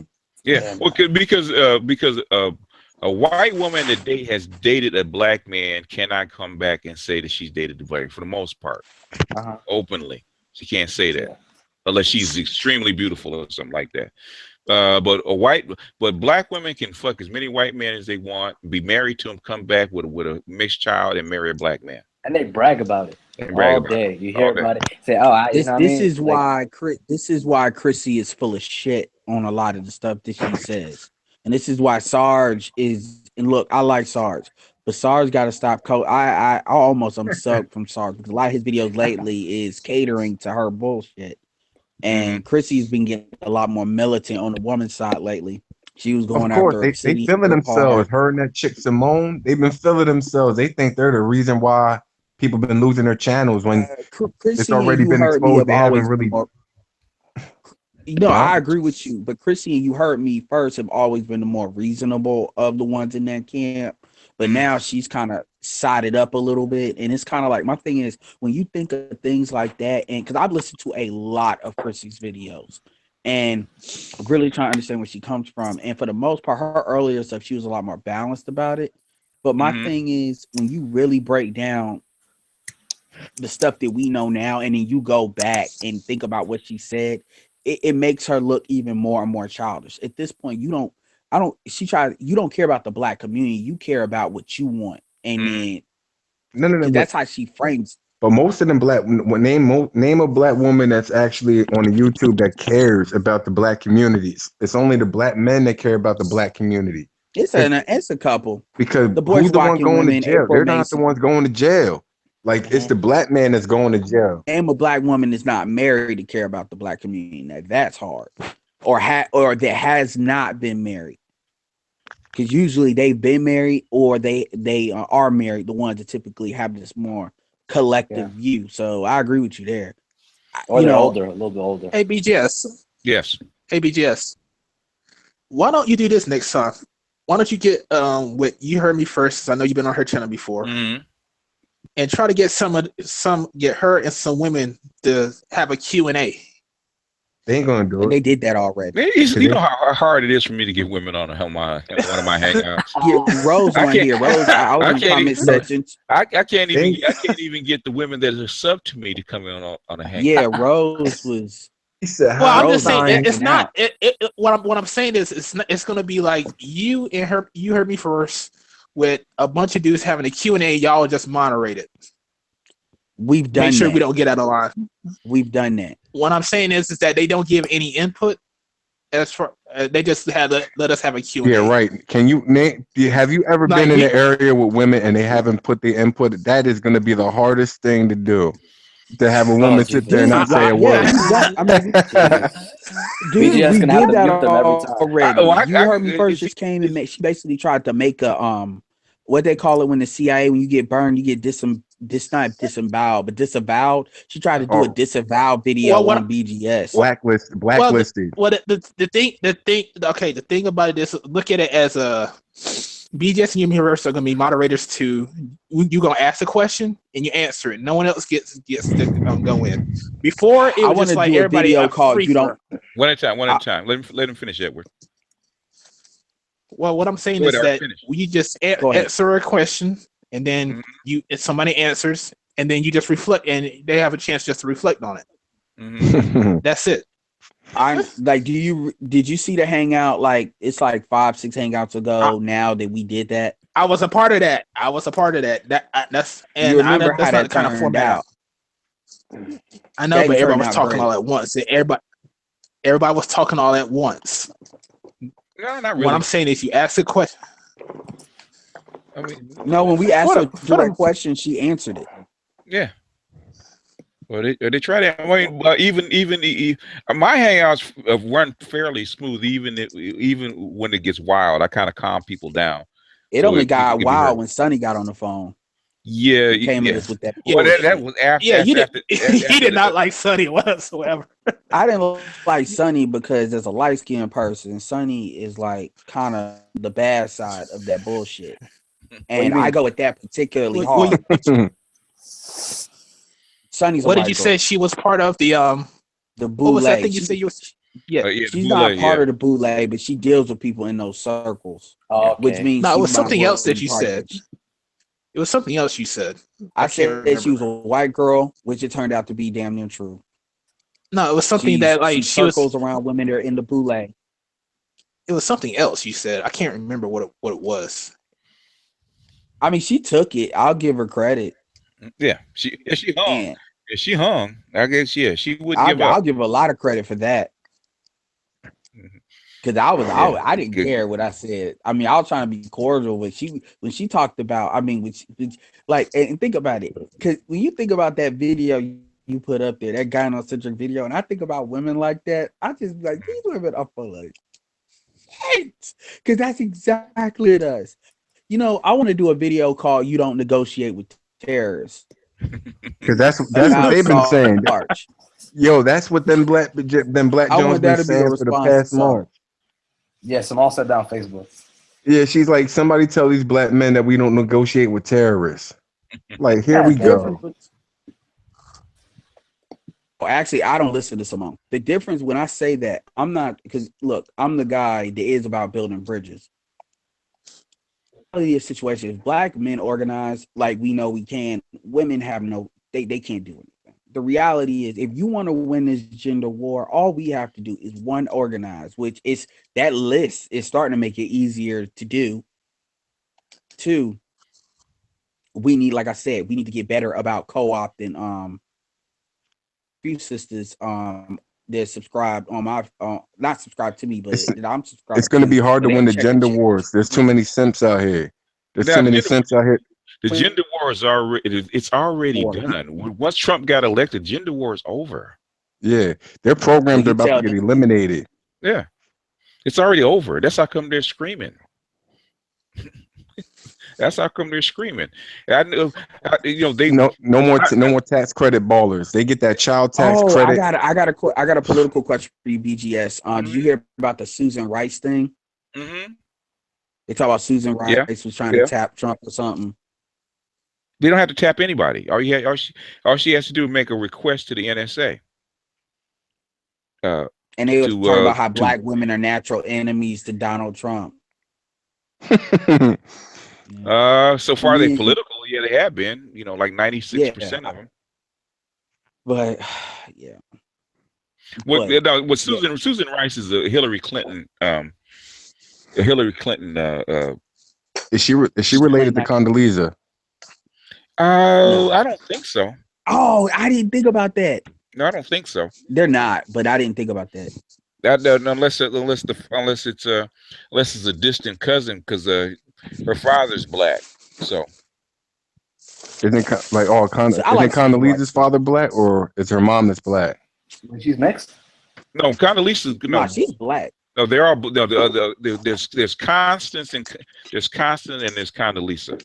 Constance Rice or Connie Rice and Condoleezza Rice are cousins. I don't know that if Susan Rice is related, that her father would have to be cousins to Condoleezza. Condoleezza, if she look, I'm not trying to play Condoleezza. I understand her accomplishments. She's ugly, but if Condoleezza was more attractive, you already know she'd be a bed wench. She's a bed wench now. Man. Oh yeah. She'd be a lot deeper into it if she was allowed to be. Let's say that. Okay. Well, they said she was banging Richard Armitage, so I don't know how deeply in bed. Oh, okay. I ain't know all that. Now, speaking of that, she said, "Yo, how much more deep can you get? Balls deep." Excuse me. What do you think of Omarosa? What do you think of Omarosa? We might need to revisit that Bedouin part with Omarosa if she's gonna marry a black guy. Even though is she Dominican? Omarosa, I have no idea. Omarosa's not smart enough. She just happens to be lucky. Yeah. Omarosa's not smart enough. She just happens to be lucky. She was at the right place. Omarosa looks just like that Molly 92 octane. Oh goddamn. Could be an architect for that, but I guess BGS said she's not smart enough, so we can't. Man. No, she's not smart. Basically, Condoleezza. Well, Connie and Condoleezza are basically professors. One from Harvard, one from Stanford. So basically, Omarosa's not in that class. The scary part is when them 87 octanes want to start acting like they got that 92 octane mentality. Yeah, they started to anyway. Because they were looking at the housewife shows and think that's where they belong. Mm-hmm.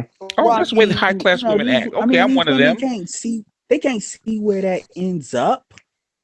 But they don't. But you got to realize how many people are in their inbox. Like, this is the era of social media, so all they got to do is post a selfie, and then like 1,000 dudes gonna be, "Oh, you look good today." They be on their top, like. Women will suspend. Even the smartest woman will suspend belief as long as she can. Like I see, even that's how come Sophia Nelson went after Obsidian so hard. He popped that bubble. Yeah. What do you think Obsidian's funny. He puts the sound effects on. He'd be like, no. He popped that Spencer bubble. She got upset. I thought I'm 50 years old, but I'm still winning. And this nigga had the nerve to call me a fucking spinster. Oh, I'm not gonna have it. What do you think of how Obsidian addressed Sarge? Um, I don't know. He basically held out the olive branch. You're in Philadelphia. Born You and know, I have raised in the playground. Sorry. boy.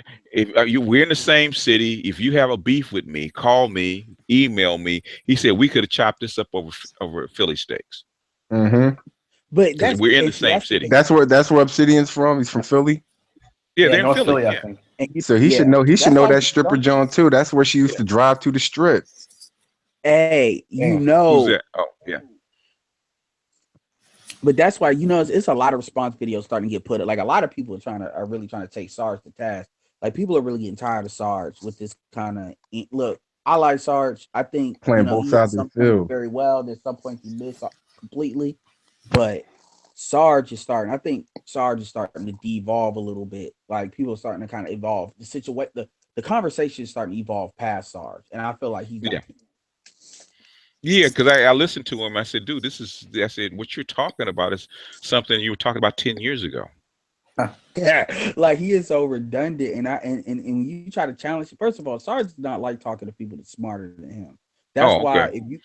because if you look at like okay, and here's how I know this: if you look at his videos that he puts up when those blog talk shows that he infiltrates, they are stupid. He will not talk to somebody like you. I mean, yeah, I know he talks to Cap. I guess I don't know who Captain Solo is. I've never heard him. I know he's not an idiot, but other than that, it's that and Chrissy, and that's it. And even that is offline. So my thing is, he's not gonna come up here because somebody suggested that Sarge comes up here and talk to you. He's not because he's not going to get broke like me. I'll run Well, into the fire. Oh yeah, but at the end of the day, I'm not trying to hurt you. I'm trying to teach you. That's what you know. That's one thing. Sarge ain't Because gonna a lot wanna of do people that. think. A lot of people Sarge say, will "Well, get you loud and went start in on cussing. Edward." Yeah, well, I don't mind him cussing. It doesn't matter to me. I ain't gonna lie, that Mexican dude I pissed work. me off though. Like I held back a lot that day because I had a headache. Like I was trying to be respectful because it was y'all hang out. Yeah, I know that's the way he talks. I know that's the way you talk. Alex, I know that's the way you talk. He doesn't mean any harm. That's the way he talks. Alex, got to calm down. Calm down. Because I've been, Alex has been on my hangouts, man, since the first one. So I know Alex. I know that's the way you talk. I understand that's the way you talk. But I'm saying is in this hangout, everybody is not going to ride with that. So Because I was getting some sunny vibes from him, man. That's the way he talks. If you That's the way she talks too. What I'm saying is he's a Mexican from California, and if you listen to Mexicans from California, especially when they've been around black people, that's the way they talk. It's not like I was born in California. Yeah, huh? Yeah, But you I were know. raised in California. You weren't I've raised in been there California. enough. I know how they. That's true. But I've been back there enough that I know how they operate.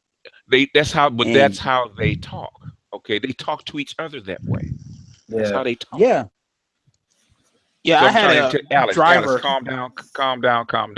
Motherfucker, nigga, we went blah blah. Hey man, okay. I know, man. It's not even about the cuss words. That's not what got on my nerves. What got on my nerves was that he was trying to talk to me like I was stupid. Like for instance, the race thing. Look, I'm not gonna act like all that stuff because like I said, I had a headache. I'm not gonna lie, I could have presented those arguments better. But the video you put, if I swear, if I want to be like and say, okay, I'm about to chop up this interaction we had, not chop it up, but show this whole interaction we had, and then I'm gonna put this video as the next video, and then we're gonna re-listen to that whole other thing. You would see that he was off the mark on that. So a lot of times, look, and I'm not talking about the child thing, whatever. I don't have kids, but talking about the going back to like the dealing with the women thing, he was sounding like one of these white boy MGTOWs. And the thing is, I'm like, dude, and I already feel a certain type of way about Hispanics thinking they want to act white anyway, and he was talking to me just like a white boy. And I almost started to say that, but I said, you know what? I'm going to let him talk. I'm not going to meet this because I'm above it. I'm going to let him be who he is. I noticed that's I was trying to calm him down so that there could be dialogue between the two, regardless of whether, it's agreement or disagreement. I want everybody to be heard. Yeah, And but me, that's like I will challenge your beliefs. Okay, now I'll let you. Okay, I will let you hang yourself on your theories. oh I yeah, will Just let like you. any last words? Because I could tell. I could tell when you have a theory that's been thought out and a theory that you actually you that's not been thought out. You feel some kind of way and you're throwing a theory out there. I can tell the difference. Be just like any last words before I pull the lever. He said any last words before you walk the plank in. Like a digger. When he talked about when he talked about integration, he talked about we wanted equality, but we didn't want integration. I said, okay. So how are you going? Boyce has a video on that too. I need to go check that out. Where he talk about false integration. Black people need to start celebrating it. Like he just launched that. I'm thinking about looking at it. But basically what Black people should have done, our women abandoning us is one of the reasons why it probably wasn't done, is that Black women should have been like a spook that's set by the door. You get into these corporations, you learn everything you can, and you pull all that knowledge out. You put it right back in build your own enterprises. And build your own enterprise. Yeah, but they knew Black women are not wired that way. Black people got bought out and got comfortable. Excuse me? They knew, I feel like they knew Black women weren't wired that way. And this is the biggest issue I have about women like Chrissy Herbie. Let me say this real quick. Let me say this real quick because it's something really important. The biggest problem I have with arguing with Black women almost across the board is Black women will only go as far as what they think you believe. I've seen it with you. Like, you have to kind of show them, oh, I know the whole game. We just go see how long you go play. And they'll play this this coyness. Black women are some of the most coy females I've ever, like, they'll be like, well, they'll know what you're talking about, but they'll try to act like they don't know when they know. It's like a certain type of deception that really makes me angry. And it makes me almost not even want to engage with them. Yeah, well, I'm used to it because I have daughters. And that's the advantage that I have over them. It makes me want to say, bitch, you know what I'm talking about. And I've said that a couple of times. Well, basically you let it basically takes patience. Jason Black does it all the time. He lets them hang themselves. He sits back, he go, Yeah, he's a master at that. I'm not that good. I know what he's doing. He's letting them talk and letting them feel real comfortable. And then it's like, look, well, what about this picture? So you're telling me at 37 you had your titty showing with your picture with your tattoo on your titty showing at 37, and you're a better woman now, and you didn't have it showing at 22 when you were a much wilder person? Are you expecting us to believe that? The biggest thing she did with that coy situation was when she was in the military, because she was like, you do know I know people in the military too now. I bet she does. And she was trying to act like, the military was not that bad of a situation as far as sexually. Like how they are. In my Clay Davis voice, she. Some of the biggest hoes. I know niggas in the military. They told me how them chicks get down. They are the biggest hoes. Threesomes, foursomes, eightsomes, whatever. Yeah. They go. That's why they go to the military. And then they cry rape later, so they can try to move up in the ranks. Damn. See, what she tried to do is she tried to admit that, like, her mom went, because she threw her mom under the bus at the beginning of that call, and then tried to think like all her bullshit was going to be validated because her mom went shit, because that's what she basically did. And then Jason basically said, so why are we having a conversation right now if you're just going to agree with everything I said? That's deflection tactics. That's basically what whenever you try to question them on something, they be like, oh, how you going to come at me like that? Your mom's Black. Like, what the hell that got to do with you? Oh, you know what I tell people when they say that? I say, yes, she is, and she don't like you. You should hear what she says about you. She be like, I'm not gonna lie. My mom call all my girlfriends and bitches. You gotta start coming on like, your daddy Black. Your mom was something, huh? Your mom was something, huh? Yeah, my mom was a special person. So how did you turn out this way? I mean, my mom did a lot. Look, my mom did a lot of things right. I'm not gonna lie, but I grew up in a black household, so that says enough. That's all you need to know. You know, I mean, we know how it is. Well, there's black I don't know. households, You and know, I there's grew. black Okay, households, and then okay. there's Let me black give you. households. Okay, let So me what? put Yeah, myself like out there. I'm gonna put my. This ain't a big deal, but this. I grew up in a household on my 13th birthday. Now keep in mind, my birthday now it's synonymous with the election because it's November 2nd. So you know, I have a special relationship with the election. But anyway, my 13th birthday, I come home after getting on the honor roll for the first time. You know, everybody talk about I'm stupid, I can't do it. So basically said, "Oh, you whatever," trying to call that raising somebody. But anyway, I got on the honor roll, so I wanted that Sega Dreamcast. So I said, "All right, where's this Dreamcast?" I come home, nobody's home, and basically, I come to find out talking about I'm about to go to this random house because my mom and my stepdad had got into a fight in which my stepdad would hit walls because he didn't want to hit her because real talk, my mom would instigate a lot of this bullshit, and my stepdad was not that dude. But he never hit her, even though she scratched his face up. And I'm not trying to because I take her side, but the point is, It's just a typical black But my relationship. point is, I Yeah. go to this random house, and 72 hours later, I go to this another house, and basically, I don't get back to the home that I got on honor roll at until I was 14 years old.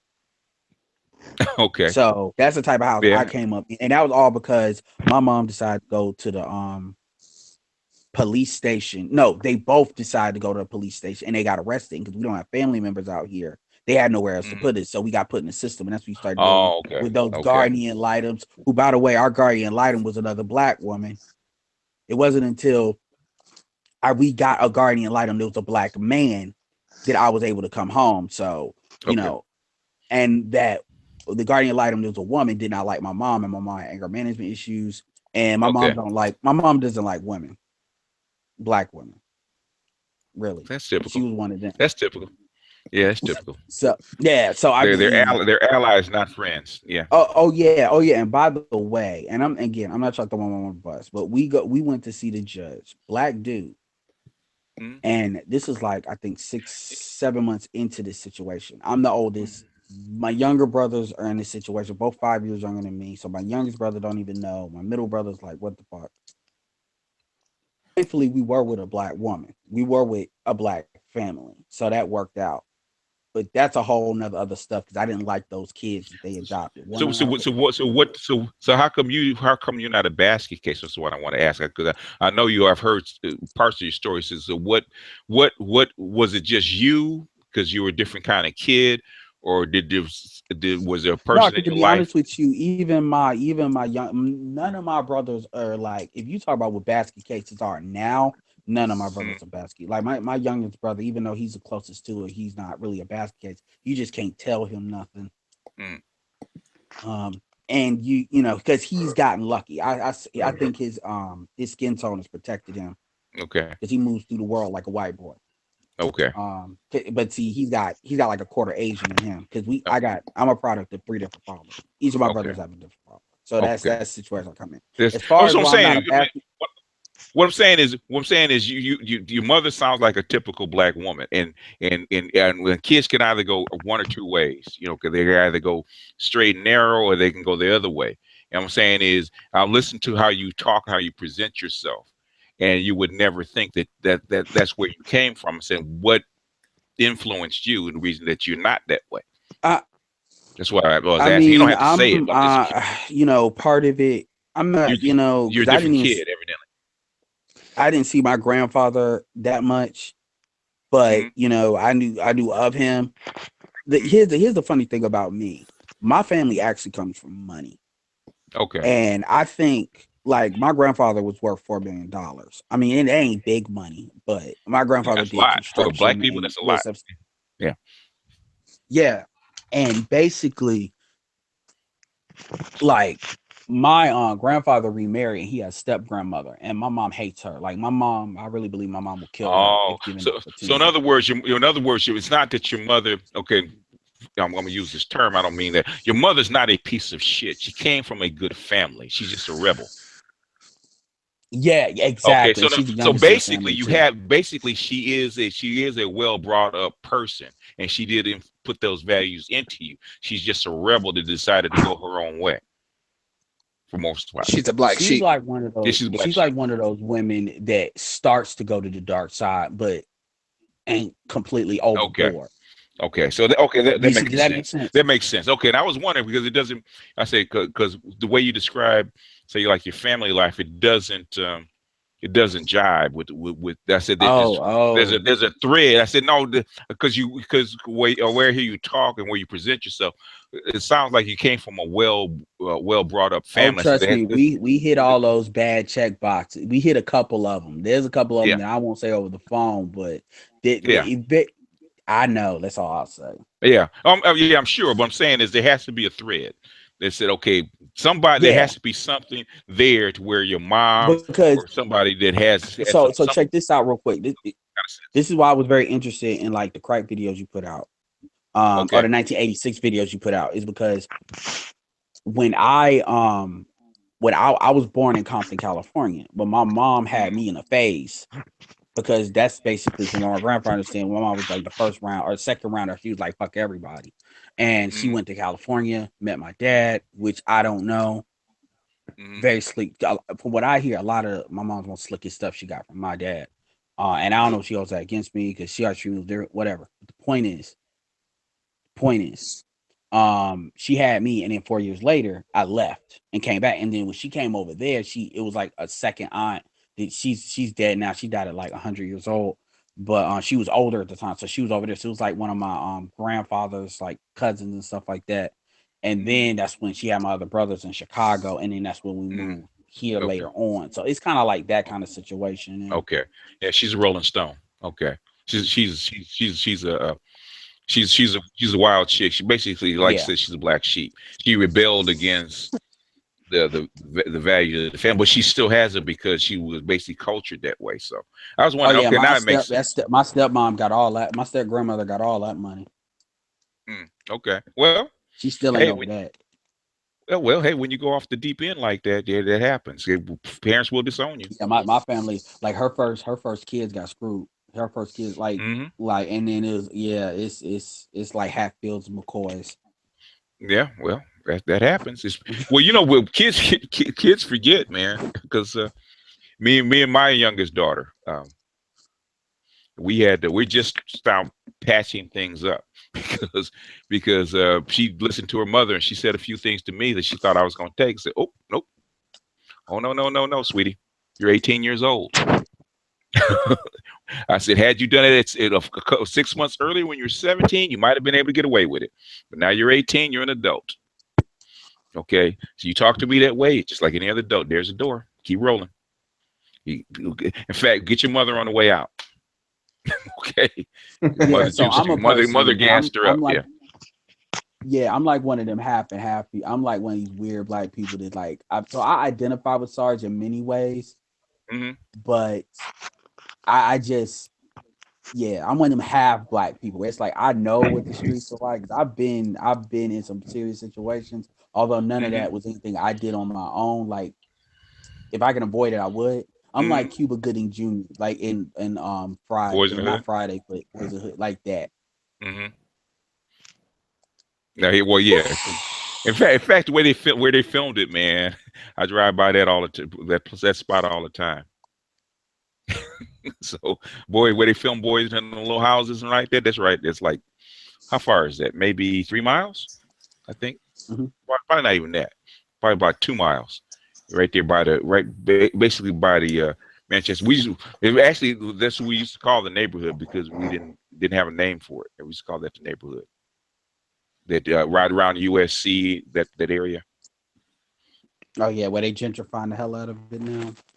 Oh man, it's gone now, man. In fact, people in Lamert Park, it would just be solidly black. Complain about white folks in the area. These black women a lot harder too. Gentrification affects them more than it affects black men. But it's single mothers. But it's easy. That's why they got the man at the house so they can attack the black woman whenever they want, and the black woman don't even notice because they're too busy worried about us. Yep. Well, actually, eventually, the black woman is going to lose because basically all the other races they're concerned about resources and a decent husband. They don't care. The color doesn't really matter as much. I got a question. Yeah, it's You gonna be think a caste protection system is about conditional? class. Well, one at a time. One at a time. No, I Who's was just first? going off what you said that it's about class instead of race. It's gonna be. Yeah. Basically, if you let the women, if you basically get rid of the social pressure to stay within those boundaries because you're mixing people, who are the women going to gravitate to? The man with the resources. Man with resources, right? Mhm. And basically, who are the women who, and basically, then it's going to go down the scale of first picks as far as women is concerned. So It ain't gonna be black women Black women lose in that equation every time. because they're overweight. Do they act too masculine? back off. Yeah, Back off from your mic a little bit. Pull the mic away from your mouth a little bit, Jamie. Kissing the phone. because a lot of them are overweight. They look like Monique, but they think they look like Tyra Banks. They know what they look like. No, they know. Jason calls them little Miss Piggies. He calls them piggy bears. They know what they look. They know what they look like. So they got the Gabrielle Sididay syndrome. No, they don't. They look in the mirror. They know what they look like, and they had to psych themselves out to hit the door to make themselves feel like that's why they get the hair. Yeah, that's why they're willing to get their ass beat by Asians and then talk about why black men don't protect them. And this is what I told a woman. There's no need for us to protect them. They said they don't need no man. And I told a chick this, and she went off on me. But this how I know I hit the mark when they do that. I told her, number one, I said protection is conditional. Protection is not unconditional. And I said another thing is, if you are not under a black man's authority, then he doesn't have the ability to protect you. A black man has to be in the front to protect you. A shield is in the front, not behind. And if you're listening to a black in the first place, a black man would say, go to a store that a black woman owns it. Not just, or not get the hair in the first place. But because you don't listen, and that's a form of protection. You can't be protected by somebody you can't lead. Yeah. Well, I mean, you basically, but they don't understand this. But then they come back and try to say, "Oh, a woman won't follow a weak man," so they try to call you weak. So that's why they don't follow you. What gives you chattel labor to them? Yeah. Once again, BGS video property. Your property, yeah, basically, yeah. Yeah, I need to BGS. turn that into a playlist. The matriarchy, gynocracy, and then the property one. That's a BGS. Floyd Mayweather combo. Yeah, my bad. I know you since you're from LA and you were there back in the day. Was there any time? Yeah, was there any time when the Crips first started? Did they actually protect the community, or is that? Yeah, that's what they were designed for. Yeah, they did. Well, basically all your gangs, even your gangs, even before that, they basically watched out for the community. They didn't really terrorize the community. When did you see the change? I mean, 90s. 70s or I got crazy in the 70s. It started. Basically the drive-bys and all that other stuff. The little gang war started. It started in on a small scale between each other. They didn't really terrorize the community between each other in the late 70s. Okay. And then because they probably but it's still minor. But it didn't really explode until the drug money came in. When the drug money came in, then they could. Then it was all over. And then everybody wanted to get in the gang because everybody wanted to make money. But see, they probably got infiltrated by like some person that worked. You could say that, and they probably had one of them dudes kill one from another clique. Had them dudes kill the another. cops used to do that. The cops used to do that. Yeah, they saw that in the Mac. They were selling dope. They were selling dope in Oakland. The cops would.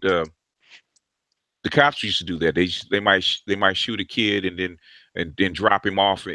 Drop him off in a rival gang's neighborhood or something like that. And blame it on the, blah blah blah. They go back and forth. Or what they used to do a lot of is, in fact, they did that. I think it was Minister Society. Yeah, they dropped them off in the Mexican neighborhood. Yeah, where they will drop you off in a rival gang's territory. Man, LA is crazy back then. They said the police was monitoring Black Lives Matter. Yeah, sure, of course. Yeah, that's a federal organization. Usually don't get out though. Black Lives Matter is a federal organization. I didn't see them too much in the community. They're not like grassroots. I don't like Black Lives Matter. I'm just saying because Black Lives Matter, as far as I'm concerned, is a homosexual. They, like you said it in that video, they use black male death is a way to Yeah, promote black yeah. homosexuality and black women. They're basically trying to build up the next political class. In other And to words, they Boyce's know. credit, Boyce has said that what you said with black men are not in the Mhm. manifesto of them. He Yeah, said it's not even on the website. No, because If they're, you they're look, trying I to mean, promote. They're trying to promote feminist leadership. They're not trying to promote. Who are the most hardcore feminists? Is lesbians, Mm-hmm. yeah, because they don't have children. yeah, and this is why O'Shea did a video recently talking about gay black men. Hmm. And I think there is a conversation that needs to be had. But by and large, he was being a lot more. It's not even about being for or against, but I feel like he wasn't drawing the type of lines I feel like they need to be drawn. And I'm not talking about being gay, but I'm talking about, you have to understand, a lot of gay black men operate like feminists. They pretty much have the same mindset. They're Yeah, led. A lot of them are led by women. That's why if you look at yeah. things like Sarge talked about the grapevine and stuff like that, that they Hmm. are the manginas and the gynocracy Yeah, of. And that's the issue that black men really have with them at the core. And because it can never be articulated that way, it's always seen as, oh, black men are homophobic. When, and meanwhile, the black women are just using their sexual dysfunctions or sexual deviances, Jason Black says, to just go further and further off the rails. And now they're going towards like incest and stuff like that, yeah, because the women are getting further and further out there. yeah. Because they don't have any Well, boundaries. but the Women don't thing have is, boundaries. you could look at yeah, but Hollywood. the thing You is, see they the gay agenda. You can see the gay agenda when you look at Hollywood. That's what they've been trying to push. Yeah, Every yeah, show on Empire, you got these dudes kissing. Like, they don't need to show that shit. yeah. Well, my advisor, political advisor, said that a long time ago. Said that 20 years ago. That's going to happen. Yeah, but that's a form of population control too. Like, I'm gonna be honest with you, I tell people openly, I have no problem with a gay white man. Gay black men get on my nerves though, and they say, "Why is that?" They say, "I have no problem with y'all doing that. Y'all want to, help lower the population globally? Have at it. I don't want black people doing that though. We just got to get out of this single motherhood bullshit because Yeah, well, you're not going to get out of it because that's just Western civilization. but Man, It's but just one thing yeah, I gotta say is, walking around as a young black dude in New York City, I just feel like there's a target on the back of my head from yeah, other people and my own people. It's like nobody looking out, for each other, like we, you know what I mean? yeah. Crabs in the That's barrel. black men in America, man. If Yeah, you're in man. an urban city, Shit. everybody can testify to what you just said. Concrete Yep. jungle. It's like the Wild Wild West sometimes, Yo, think about it. The black man, the most hated, but the most duplicated. Of course, man. Yeah, But sometimes, like when you I'm walk home, like you see dudes like they about to run up and stuff, and you're like, damn, like 'cause that's another black dude. You don't Crabs want in to the be like, barrel. Crabs in the barrel. That's that if jealousy black and men can envy. learn how to work together, even in groups of like 4 and 5, like in I'm talking about when it comes to economics and stuff like that, that really would change the game on its own. yeah, Even Group that, economics. That's Claude Anderson, even in but like that's hard groups to of 4 do. and 5. yeah. yeah. But the thing is, we have to dig down into the culture and figure out why And black men are not doing it. Because who was that just put it up? Was it Beckel? Big Beckel. He put up the a video about something in the Washington Post, and they were saying they interviewed these black kids after these black young men after the Baltimore riots, Hmm. and there was one drug dealer that noticed that the storefront of the apartments over the storefronts were going for like $5,000 because a lot of people had just been banned, it just moved away, right? Hmm. And he got together with his homies and said, "We need to buy up these apartments since we got the money." But he couldn't get anything going because even though they had the money, they culturally they didn't want to do it. They weren't interested. Yeah, Yeah, they well, rather buy cars. They rather buy what I cars and find floss to these now hoes. is I find one of the things, this is dude that's on they used to be on Corey Holcomb's show. His name Bobby Glanton Smith, and he talks about if you want to lead people, you got to feed people. So what I take away from that is a lot of dudes that want to put this stuff together. We know that black men want money now. Black men need to see it now, at least the first time. So if you're gonna put anything together, I think a big reason is we don't understand what actually motivates our people. I feel like other races know how to motivate our people more than we do, because I feel like a lot of Black business owners as well as Black investors don't take the time as to really understand who they're asking for. Because I'm gonna keep it real with you. I've gone to these fortune builder things in North Carolina, in my area, where it'll be like the dude that was on a TV show and stuff like that, and just to see what information they're putting out. And but I also take it like a networking thing. And most of the people in there are Black. Most of the people in there talk about how to learn how to flip real estate. And I've gone to multiple of them. I'm talking about, it's like church. It's like almost like 80. And I'm talking, and then if you go to the one in which you have to actually pay money to get into the other one, like the 3-day conference, most of them are still Black. So it's not that Black people, and it's all ages too. And you'll meet people that's doing real estate in different ways, doing houses. So Black people have to get good, and this is true for Black men and Black women. We have to get good at navigating different circles. Ron Wills was talking about this when he put up the video of the natural hair show. Like one of the best websites that I could give anybody is called meetup.com, where you can go in that site and then search things of any interest, whether it's sports, whatever, and you can find a group for that, even if it's Black people. Like I think there's a lot of meetups for like Black nerds, for example, blurs. Yeah. And even if Black people get good at organizing like a YouTube channel, for example, a dude was laughing at me when I said organizing social media, but I said, you got to think about it. A lot of this software that you might need to help you promote, if you go in on that and everybody sees the immediate benefit, like this software, like Lead Page is good, like squeeze page site. And that's generally like X amount of dollars a month. But if we split it, we do this, and this is all what we're trying to do. Or if you do things like on YouTube, where you create like a YouTube network and you start cycling, kind of like a cartel. I've talked about this before. And you start cycling. A lot of these Insta comedians will do that as well. Is what they do is they work in units.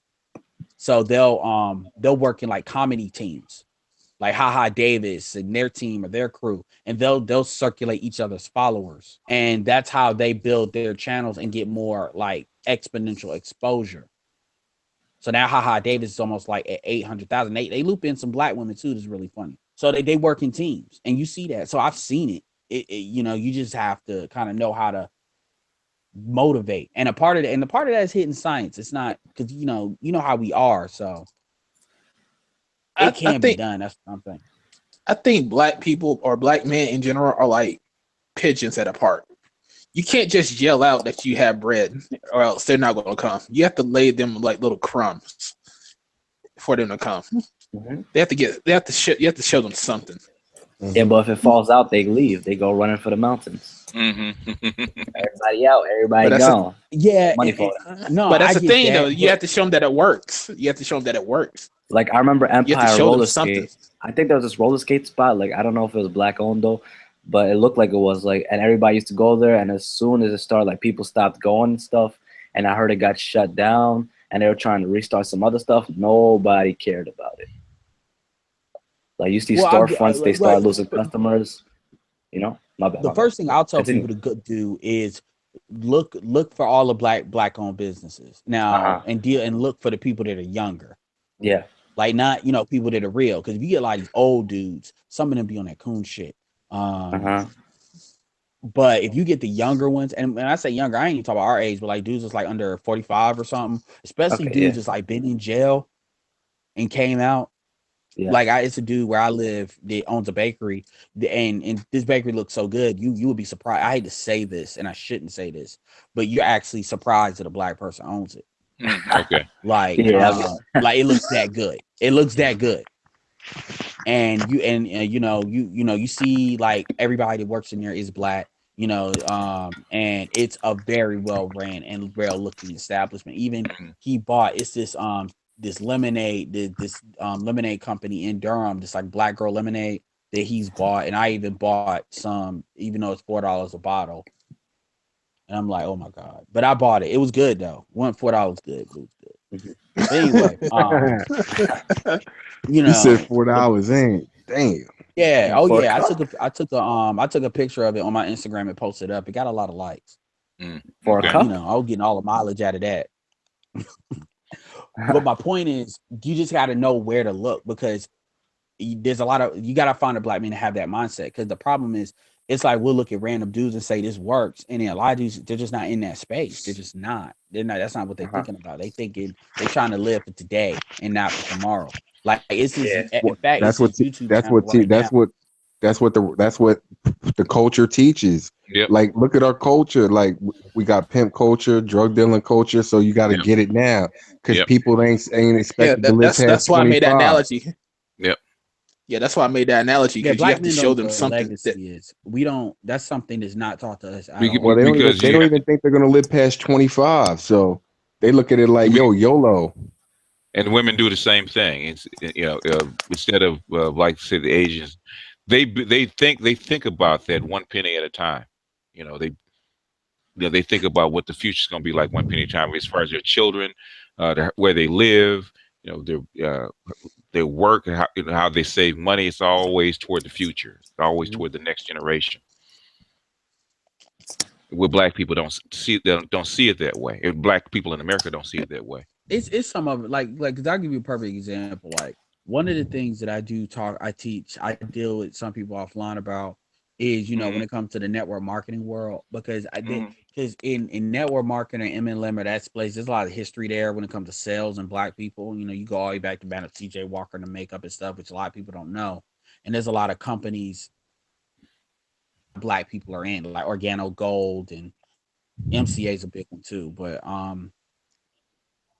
I will tell them, when you are prospecting somebody, one of the things is, if you talk to like some random Facebook person, not a random person, but you see they're interested in that sort of thing, ask them, what do they need? You need to lead with what you can and when I say not what you can do for them, ask them and develop a conversation around that, and then see if you can fit that bill. But don't like lead with your link or something like that. And it's a way of leading with value, and that's how you really prospect people. When you're networking with people, you have to look at a couple of things. Number one, look at what can you do for them, and then what can they do for you. The second thing you need to look at is hold on, I lost my train of thought. The first one, look what you can do for them.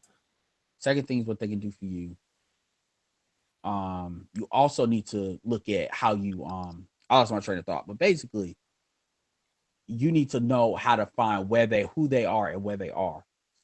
So a lot of times when you talk to black people, it's like, if I ask you what conferences are you going to, what trade shows you're going to, like there's a trade show, there's conferences for like Comic-Con. There's a lot of black like geek nerd channels out there, not just the black nerd, but a lot of stuff in which they do really good work. They have their own mindset on certain things, because a lot of them can act like racism don't exist too.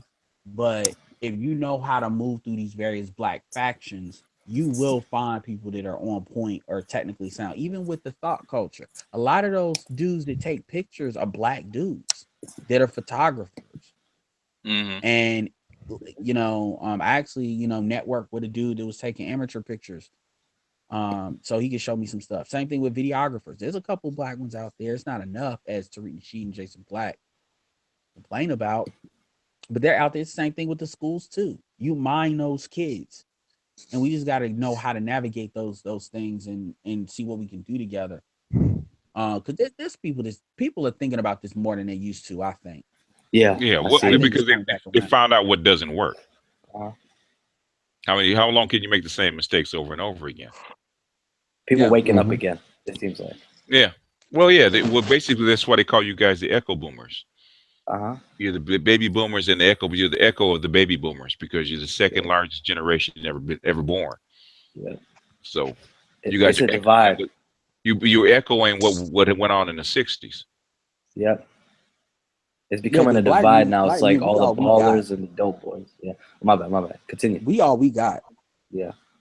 Well, I mean, but at the end of the day, those dudes, I mean, we know where that leads. And those dudes that want to subscribe, because now even the dudes that subscribe to that culture now, like, in Tariq Nasheed, in the old days, you can run away from the cops. Now you run away from the cops, they shoot you. Done. It's a wrap. Crazy. So, and you still got idiots. No, they should shoot you. They should shoot you back then too. Yeah. And they got away with it. Before they got away with it. Well, now, like, you can't. Well, my point is now, like, before these 3 strike laws and stuff, you can get in jail, come back out. You ain't doing that. You get caught up with that crap now, and it's over. And you still got idiots doing that, and they're not putting their money away. Mandatory minimums. And then what black women are doing too is also because black men know, if you work, I don't care if you got a degree or not. If you go in corporate America, yeah, I pick up, brothers that go to Duke and stuff like that, and I always congratulate them because I know how hard it is for black men to get to school like that. And I make sure they know, like, I respect, But man, I picked up a dude. He talked about he want to be a vet, and he said his parents are going out of their mind because he's majoring in biochemistry, and he said, man, really, I want to be a vet. I said, dude, you better finish that degree, and then just if you want to get more education and be a vet, then do that. But he said, don't piss your mom off like that. She might hang your ass. He said, you don't know how to it. Because he was from Miami. He was Haitian. He said she threatened to get him with a machete. I said, oh, yeah, well. They don't play. Them Zoes, they don't play. He said, they paying for your education? Yeah, they paying for all of it. I said, she might kill you. Oh, yeah, you're going. Yeah, you're taking that walk. Because he was a junior, too. I said, you better not take that U-turn at the last minute. Hell yeah. Go ahead and finish and then do what you want after you get it. Yeah, that's what I told him because I said you can always get both of those degrees. I mean, they can always go back on down. Yeah. So yeah, he was cool, but yeah, man, we are out here, and like I said, that's why I respect the hell out of Boyce Watkins. He's getting better, but Boyce needs somebody in his ear. He needs balance. Me off. He needs balance. Because anybody he disagrees with, he kind of like, it's like he gets him off this platform and you never hear of him again. Yeah, I think that's something happened with him and Dame Dash. Because I remember he put a video out talking about Dame Dash was talking about all lives matter, and after that, you don't see him talking to Dame Dash no more. Like you cannot like with Boy. Look at Yvette. Like Yvette be coming at him with statistics, and he gets mad with facts. And you ain't seen him debate her ever since. That though, but here's the thing about Yvette. I don't like Yvette or Tone. Like I respect Tone, but the thing about them is those are some no hope Negroes. Like Yvette is extremely. They're liberals. Yeah, then they're selling an agenda because I made a comment. I made a comment on his one of his videos about. How come black people don't have wealth? And I said until black people, because he was talking about dating and basically a woman wouldn't date a woman, date a man on a Groupon, and he was saying how black women need to come off of that the upper middle class ideal that they have and come down to basics and get more practical. And I was agreeing with him. I said, I just said until black people will never gain wealth until they learn how to respect the penny. In other words, until you respect money, even down to the penny, you're never going to really gain wealth because you're just going to spend it all. And he got mad at me for saying that. He said that. He said that's Jim Crow talk. I said, wait a minute. I'm agreeing with you because you just said that. Who was this?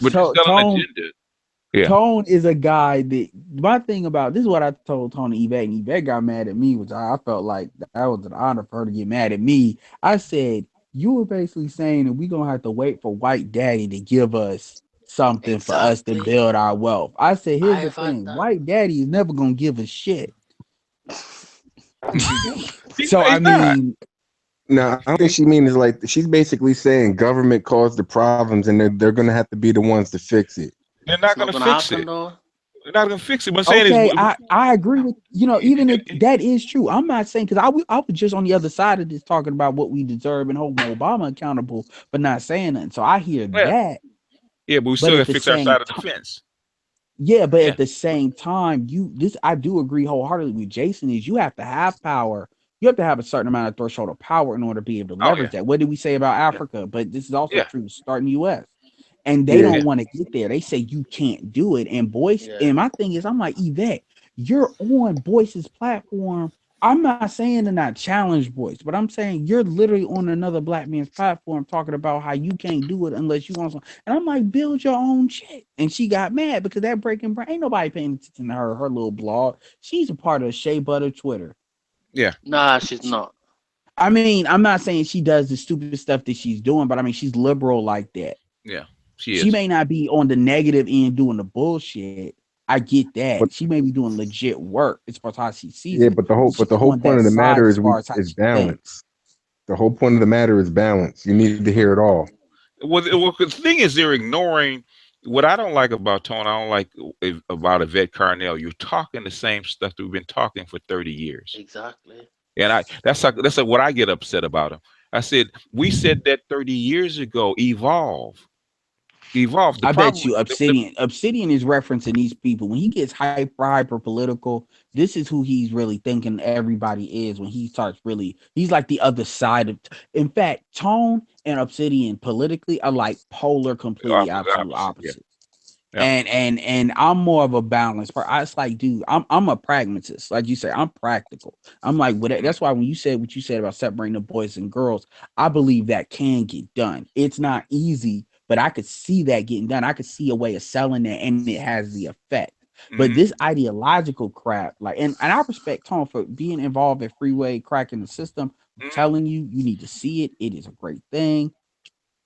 But Tone is a guy. Tone is not somebody that leads. Tone is somebody that, like, I like his advice. I like where he comes from, because even what he was talking about as far as black wealth, as far as like the basketball players, I like that, because I did the calculation. I found that most of these athletes are making about 4.6 billion a year, after taxes when it comes to their salaries. But Tone is selling the agenda of black people can't do it on their own. And if you listen to Tone is not somebody you need to be listening to consistently.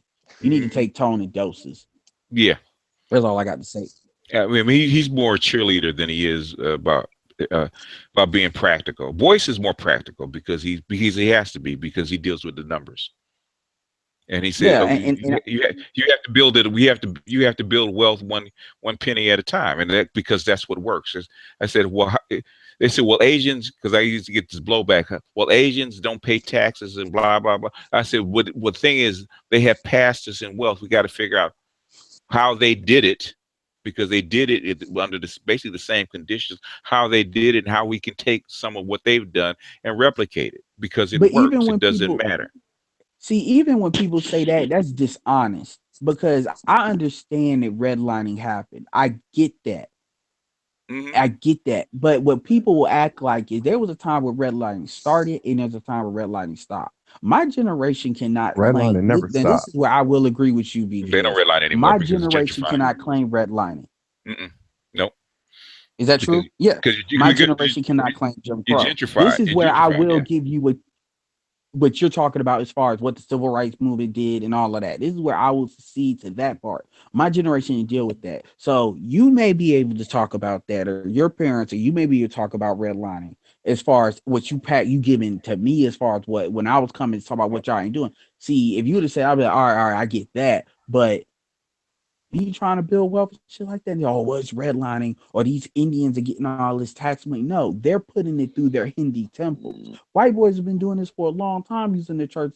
In fact, black men do it too. Why you think all these black TD? Where do you think TD takes money come from? He's using the church as a tax haven. If you create a church daycare center, if you create like church programs and you rotate money through through the church as a tax-free entity, this is a big reason why I think the church is separated from the state too on the low. Hell, the alt-right, they use the 501 plan that was designed for churches as a way to rotate tax-free money. This is why I get so crazy about Citizens United, because when you don't have to get a church, you can create a nonprofit and do the same thing. Any nonprofit, but I'm saying the black church has always been traditionally how black people pulled their money together, though. If black people get a grip on their spending habits just alone, if black women would just, if black women alone get control of their spending habits, you would transform within 10 years. You would transfer the whole black community. Yeah, they need to get that money to the black men. there was a meme that came out a while. It was a while ago, and I almost lost a couple of good friends over it. And it was talking about, if black women, they stop spending money on hair, this, that, basically bullshit. And then all these women came out talking about women raise their kids, women do Yeah, that has this, nothing to do with women it. spend their money. I'm like, that's bullshit. And That's everybody, shaming tactics to get you to shut down. even women I respect got mad at me. Like women that are on the economic side, they were getting mad. They were just taking the like the gender approach. And I was like, really? You really telling me that like all of these black women are not and see, this is way before the Asian man started whooping on the black woman's ass. That's why I have no fucks to give about that situation. Because I'm like Jason Black, your ass shouldn't be there. Mm-hmm. Because I'm like, black women don't even support each other. You can't tell them anything. You can't tell black women a damn thing. That's why when black women talk about they the fastest growing entrepreneurs, I'm like, Yeah. fuck out of here with that. At least black men get our haircuts by black men. Mm-hmm. That's but y'all. If they have to be the fastest growing successful entrepreneurs. If they said that, I would agree.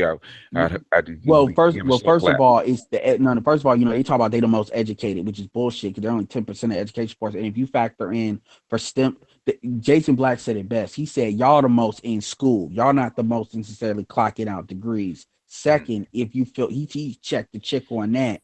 No, he said that to Octavia when he did that Octavia video. With the girl that was a 92 octane. Mm-hmm. And he said that. Then he said that second of all, if you filter out for like STEM programs and then you throw in business degrees, that number drops for black women because y'all are not getting those high-end degrees. You're not. And that's because black women know they can get a job, because when black women want to say I'm black and I'm a woman, they try to act like that's all that intersectionality bullshit. Yeah. They always act like that's a weakness. Well, that's because it goes back to what we were talking about before with the feelings and the logical. They're gonna do stuff that makes them feel good. So they're gonna do the social studies, like become social workers. So a lot of them have those master degrees and jobs that are only gonna pay $30,000 a year. Yep. That's what they wind up in the same bin as everybody else. That's the problem. But they too good for a blue collar worker, mechanic.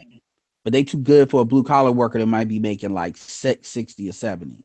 That's exactly what that's exactly why I put up the thing about the bachelor. But they fucking thugs. Well, it doesn't matter who you fuck. Okay. The thing is that you said that what's keeping, because the two groups that intermarry least are black and white.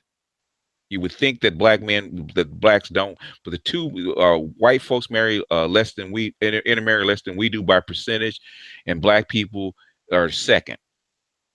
All the other races or all the other groups intermarry like 2 or 3 times more than we actually do. So if you start breaking down the social pressure, the interracial social barriers, by promoting black women swirling, especially, that just opens the door for other women to come in and get the men that you cast aside. So you get a mechanic or a welder or a plumber that's making $70,000-$80,000. Or classic black men. Or classic black men are like the upper 5%. I'm leaving them out. Okay. Because we already know these are not the classic black men. 90% of the time are not blue collar.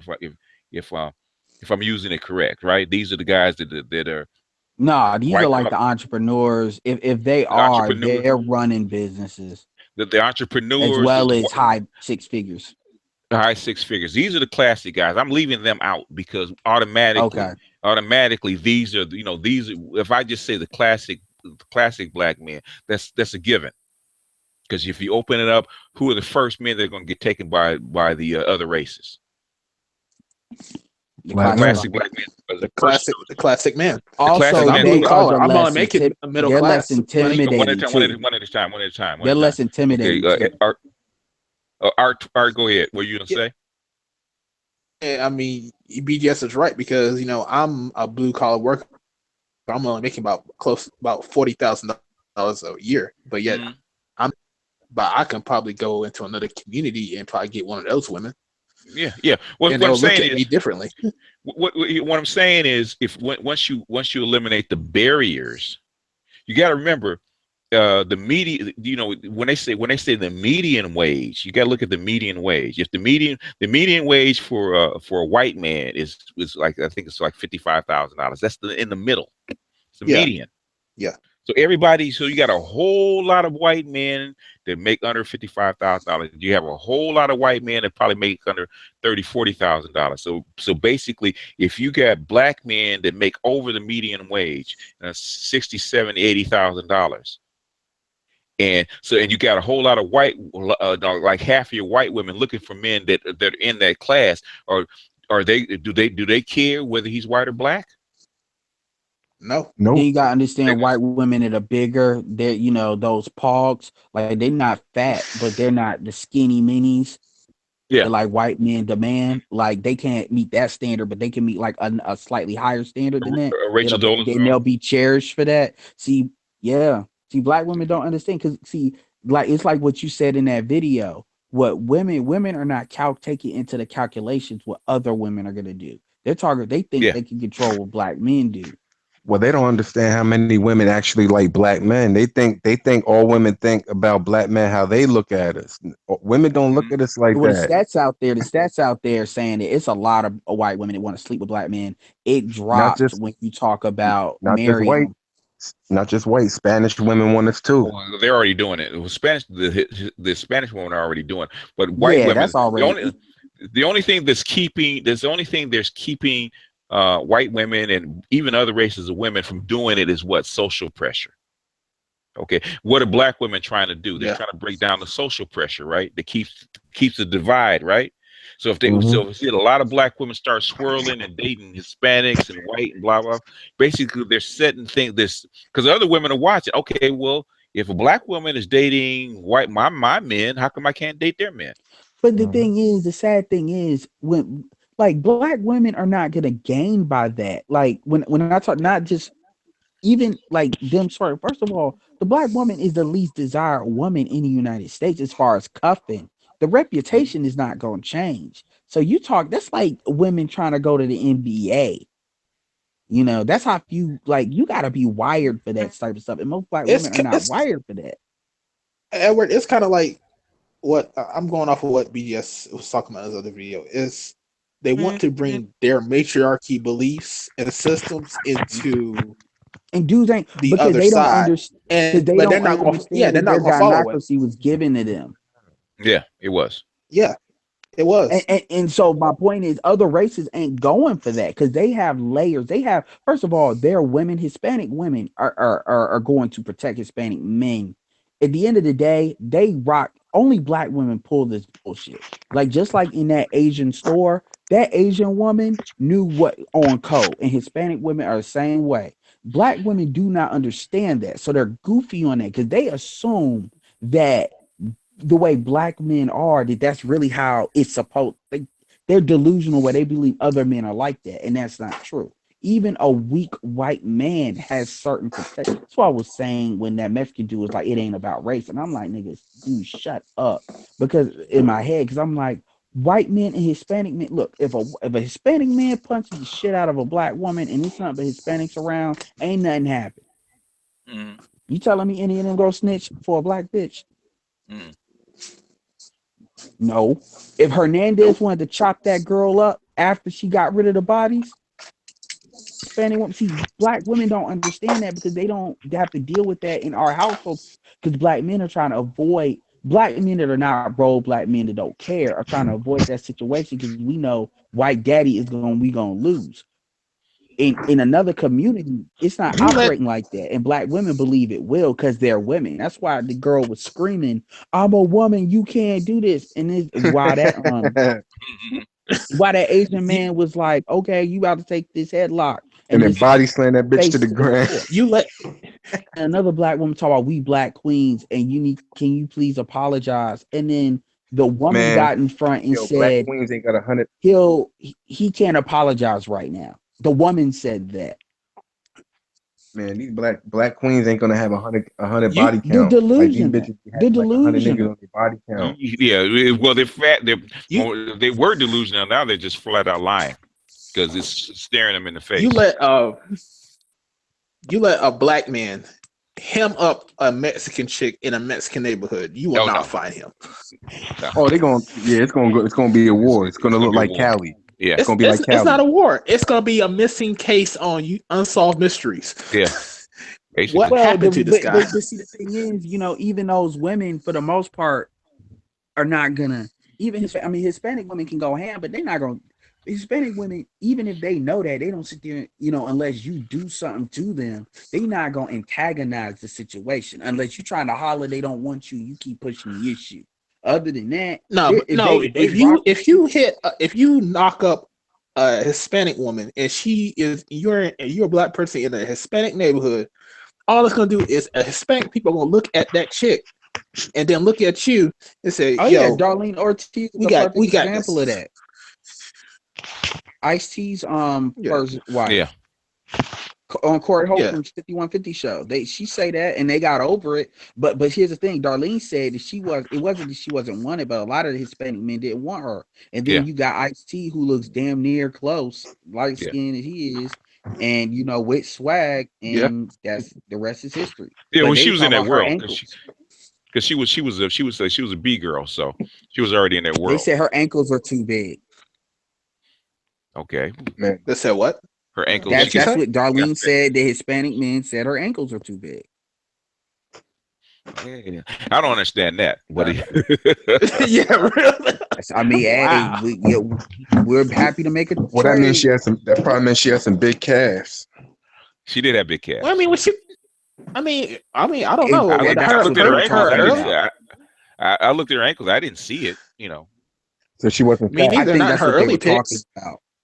So she wasn't fat. Not her early picks. Well, No, it she wasn't fat. depends. She was a. It depends on the tribe that they come from, because you have some that are thick, and then you have some that are really really skinny. They're built like Native Americans, where they have really really skinny legs. I mean, because she but she looks wasn't Asian. She looks fat. She wasn't thick though. She didn't look thick. No, she wasn't thick. She was Had a small. baby. But it's just like Yeah, that's what. white men, they gotta be skinny, almost like boys. Yeah. I mean, I stay seeing white women running outside my house in the middle of You the talk night. about. That's how you know it's a good So neighborhood. basically, Doing that. Well, that's why. So basically, That's why. they sickly. Yeah, I would They look encourage. sickly. I would encourage as many black women to swirl as possible, because they'd all be out there with the white women running, dropping that weight.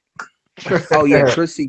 It was funny because Chrissy was threatening. She was talking assault. She was responding to a video charge a long time ago, and she was talking about because if these black women get their shape together, they're gonna go get these white men. And I'm like, that's not these first of all, these white men. I would love it, because my thing is, when it does happen, I'm be like, okay, so I understand this white genocide is bullshit. Because if it was really serious, white boys be getting penalized for doing this bullshit. So y'all only try white genocide when it's a white woman doing it. Okay. Yeah. It's they used to be strict, but since integration is the plan, they've actually waved that off. So. Well, ain't that many white men? It's only 800 million white people in the world. Mm-hmm. So that's one thing that them Indians. Go ahead. No, and it depends how you count white when they say white too. We talk about like pure white. We talk about more like 5 or 600 million. Oh, okay. Now if you start adding in like white Hispanics or like the Kardashians of the world. Yeah, we start adding in those, and then you start getting a bigger number. They change the definition depending on. Because Italians weren't considered white, right? Who? Italians up until 70.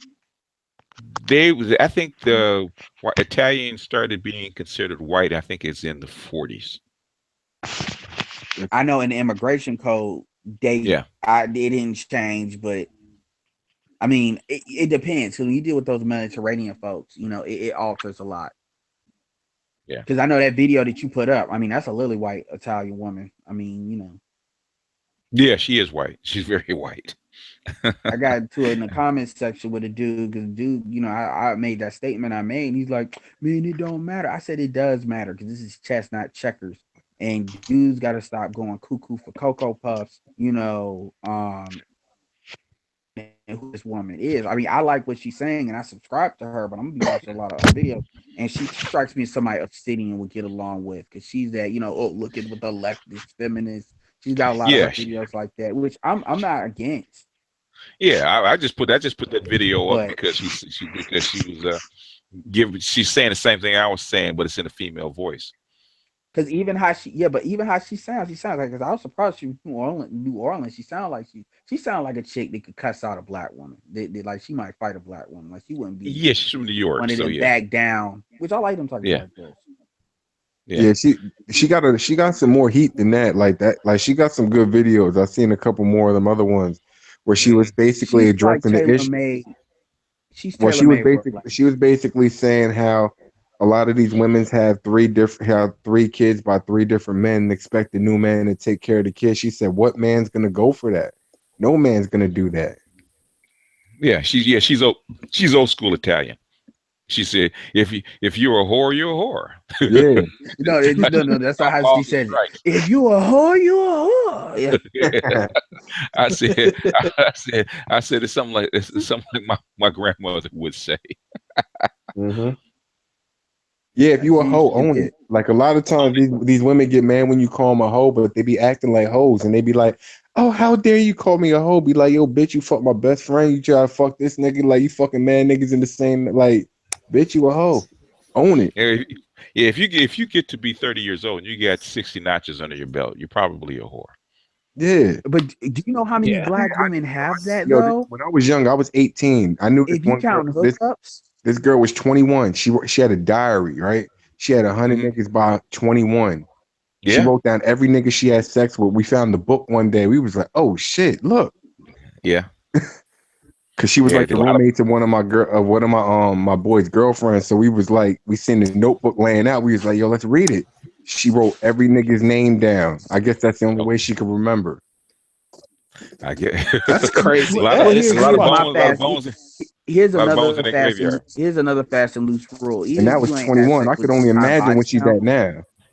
Yeah, go ahead, Edward. If you don't know who the father, if you're not sure who the father of your child is, oh man, I'm thinking of that video you put out there talking about why dudes go big towel with that dumb bitch you put up there.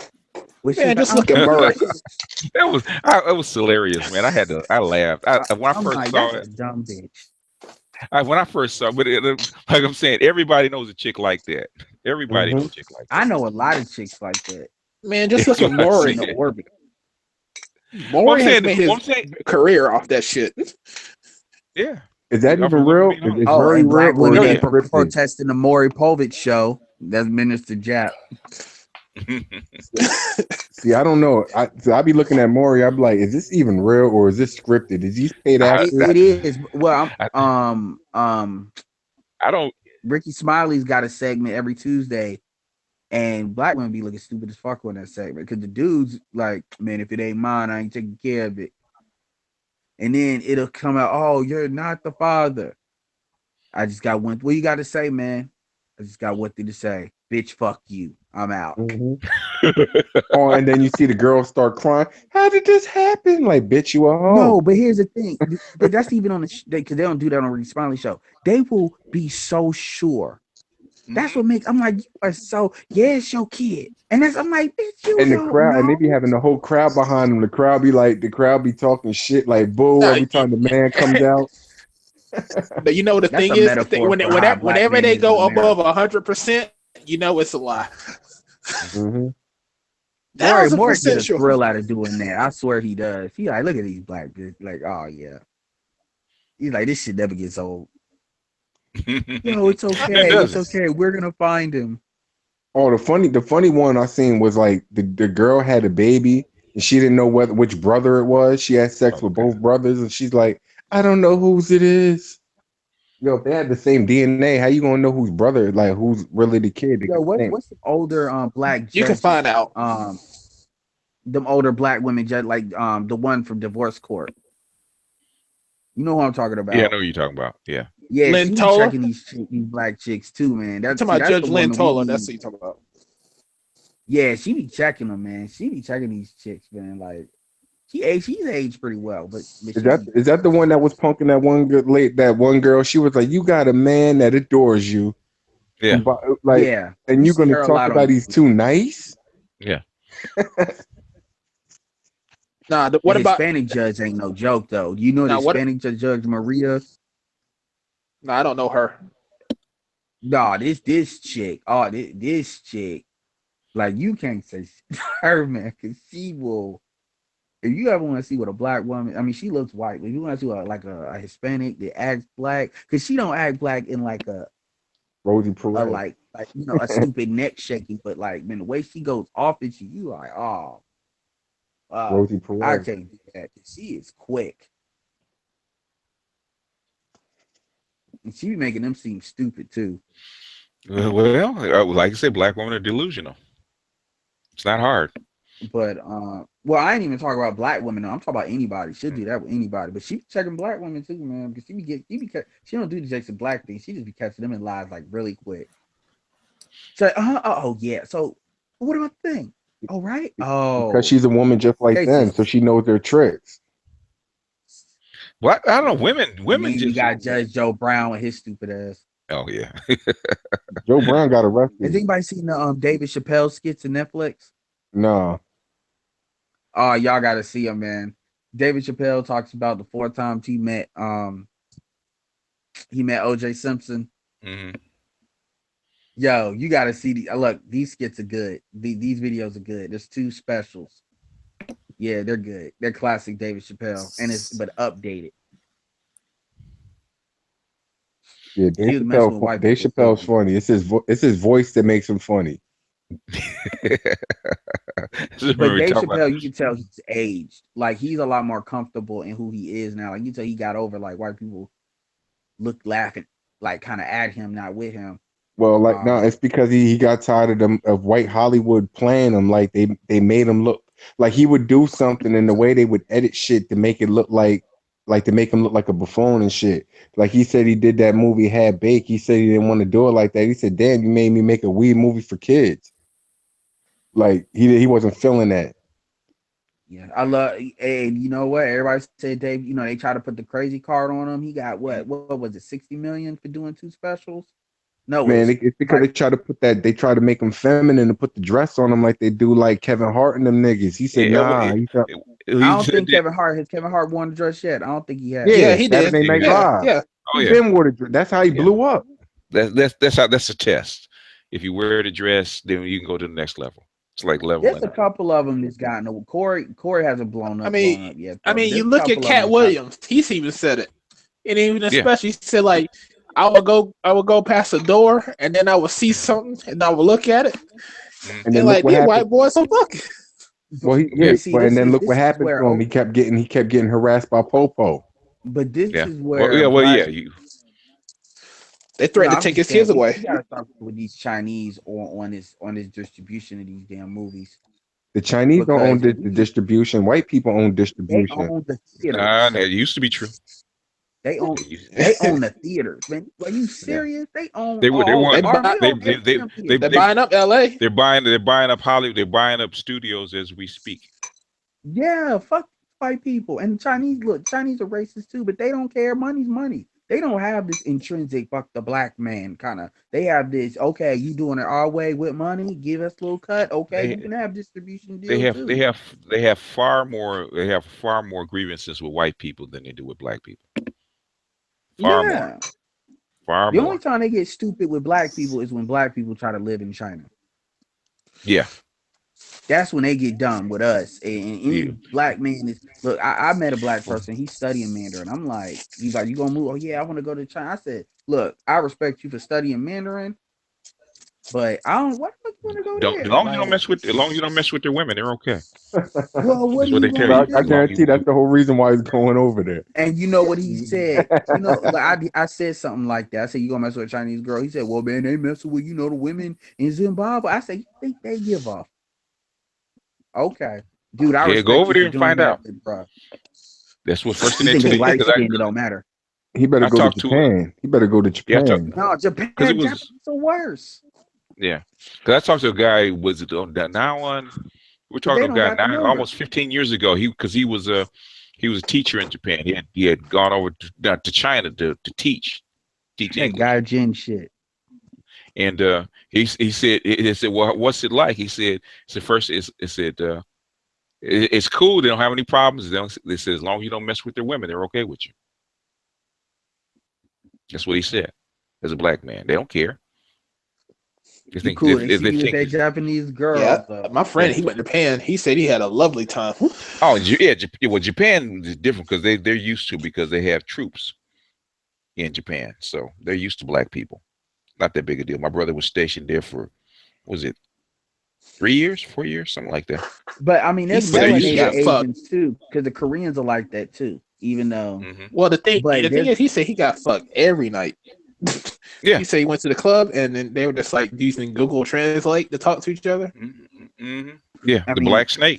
Yeah, everybody wants to sub part. They want the Yep, like and if you go to, like- SWP. No, but Solo says the bunker buster. What's the Yep, and what's if that you movie? go to Singapore and Thailand and Manila, that's even better because a lot of them are kind of melanated. So Full Metal Jacket.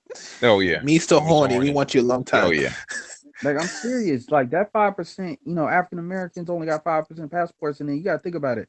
When you take out the military, you take out continental Africans, you take who count as African Americans, you take out Islanders, Black Islanders, you take out Afro Latinos, that number is really probably like less than 3%.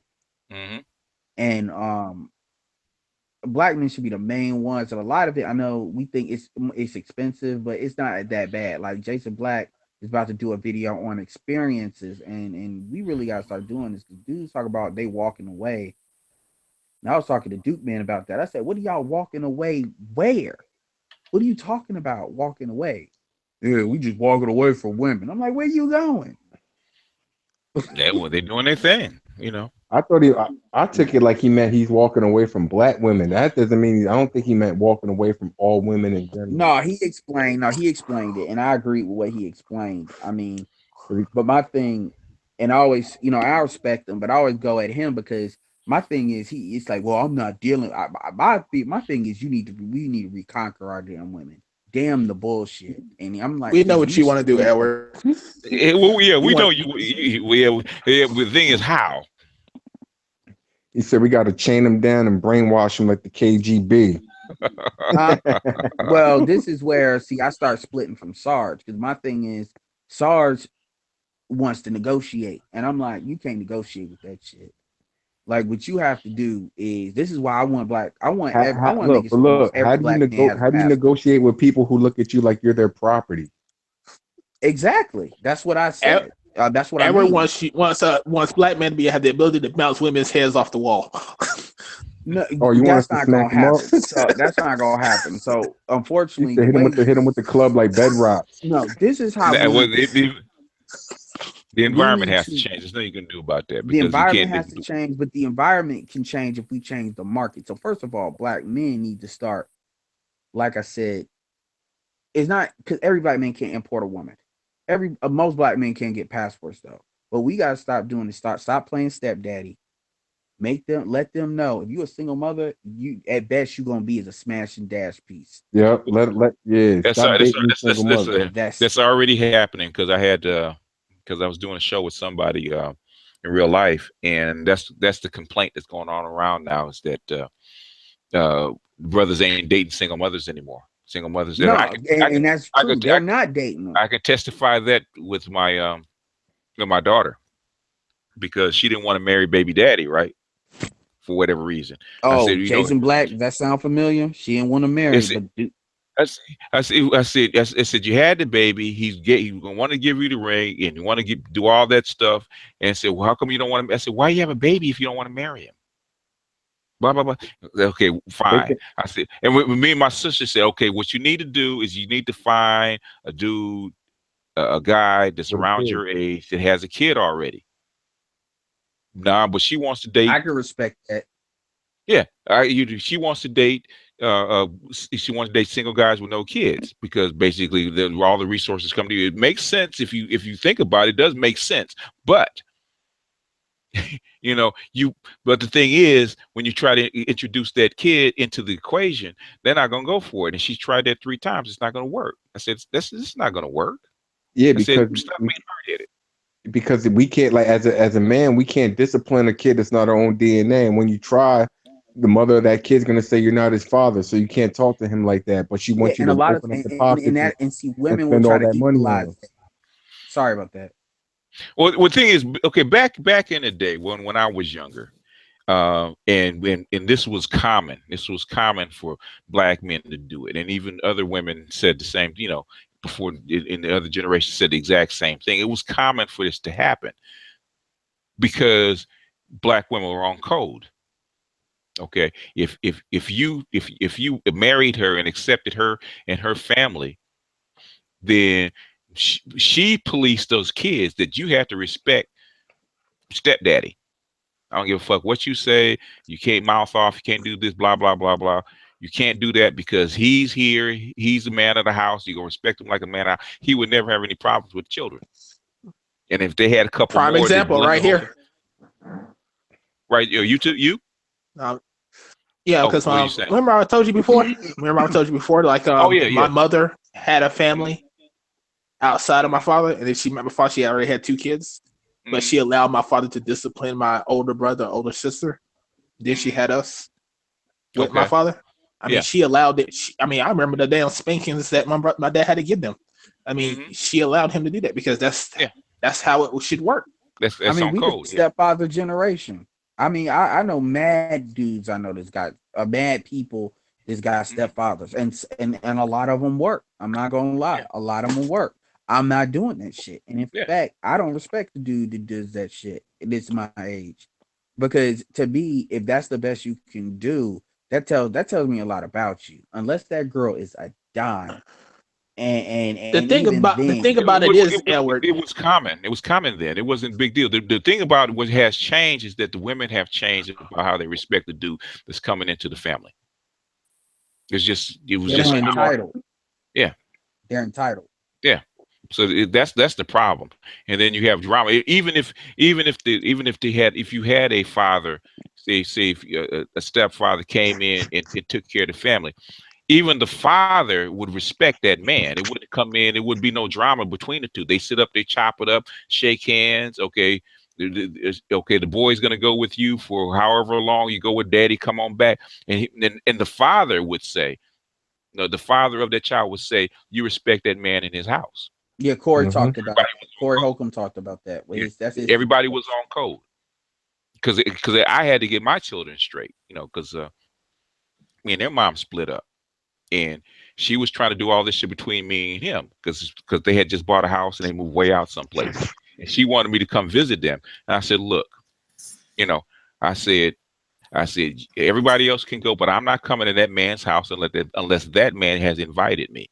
And he didn't like me before that. I said, it's his house. He's taking care of the house. He's paying the bills. I'm not sticking any fucking feet in that man's house unless that man has invited me. I don't care if my kids are there. Yeah. If he says it's okay, I'm not listening to her. I'm listening to him. If he says it's okay for me to come visit, I will come visit. And after that, me and him were cool. We never had any problems. If it came to the kids, we sat there and we chopped it up. We have no problem. Everybody was on code after that. But a lot of women didn't.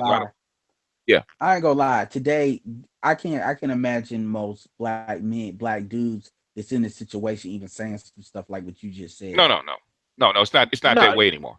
I wouldn't say. I wouldn't do it anymore. They can't do it anymore. Yo, man, that's my girl. So, what's the problem, dude? Like, I'm still fucking and you don't know what's the problem. No, you ain't supposed to. No, you ain't supposed to be doing that because he's because you might be in that position and every man knows that. That could be me, and I need to respect. But this era, like these women be doing that. They'll have the new man, but then whenever the new man, like whenever that man gets them mad, they're calling their baby dad for some loving. So they're trying to still fuck the nigga on the side. So that's what a lot of these women Ron do. Wills is talking about that. Yeah, in other words, but dudes, that's where the bro code came in. You don't do that shit, man. You don't do that Basically, shit. they double dipping. They double dipping. It's one if you're gonna be banging if you're gonna be banging a married chick or you particularly he's got a dude, it better be a dude that you don't know. If that dude is paying if your children, because the thing is your children are in that man's house. If you do some dirty shit like that, what's gonna happen to your children? And I always said like when a man cheats with some random chick. When a woman cheats, she cheats with your best friend. She cheats with somebody like so she can get at you even more. Women have no chill. Savage. Well, that's because, like I said, women, like I said, women of other groups will only pull this to a certain extent because the consequences. Black women are completely divorced from consequences of anything in their actions, and like I said, black men. I don't think rates like the women now. They're all whores. So they do what they'll do. No, I'm not saying that other women don't try it, but white women are a lot more sneakier about it. Yeah, well, they're getting worse. They're catching up though. Yeah, they didn't used to be, but they're catching up fast. That girl I was talking about was a white girl with 100 body count at age 21. So I could only imagine where she's at now. Oh yeah, because white girls call it hookups, and they don't count those. Well, she was a stripper. She was a stripper at the time.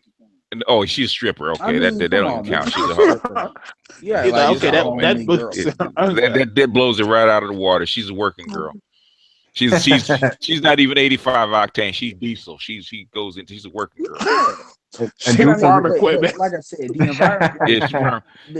The environment is already changing, and the best thing that black men can do, and this is the thing about that a lot of black women don't understand about what even we talk when it comes to all this black manosphere stuff.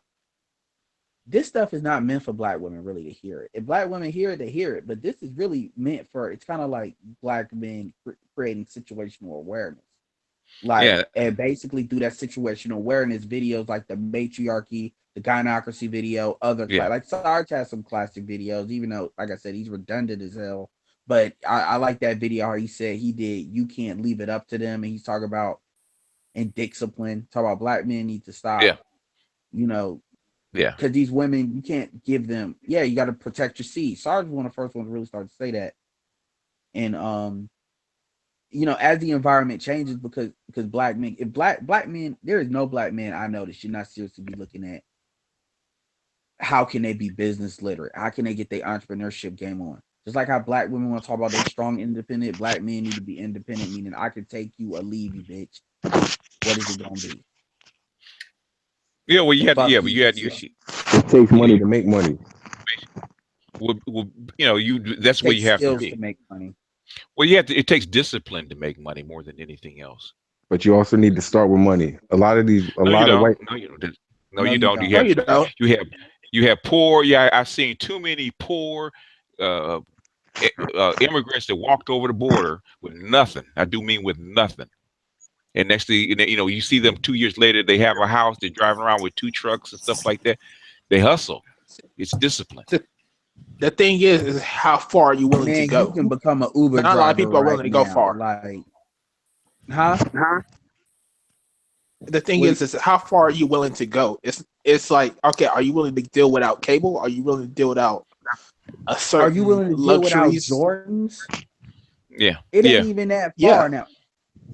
Like I told my brother got like $2,000 in shoes. I said, if you don't buy a pair of Starberry for $14 and stop playing basketball in them damn $200 Jordans, I'ma sell your shit. And he thinks cause seriously, I told him, I said, you could take them shoes, create a YouTube channel, because we got like those basketball trade shoes, the trade shows that come around. I said you could do that and chop it up with people, turn it into a business. But anyway, my point is, it takes less money than you think. It's a lot of information that a lot of black men don't know, and a lot of insight and science But behind it. it's about location. It's all about what product you're trying to sell. Yeah, but Okay, saying you it can was create a hot dog stand. I mean, a hot dog, one of them hot dog stands in downtown. All you gotta do is get a permit. I know 2 black people that do it, and they make Made mad bread. $50,000. You made yeah. $50,000. I know a home in California that grows. They turn their backyard basically into an organic garden, right? Don't get me started Uh, on food trucks. well, yeah, but in other words, they turned the home into an organic garden, right? The backyard to an organic garden with all that stuff. But basically, they save. What did they say? They save $20,000 a year on food, and they generate $40,000 a year when they sell their produce. BGS, I got something It's, for you. This is yes, what sir. the Indians do. The Indians, what they and see, this is what they do is 6 figures. I mean, high 5 figure, low 6 figures. But you can do this at all if you're young. If you're like 25 or younger, even if you're not, if you're a little bit older, you get you some guys that you want to roommate with. Mm-hmm. And if you don't know anybody that you trust, get some family members. Mm-hmm. And buy a house. And get a townhouse. Mm-hmm. Where I live, you can get a townhouse for like, depending on where they selling them, but brand new, $150,000. If you get a luxury one, it's $200,000. And what them Indian dudes do is one of them will hold the mortgage, the other 2 will be in there paying rent. They split everything down the middle. Why would them other Indians do that? Because a lot of times when these Indians get these entry-level jobs, they trying to work these entry-level jobs for 2 years and then go to like a better graduate school because they got experience, so they can get higher money, and then they go in and go out just like that. And that dude, I tell you what. I was gonna $1,200 say, I'll rent. tell you one thing, Edward. There was an Indian dude that was actually renting out rooms in a townhouse that was connected. Well, he owned both of the townhouses that were connected together. Mm-hmm. He cut the walls out to make it like one whole building, and he just rented the rooms out for like $500 a piece. Airbnb now too. Yeah, there's a lot of ways to make money. And here's another thing a lot of people don't think about too, going back to the business thing and pulling people together. Mm-hmm. A lot of times black people will try to do it like an investment group. That in general, that's not how you want to do it. If you tell me, so let's say you ain't hearing none of the crap I say, you back on that take money, make money. There is something to that. So I'm not gonna dismiss No, that. but I'm saying it helps, but it's not always required. It depends on what you're trying to start up. Yeah. Well, this is what I will say to answer that question directly. What I would tell you to do is you were starting something that was big enough where you had to get like raise capital and the banks are saying you fuck you and all that, like they do black men.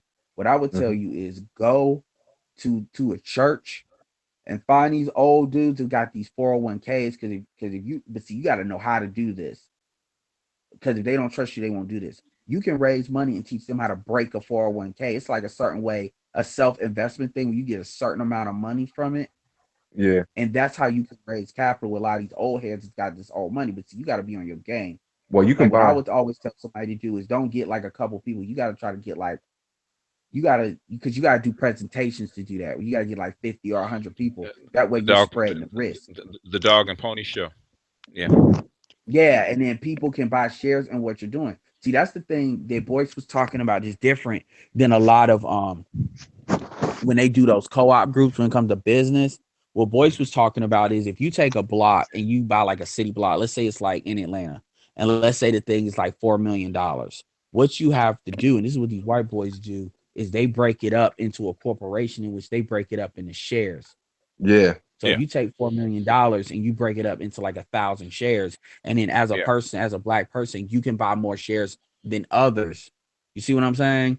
That way, it gives you a lot more wiggle room. As long as you own 51%, you're still the majority shareholder. It's a real estate investment trust. That's what it's called. Exactly. And a lot of people will be cool with that because if you're not running nothing, you just getting the check.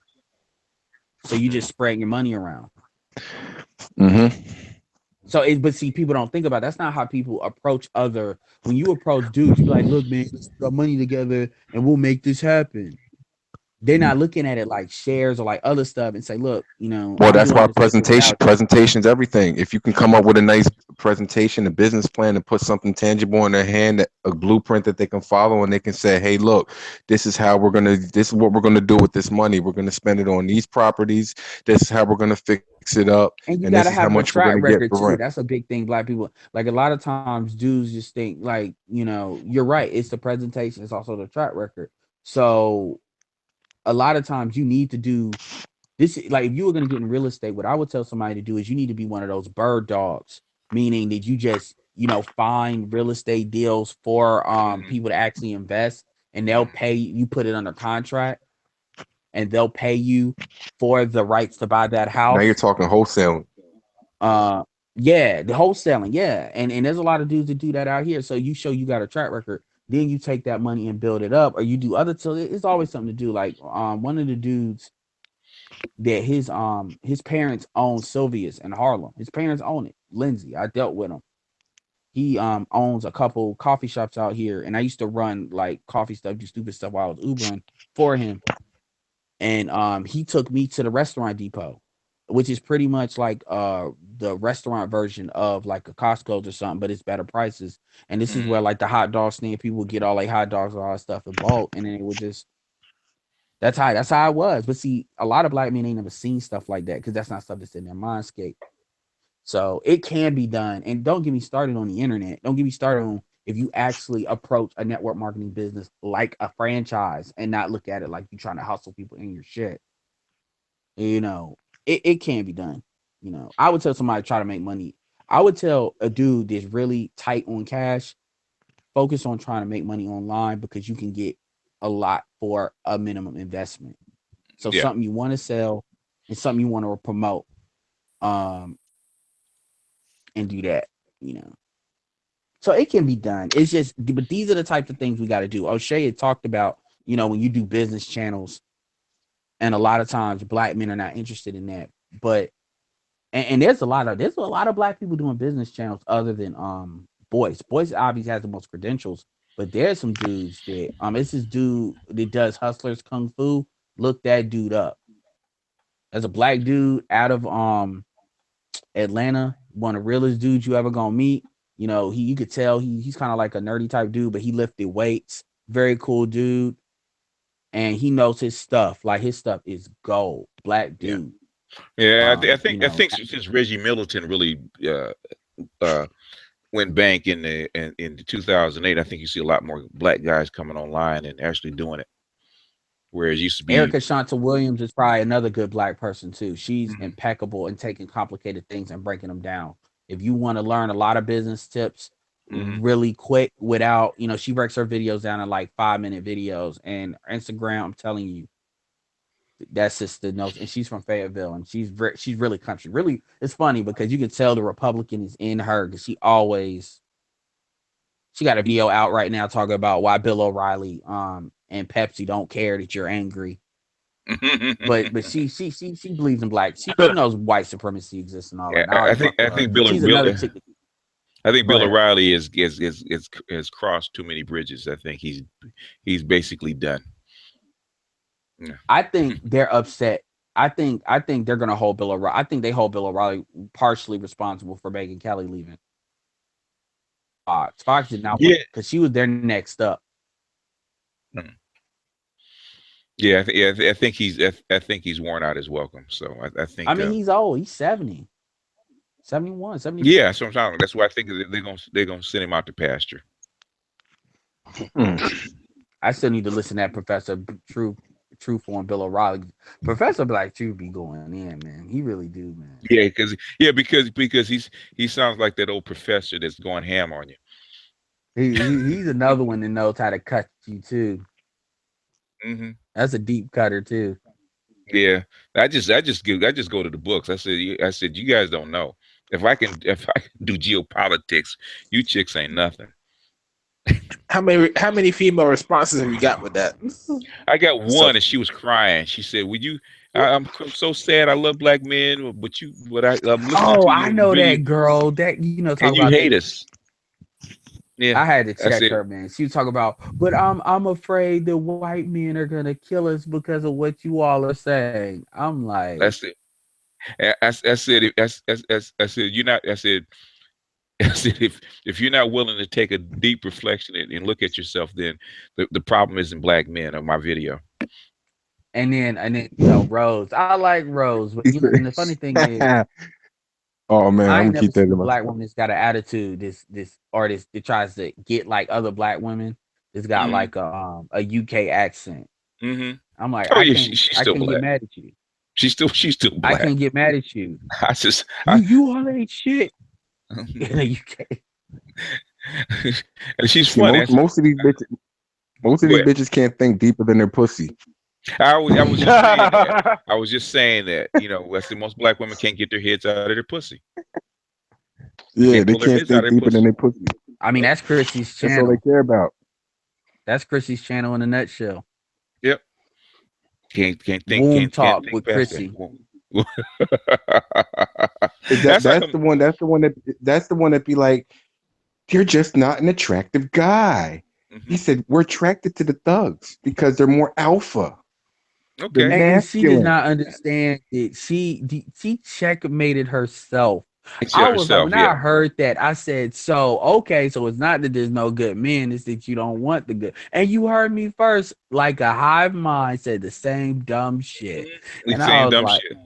And That's why. and these are I the looked at her smart ones. picture. I'm like, yo, she's not even a dime. She's not I, even a 5. but She's you like, know, Yo, you know what especially after what's her name, Deborah Cooper came out and said the same shit. I said, look, I said I turned it right around. I said, okay, propaganda 1-1. See, what did I just tell you? You heard 3 women, black women, say YouTubers say exactly the same thing. They don't want you. They don't like you. They can't stand you. So guess what? Now you're free to go the other way and go be happy. Leave them alone. Yep. After that, you ain't heard nothing from them. So, that we checkmated ourselves. yeah. And like I said, I call April Mason the anti-Oprah. April Mason like that aunt that knows how to talk to a dude that's like, and you can see it in her kids. I ain't gonna lie though. She said she was mad as hell at her daughter when her daughter had a kid, got pregnant. Like she was 18, got like. Well, she should. She She was said If her she mad. daughter's talked to that her young. daughter for a year, and That's her old daughter's school. attractive. Yeah.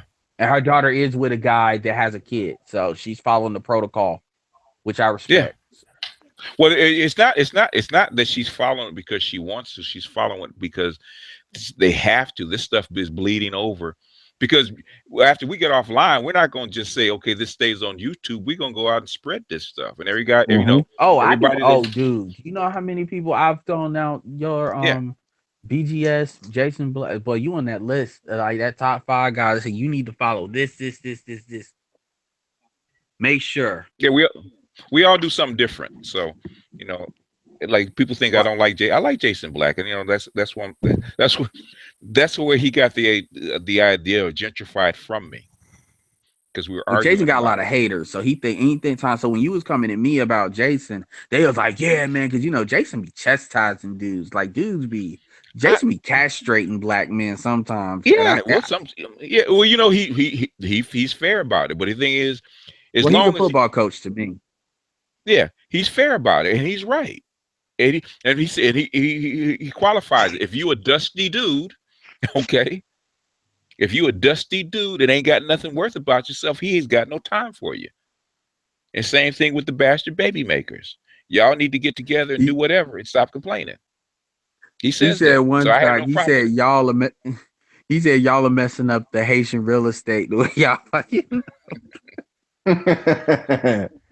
And then he started naming off all these great like Haitian revolution leaders, and he said, "Man, these motherfuckers will kill you if they knew what you all were doing in Where's Miami." Wasolian? Yeah, oh yeah, yeah, I mean, a yep, lot of people yeah. don't know Jason is only 37. Yeah. He sounds like it. He doesn't sound like he's in his 50s. Now, the person I would think is older is Professor Black Truth. He sounds like an older man. Yeah, and I can't keep swear telling by it. people they in the same camp. A lot of people like, I like Professor Truth, but I don't like Jason Black. I'm like, they in the same fucking camp. Because Jason is more blunt about it. It's more blunt about it. There's some things, there's some views about that Jason says that I can't ride with, but there's what for the most part, yeah. But hell, that's what all the guys. I mean, some things Obsidian says that I don't ride with, but Obsidian we is good, but disagree. he's too ideological. That's my thing. Yeah, well, him, David Carroll, are basically black, like I call black Republicans, and I got a partner in my think tank. He's out of St. Louis. He used to have a construction company. It was steel erection company when he was younger, before he retired, and he's a black Republican. I mean, And O'Shea is too, though. O'Shea is not of that generation. He's closer to a millennial. He's not. O'Shea will be what David Carroll Oh my God, he's like, yeah, but in 10 years, but he's not there yet. I'm not gonna lie, O'Shea was checking them Nigerians, man. I went after as soon as I heard that on that last hangout. I started listening. I said, wow. O'Shea taking these Nigerians. He said, y'all ain't shit outside of the United States. Y'all got the worst reputation. Y'all are thieves. Yes, they do. Yes, they do. They do.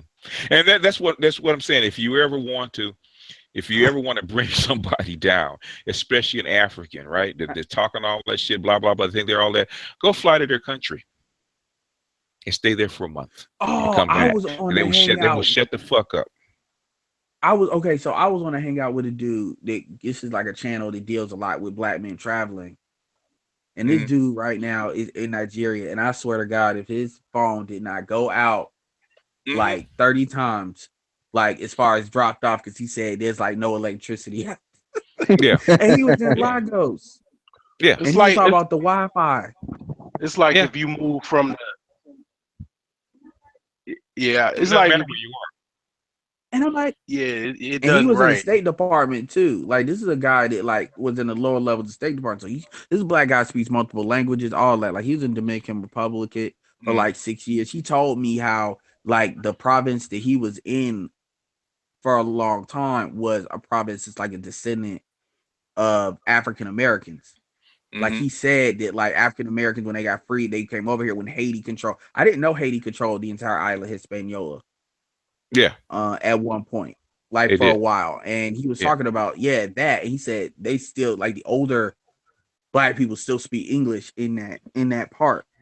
And I was like, okay, so this might be what we need to look for some of these. If you deal with Dominicans, make an exception for this province. Because generally, I take the tack of not dealing with Dominicans. As far as Dominican women, as far as potentially marrying them, because he said straight up, he said they're whores. The whores, yeah. Yeah, the younger, and he said this not just the generation pay for play ones. He said across the board. He said if you deal with it, he said you can't trust them. He has been on the other side as far as the having sex with people's boyfriend, people's girlfriends. Yeah, yeah. He said a dentist. It ain't nothing for them to lock that door. Yeah. Yep. Oh yeah. Well, that's like a me and Rom talk like that all the time. Me, Rom, and basically Warren Bowens. We all have that trust issues as far as when we don't trust them for shit. So no, I'm in that boat. Can't trust. I don't know about I don't know about Alan, but I know me, Rom, and Warren. He's from Chicago too. Alan Roger Curry. I thought he was from Indiana.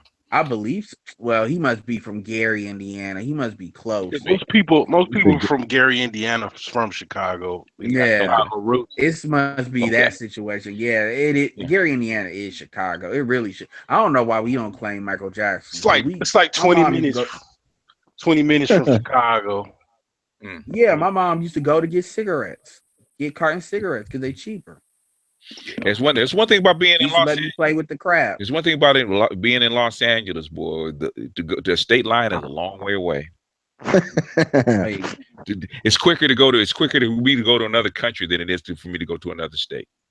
How long does it take to get to Las Vegas from where you at? Driving or flying? Both. If you fly, it's an hour. If you drive, it's like 4.5. Damn. Yeah, I can But get to Memphis quicker than that. Mexico's like, Memphis, the bastard baby capital of the world. That's what Jason Black says. you know what? I've heard that. I've heard that. You know, and Atlanta's probably a close second. Man, that's Chicago, the STD Chicago, capital of the world. Chicago. I heard Atlanta. I heard Atlanta high with that HIV, that HIV. Yeah, I heard Chicago Atlanta. black women you gotta watch. Yeah, Chicago black women are a special breed. They really are.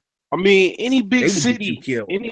any of the chocolate cities. I mean, it's just like it's counterculture. It's just like it's all across the Yeah, But it's a and different brand. Like Philadelphia, chicks from and- Philadelphia are different than chicks from Chicago. It's different.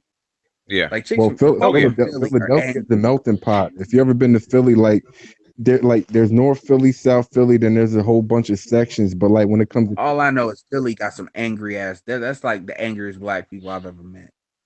yeah, All Philly, black women. Philly, because it's such an old city. Mhm. It's an old city. It's a founding city. So you got to go. Those You got to go to Baltimore. If you're And then you wonder why. I say Detroit. I say Detroit. The blacks in Detroit. I remember going up there And and the thing is, Philly, oh, they're gutter. They're the most gutter, but they're not. They're angry too. Who Philly? Who Philly? But no, I'm talking Detroit. Oh, pretty pissed off, man. Yeah. Nobody got Yeah, it they- worse they- than black people in Milwaukee. Black people in Milwaukee got it worse. Oh, you talking about white Wisconsin? He said white content. Well, I'm serious. You know, Milwaukee, I didn't Milwaukee know is the you- most I didn't segregated city in the United States. Yo, yeah. Well, you basically you're a black sprinkle on top of a vanilla cone. I guess the only black people out there, are the niggas that play for the Bucks, ain't. Yeah, man. And well, it's a lot of black people in Milwaukee. There's a lot more than I thought. There's I not a could lot. walk to Wisconsin right now. I mean, that's how close I am to Wisconsin. And then Sheriff Clark is their overseer. Yeah, yeah. Basically, they support. Yeah, I don't even know why black people live in Wisconsin. It's cold. There's no jobs, and you're the poorest. Hell yeah. You're probably It's less crime. I mean, Chicago. It's less crime. I mean, the thing about Wisconsin is Wisconsin should do better because Wisconsin is only like an hour, 2 hours away from Chicago. So it really They should. isolated. White people isolated. bully people. White people bully people, black or anybody, when they're isolated. That's why they don't want you around them. Once more black people are around, they can only do so much. But it's like, yeah. Go ahead. Anybody been to Georgia? That's the story. Has anybody been to Georgia? There's certain spots in Georgia where white people hang signs. It'd be like, no niggas allowed. If you, yeah. Yeah, I know Outside about of- Macon, outside Georgia, and all that bullshit. Yeah, the Atlanta bubble is where black people are. Outside of the. Well, they're in Savannah too. And the blacks that are in like Milwaukee, a lot of them came from that whole like what white folks do when they want a labor force. They open up public housing. And a lot of blacks from Chicago in the 90s came up to Milwaukee for. I was wondering. Okay, I was wondering how so many black people got in Milwaukee. Because I always think of happy. I always think of happy days when I think of Milwaukee. Minnesota, same thing in Minnesota. I just peep. I sit back and peep stuff, man. Minnesota, a long time ago. Yeah, like but there have been blacks in Minnesota for a long time, though. It's not. My folks went up there a long time in the 80s, early 80s, late 70s actually. Yeah, I know. Denver. Yeah, well, they've been there for a long time. My uncle's been there for a long time when they opened it up. Well, they came there for gold mining and all kinds. Well, because it's the military. Because you have an army, a big army base, a big Air Force base. You had a lot of old black folks from that used to mine gold and all that stuff. So basically, Denver's been a black town for a long time. It's not the black segment's not that big, but it's significant. Because I remember my uncle, that's the one that that's the one where they got chased out of Louisiana by the white folks. Okay, she had it's all send black him people away. in Miami. it's the Haitians. Black people been in Miami for ages. That's where the Seminoles. Like the free slaves ran to Florida. So black folks been in Miami before white folks, basically. So I Yeah, mean, who but do you people think act they like make we them ain't got no colleges? base Who do to you think compete make them with white colleges folks and actually Hispanics. competitive? Yeah. Like Florida State, Miami Hurricanes, all them colleges down south. The only reason why they actually competitive sports wise is because of all the black people that live there, like Coral Gaines, like Gainesville, Florida. Like they go right to Miami Hurricanes or they go to Florida State. Yeah, there's a lot of black folks in Florida. I mean, Benson. I mean, the only place Yeah, you don't really see a lot of Rosewood. black people is the greater, like the mid, like the north, the west, midwest, like that Nebraska on down, all It's that tough. shit. It's tough for blacks. Like if you look up, it's a news article. The worst place for black people to live. Like if It's you look Milwaukee. up, Number one. Yeah, number one. Milwaukee, Wisconsin is number one. I saw that list. Most of the states that are like tough for blacks is in the Midwest: Illinois, Ohio, Wisconsin, Michigan, so on and so forth. I mean, so it just for some reason the Midwest is tough. It's real tough. Like as far as the segregation and all that. Because when the Union was spreading, most of those states that opened up were anti-slave states. They didn't want black people. Got you. Yeah, Going by Illinois way back. had slavery. I had to look in the history vault. Like they had slaves. Yeah, the biggest reason, one of the biggest reasons that the white people wanted to abolish slavery is to keep black people from multiplying. Mm-hmm. They didn't want them multiplying in their state. But that's the ugly side of abolitionism. Oh it's yeah, like Lincoln was an abolitionist. Jason Black was talking about that when he broke down that Roland Martin interview with that alt-right dude. Like he said, you got to really read into the code of what they say, because he'll say things like slavery was wrong, but Jason Black was saying he's not going to tell you why, which is slavery's wrong, because basically it proves that white people didn't build this country. And they can't, that's part of it, but part of it is you got to remember there's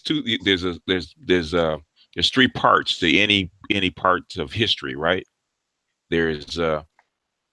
There's political, there's social, and there's financial. You got to have all three. And a lot of reasons that white folks didn't like black folks or slaves, period, is because they were a rival working class. Worker class. Yeah. Yeah. So that's the whole reason. That's the whole reason why they created race. Even before formal slavery, when they had indentured servitude, they didn't want black. And you gotta understand, we were at the time we were a skilled workforce, so we were a workforce that legitimately compete. We weren't like a lot of these Hispanics where they kind of bringing them over for cheap labor. Like the quality of what we did was as good as what they did for less money. So the threat was there.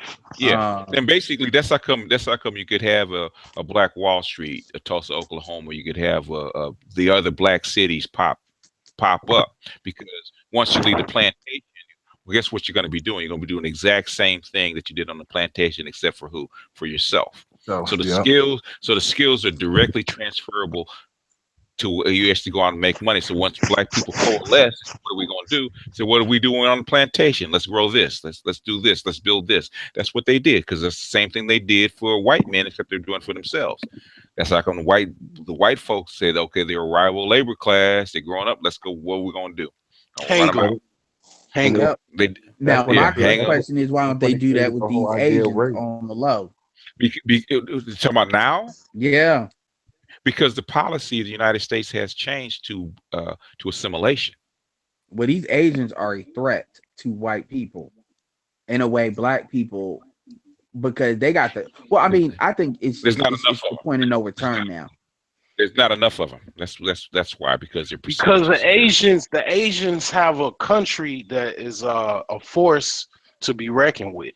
If they but that wasn't always the case. But their numbers are small. Even back when the Chinese came over and the Japanese came over. If they deal with business, if they deal with things on an economic level here, and I mean back where where they're like, let's say China, for example, they'll be held accountable for the people you know, let's say for example, white folks, they went I over mean, there. but they They put them in gon' that they're position. not gonna be able to deal with them on an equal level if they. No, you're right. I believe they are War is protected. bad for business, like BGS said. I mean, if you conflicts and all of that. I mean, so Well, with the was it? well, with There's the not Asian Chinese folks, they there's not had to enough of figure out their own niche yeah. when Well, they first came over here because they wasn't treated right. They had Oh laws yeah, would have stated that yeah, if you kill an Yes. Asian, Yeah. that you can get off. yeah. Not It even here. Yeah. was So they did the laundry mats and the Chinese food to kind of got that Well, niche. they came over And to they serviced their own people because the Chinese came over to do what? Help build the railroad and build the towns along the railroad. yeah, Yeah. yeah. Well, I mean, like I Because said, I isn't go back. but the thing is, there's a small percentage of them. A lot of them were deported out of the country during the World War. So it's not like they you know a lot of them got deported.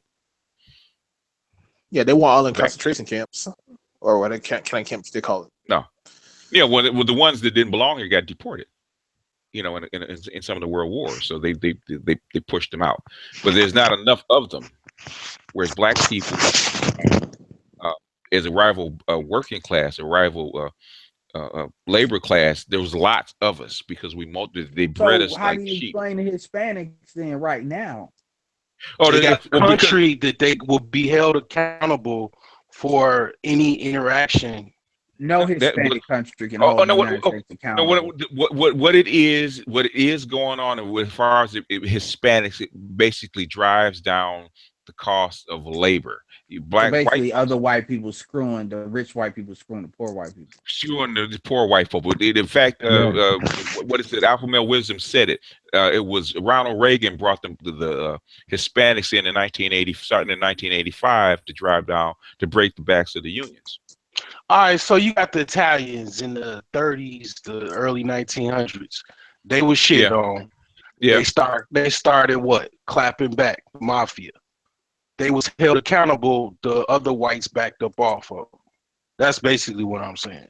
But Even on the local level. No, they were integrated. They were Yeah, integrated. exactly. They were integrated purposely. That's what the schools were for. The Irish, the Irish, the Jews, the Italians. Before that, the Germans. That's what the schools were for. To forge a white identity because they needed. The reason they brought them in is because they needed numbers. But don't downplay like a militia or a mafia. The Yeah, but they weren't clapping Russians, against the other groups. Russians You're have. mischaracterizing that. I hear I'm what you're not. I'm not saying, but you're mischaracterizing. Let me mischaracterizing finish the thought. Let me finish this thought. I mean, you got the Russians. You got the Russian mob is the most feared right now. Before that, what the Italians, and then you had the Irish and Jews, you know, and all of these other groups. I mean, basically, if you the blacks even had a mob. I mean, where Well, in I grew Philly, up. Yeah, but it says at the end of the day, they were still European and white. yeah. Right? They So got that what integrated. Oh that that. They was yeah. the didn't whole. go after these fools like they went after black people. No, they don't. They didn't. Well, No. that's the whole reason why we got raised. They had to convince the poor white people that they were Yeah. the same as the elite, so they can have them team up because there's strength in numbers. Yeah. Because like at the end of the day, if the poor white people realize they're being treated just like black people, they would ride overnight. Oh yeah. Oh, it's the team colors all the way. That's what the whole, 70s, I think 60s, the Black Power movement, pretty much, that I think that had a influence as far as why we have a certain standing today, as far as why white folks don't really mess with us. For some No, degree. they have never Some messed degree. with us. That makes it sound like that's something we did to What cause you them to mean? be Explain. fearful. White I people mean, have it changed. always been doing it. It's just different stages within the country's history. Yeah, because what really changed as far as doing something to black people was basically, I have to go back to Eisenhower. When he started sending down troops to protect black people, that's when the mood of the country changed. then it's not open season on black folks no more. Black folks can actually fight back, and then that led to the civil rights, and then in the 70s with the Black Panthers, when actually black men were allowed to arm themselves and fight back. That's when white Yeah, people because started at backing that off. point, white affirmative action, aka Jim Crow, has already did its job at that point. It has done its job. There's two reasons Jim Crow actually. There's two reasons Jim Crow actually died. There's one is the assimilation process, and the second is automation.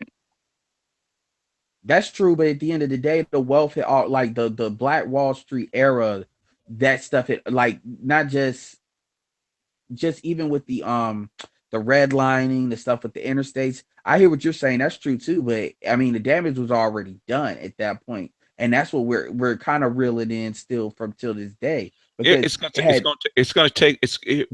thing is, I wish I could take you and send you back 50 years.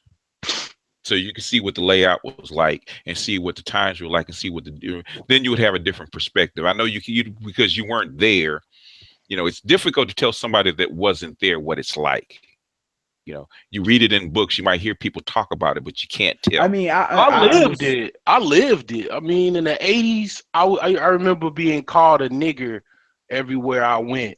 And I ain't been called a nigger in probably 10 years by white folks. Well, I'm saying I remember because I was bused in the 60s, okay? Yeah. As a child, out to a white neighborhood, which is fairly liberal Los Angeles. Not racist, not the racist South. Because I remember when I was how old was we were visiting my grandmother because she's in Louisiana, and my aunt, my youngest aunt, I think it was after sunset, and we were walking from, I think, one of my aunt's house back to my grandmother's house, right? Yeah.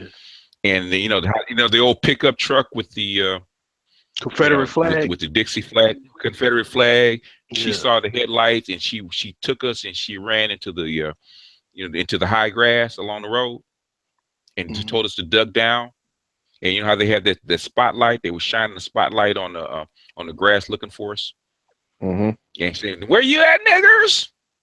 Mm-hmm. And he had shotgun and whatnot. And she had told, "Don't be quiet," and dug down. So that's when I was a child. This is like the mid '60s. Damn. And they used to even say, like, go back to Africa.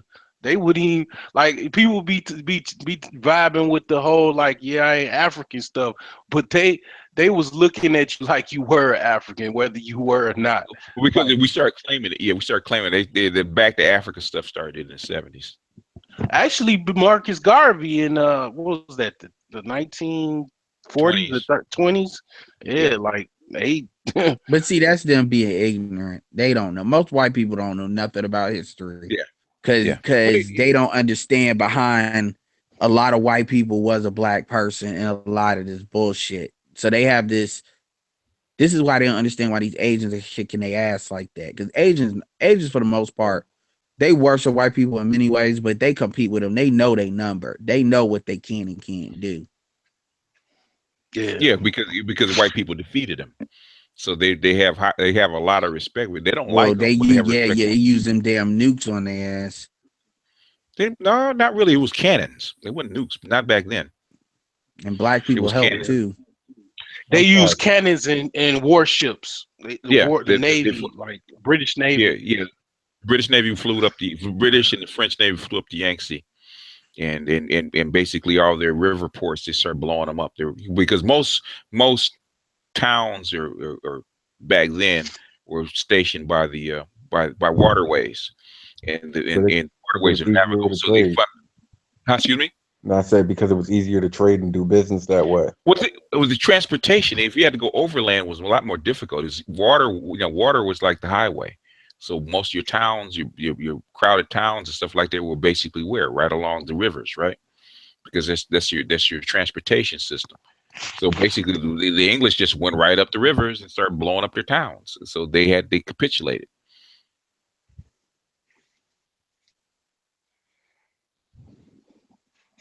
That's how come Africa doesn't have the same thing. That's how come it took Africa. You had to actually go into land You know, you have to actually take an expedition and go into land, into the, into the bush, into the jungle to actually do something.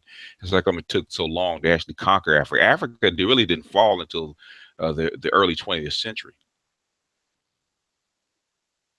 So basically, if you look at Africa being under colonialism, it was only like maybe totally. If you look at it totally, it's about like 60 or 70 years before independence in World War II. The Africans weren't. So Africans talk about colonialism. They weren't under the thumb of the Europeans that long. They exaggerate a bit if you actually start looking at the history. So when the African says, "Well, our colonialism was as bad as your slavery," I said that's bullshit. My father said in Ghana, they said the chief said pretty much, if you see a white man, kill him. And I mean that's what that I mean, like my father, he was born in the 40s. He's about 70 years old, so that had to be about the 50s, or between probably the 50s and the 40s. Yep. So yeah, that's during the rebellions, like the Mau Mau in Kenya and whatnot in the 50s. Yeah. So basically, Africa was not under colonialism. That, I mean, they're still under pseudo colonialism, which is economic colonialism. But as far as a colony where it's by force, it wasn't that long. It wasn't as long as they make it out to be.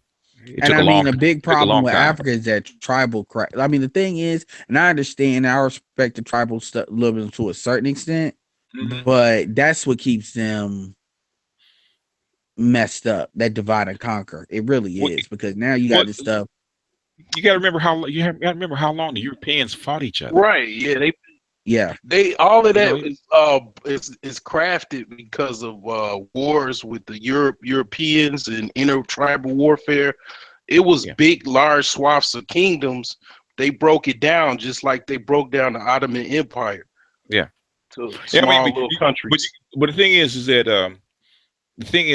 it wasn't, for African to have a lot of tribes, it wasn't that big of a deal. You might have an invaders every now and then, but for the most part, because it was so big and spread out, that pretty much most groups left you alone unless you're in one of the big major centers. But Europe was the compressed little area, man. Europe really fought each other right up until 1945, when Marshall came in and with the Marshall Plan and basically make the whole of Europe a protectorate. So that's how come Europe has been peaceful for the past 70 years, is because United States is an enforced peace by the United States. As soon as the United States think about pulling out, and Great Britain, as soon as they signed Brexit, they're talking about going to war against Spain over Gibraltar. So it didn't take very long. And that's going to be the end of white supremacy, because people are going to take advantage of that shit. Well, if this thing doesn't work out between in Syria, between the United States and Russia and China, then it's the end of white supremacy anyway. It's just, it's already dead. They can't revive it. They're trying to revive the patient right now. This is what they're doing. This is basically the United States coming out with the paddles and the heart lung machine and hitting them, trying to revive it. Yo, have y'all seen that? Basically dead. Have y'all seen that It reboot? No.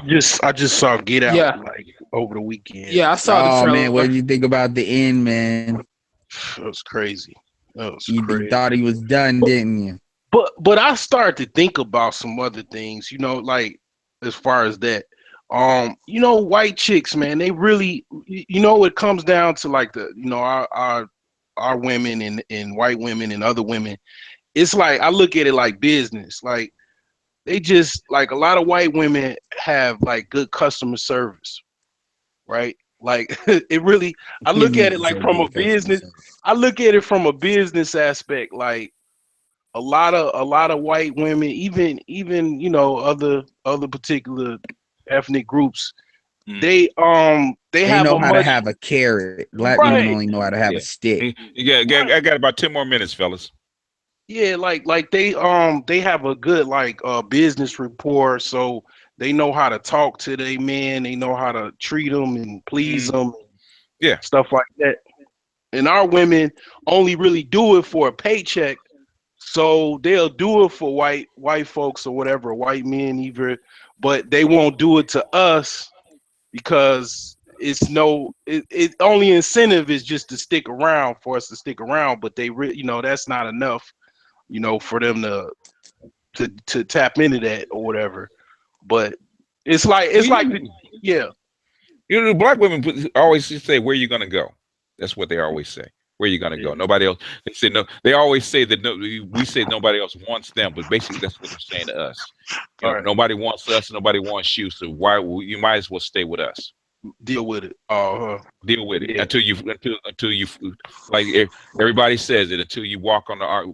They see you walking arm in arm with a white woman. Then all of a sudden they But you know what? Here's the thing that kills me. And I was just talking to somebody about this. You look at a guy like Donald Glover or a guy like Kendrick Lamar. Let's be clear here. Kendrick Lamar is 5. He's about my height. He is 5'4". And is he? Donald, yes, he is 5'4". And he is look, that's his look, but he's a rough looking dude. He is not, he is that dude that like a Chris would be like, oh, nobody wants you, you take the fame and all that. Same thing with Donald Glover. Oh, he's an educated lame, blah, blah, blah, blah. So my thing is, why do you get so angry when these dudes that you don't, I get Tyrese, but why are you getting angry with these dudes that you don't want? Are getting a white woman or a not logical, man. No, because they want them now. They want them now that they made it. No, because they want. This is the truth. This is what I think. They want black. They got the black men they want, which Ron Wills calls the select, and then the dudes that are unselect. They want them in the second string, or in the waiting until they have their bastard baby kids. Like you can be non-select to like 10% of black women, and then you could be 20% to like a select person. It does. You got to look at every woman different. They're not going to. But what I'm talking about is a lot of black women want them dudes, want a lot of these dudes to not have nobody until they're ready for them when they have their bastard babies. That's the point. That's the point. They only want them as soon as they get to a certain level. Like they want them when they become successful. When they're working on their goals, they don't want them because they say, like she says, like Deborah Cooper says, you didn't have money, or you weren't out there asserting yourself in the hood, making yourself look macho. Like Christy said that. Oh, I forgot who said it, but that's pretty much their argument. Like you didn't have money at the time. Yeah, so why would we want you? You didn't have exactly. So like they want to be able to say, no, you shouldn't date them. Get your bread up and then we'll date you. In other words, come up to our standard, Nave, and then we'll consider you. But in the meantime, work on yourself. But that's even true with dudes that got money. Like you could look like Donald Glover and be 6 figures in tech, and you still got chicks that's gonna say the same dumb shit. And look at Biggie. Look at Biggie. Look at Biggie. What that nigga say? He said, "Heartthrob, whether fat, black, and ugly as ever. However, a different type of women and this famous status." Well, I'm not necessarily talking about a famous status. I'm talking about off the look. Because let's be clear here. Even if a Donald Glover or a Kendrick Lamar was making 6 figures, you still have chicks saying the same shit. Like, and they will only want that. This is why black women always say that white women only use you for your money, is because, see, black women do a lot of projecting. And a lot of what they say, this is how they think. So they assume other people think the same way in the same like type of mindset. So when they say, oh, these other races only want to use you for your money, well, that's because that's how they view you, because they view you as chattel labor. It's like you losing resources. That's how they get mad, and that's why they get mad. And like I said, Chrissy will hide this behind colorism. Black women colorism is like that great equalizer. They don't really have that much resources. A lot of black people are in the like lower economic class or whatever. So they prize money, as far as resources and stuff. Black women value control over money. Yeah, like they want you to have the resources, but so they don't. But they don't think logically. Like, well, what if this guy's plan he's working on coming to fruition? Whereas the white chick, she'll come in and invest with the guy, and then he blows up, and they looking mad because they didn't put the time and effort in their investment. It all goes. I just say it all goes back to fucking business. I'm sorry. It's like people don't like the same problems. Like black people don't invest in the stocks and all that shit. It's just it's the same with relationships, man. That's all I can. I mean, that's well, all. you gotta grow. You gotta grow up with it. You know, people don't understand the damage of not being raised. I remember one of the most offensive things that I was told in foster care when I was in there that year was this one dude told me I wasn't raised right because I didn't like some stupid, dumb, something he was eat. They was trying to eat, have me eat, and I didn't want it because I didn't want it. So about you weren't raised right. Boy, that's the closest I ever came to wanting to punch a dude that was like that his age in the face, because I took that so offense, and that's what it. But the reality is, a lot of black people ain't raised right. Yeah, that's true. They're not That's raised. real talk. What it is. It's not part of the culture. Yeah. But look, that's what that goes back to what you said earlier. How that lady was on Boyce's channel talking about wife school, and all them black women was mad as hell, talking about I don't need to go to wife school. Look at the comment section, man. That was warfare in that comment section. Yeah, because they don't want to be told to be. They say, "Why should I be submissive?" They think submissive means doormat. Like they don't understand that means. Tommy Sotomayor would be proud. Like they don't know the difference. They don't understand. Like a wife is supposed to like motivate the husband to do better. Like you ain't supposed to dictate. You're not supposed to emasculate him every time he walks in the door. Yeah. Because they were raised to be rulers. You're telling rulers they have to be submissive. Right, exactly. That's what that is. The thing is, they used to be benevolent rulers, even though or the wife thought that she was superior to her husband. But the thing is, she could actually manage her husband, by being playing that particular role, whether she was or not. This is the role I have to play with my husband. Yeah, my mom was a bunch of Peggy Bundys, man. Yeah, my mom was like that. My mom made like way more money than my father, but she'll still be, lay back and let him be a man. Yeah, that's Sarge's situation. Like it's crazy, but yeah, it's just a lost art. But no, but yeah. Sarge's mom was dominating. You can hear how he talks about her. But she picked a soft man because she didn't want to be dominated. He said that because her grandfather. I always go back to that because his grandfather was a strong domineering man. She didn't want a husband like that, so she picked a guy. Damn. Yeah, a lot of these women want weak dudes so they can run over them. Exactly. They don't want no man to be able to say, "Look, we ain't doing that. Look, stop spending your money on that stupid shit. We gonna build for this." They want to be able. They want to spend their whole paycheck on a car payment. They want to spend their whole paycheck on the weave on the net, so they can say, "Look, I'm successful. I made it." Yep. And that's why I tell. I remember my lady told me some stupid shit like that. Man, we were, we had just had my daughter.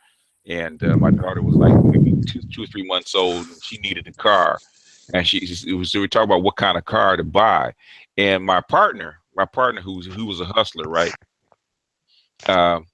He had what was that? Back then. This was an 80, so he had a 750 Beamer, right? Which is like an $80,000 car back.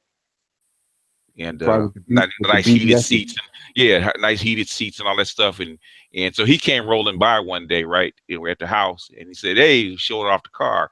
And so he said, "Man, you want to take it for a spin?" I said, "Man, let her drive it, man, because it means more to her."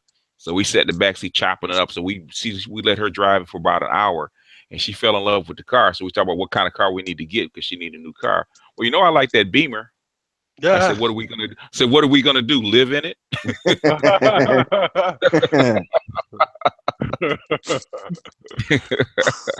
Yeah, this is the 80s, man. We ain't talking about the 21st century money. We're talking about 80s money. Talking about $850. Well, see nowadays, man, real talk, and I hate to say this, but this is true. Niggas are just hopping. They just like fuck it. And now you seeing like even I see how people are reacting to Sarge. They like fuck you, Sarge. I think Sarge hopping. I think Sarge. That's how they. Huh? I think that's like Sarge said. Sarge with this flat false flag and stuff like this. Sarge says, "Fuck it, I'm out. I'm gonna hop the fence, man. Fuck it. I'm tired of fighting the battle." I think I won't be surprised. And Chrissy has mentioned that too. But see, think with Chrissy's on that bullshit. Just like I said, man, she don't even sound. I could tell that like she probably don't, the way she acts on YouTube is probably not how she acts in like real life. Like I could, because she has the voice down pat. So if she actually is attractive, she don't have to deal with this shit. As long as she don't bring up colorism and shit like that, she'll be fine. But so it's the same thing with like Beyonce, where they talk about all that feminist shit, but she married. They be selling black women bullshit, and black women just buy it. Yep, buy that shit. because it makes them feel good. Yeah. I mean, it's like selling them hair weave, except through empowerment. Yeah, that's how come I say that Russell Wilson is brilliant. Why is he brilliant? Wait, brilliant. Yeah, Russell Wilson doing child incest. He's so smart. But No, he's brilliant, but he's getting Sierra. Boy, he's selling them black women dreams, boy. Oh, You okay. could be a single mother. You could, because if you look at it, how many single okay. mothers are out there? Yeah, and they get mad. They're like, "Oh, what? Because I had a kid, I'm not supposed to have a good man in my life." You can look at Sierra. Look at you Russell can have a great man as long as you have a child. No, look. I had a kid. I got problems, but look at I can be. Sierra can do it. I can do it. Look at. I want a man just like Russell Wilson. Don't she still got futures tattooed on her body somewhere?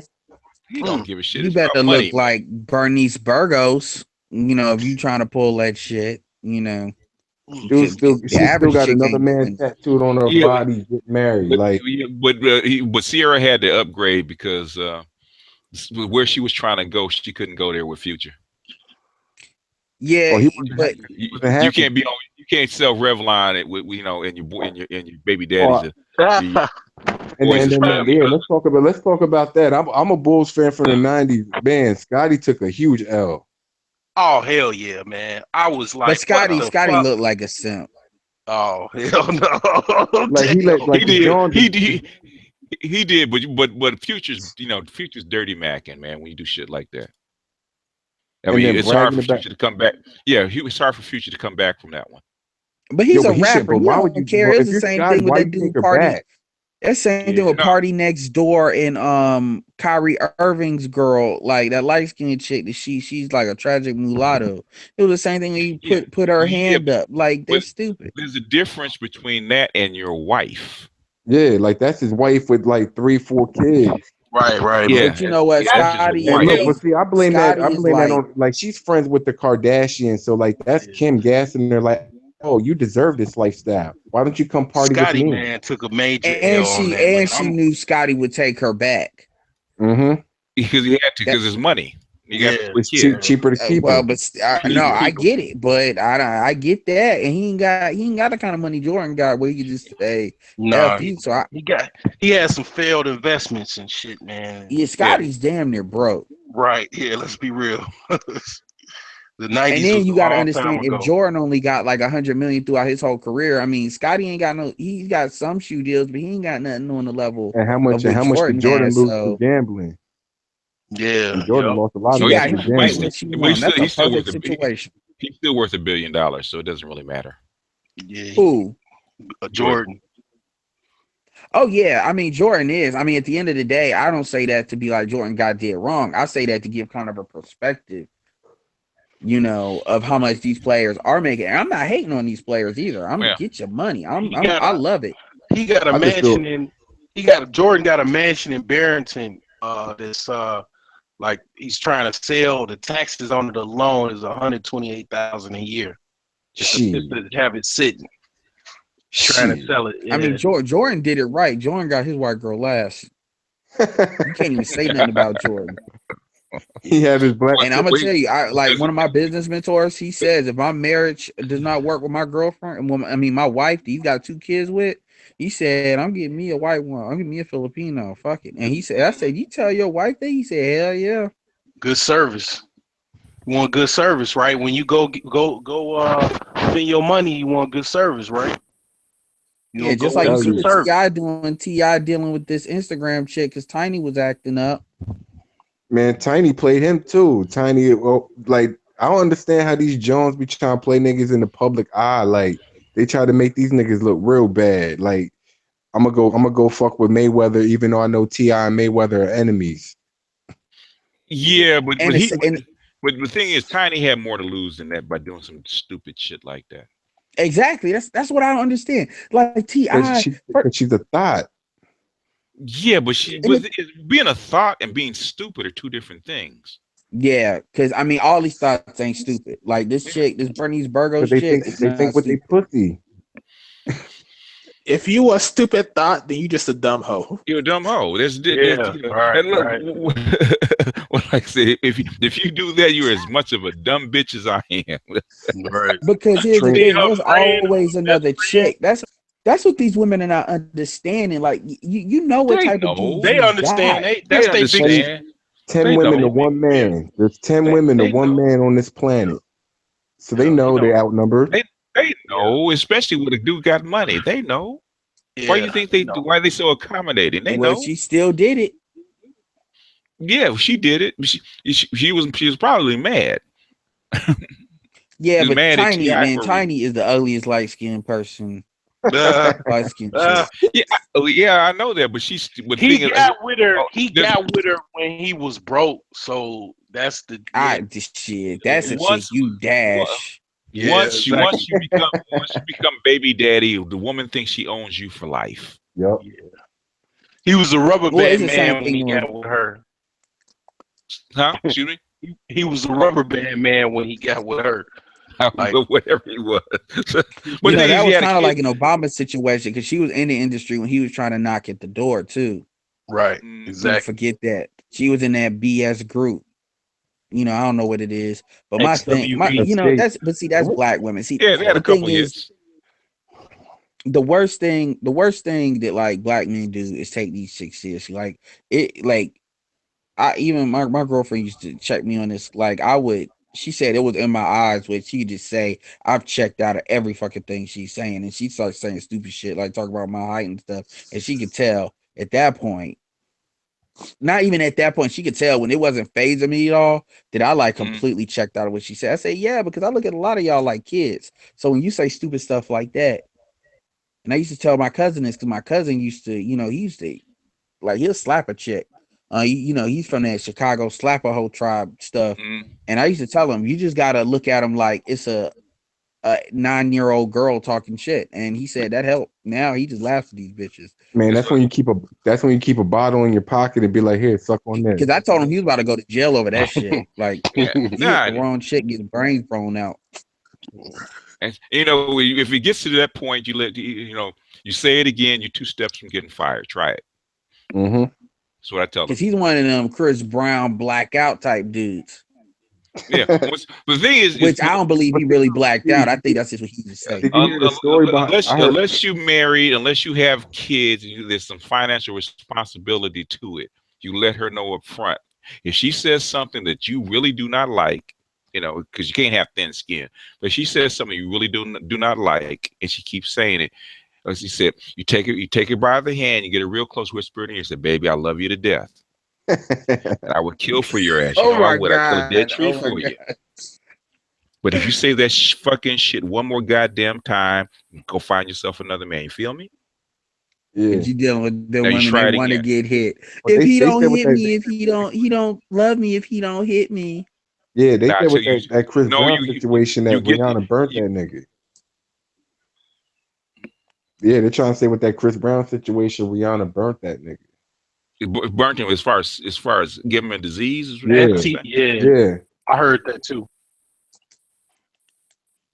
That's why he was spazzing. Yeah, but you can't do that shit, man, because it costs you too much money to do that shit. If you're in that kind of position, man. You know what? I'm not even gonna let him. I'm not even gonna let him have that. But you know why? Because he went back with him. He went back with they act like they still wanted each other. So the hell with all that. That's why. That's why he freaked out, because he does love her.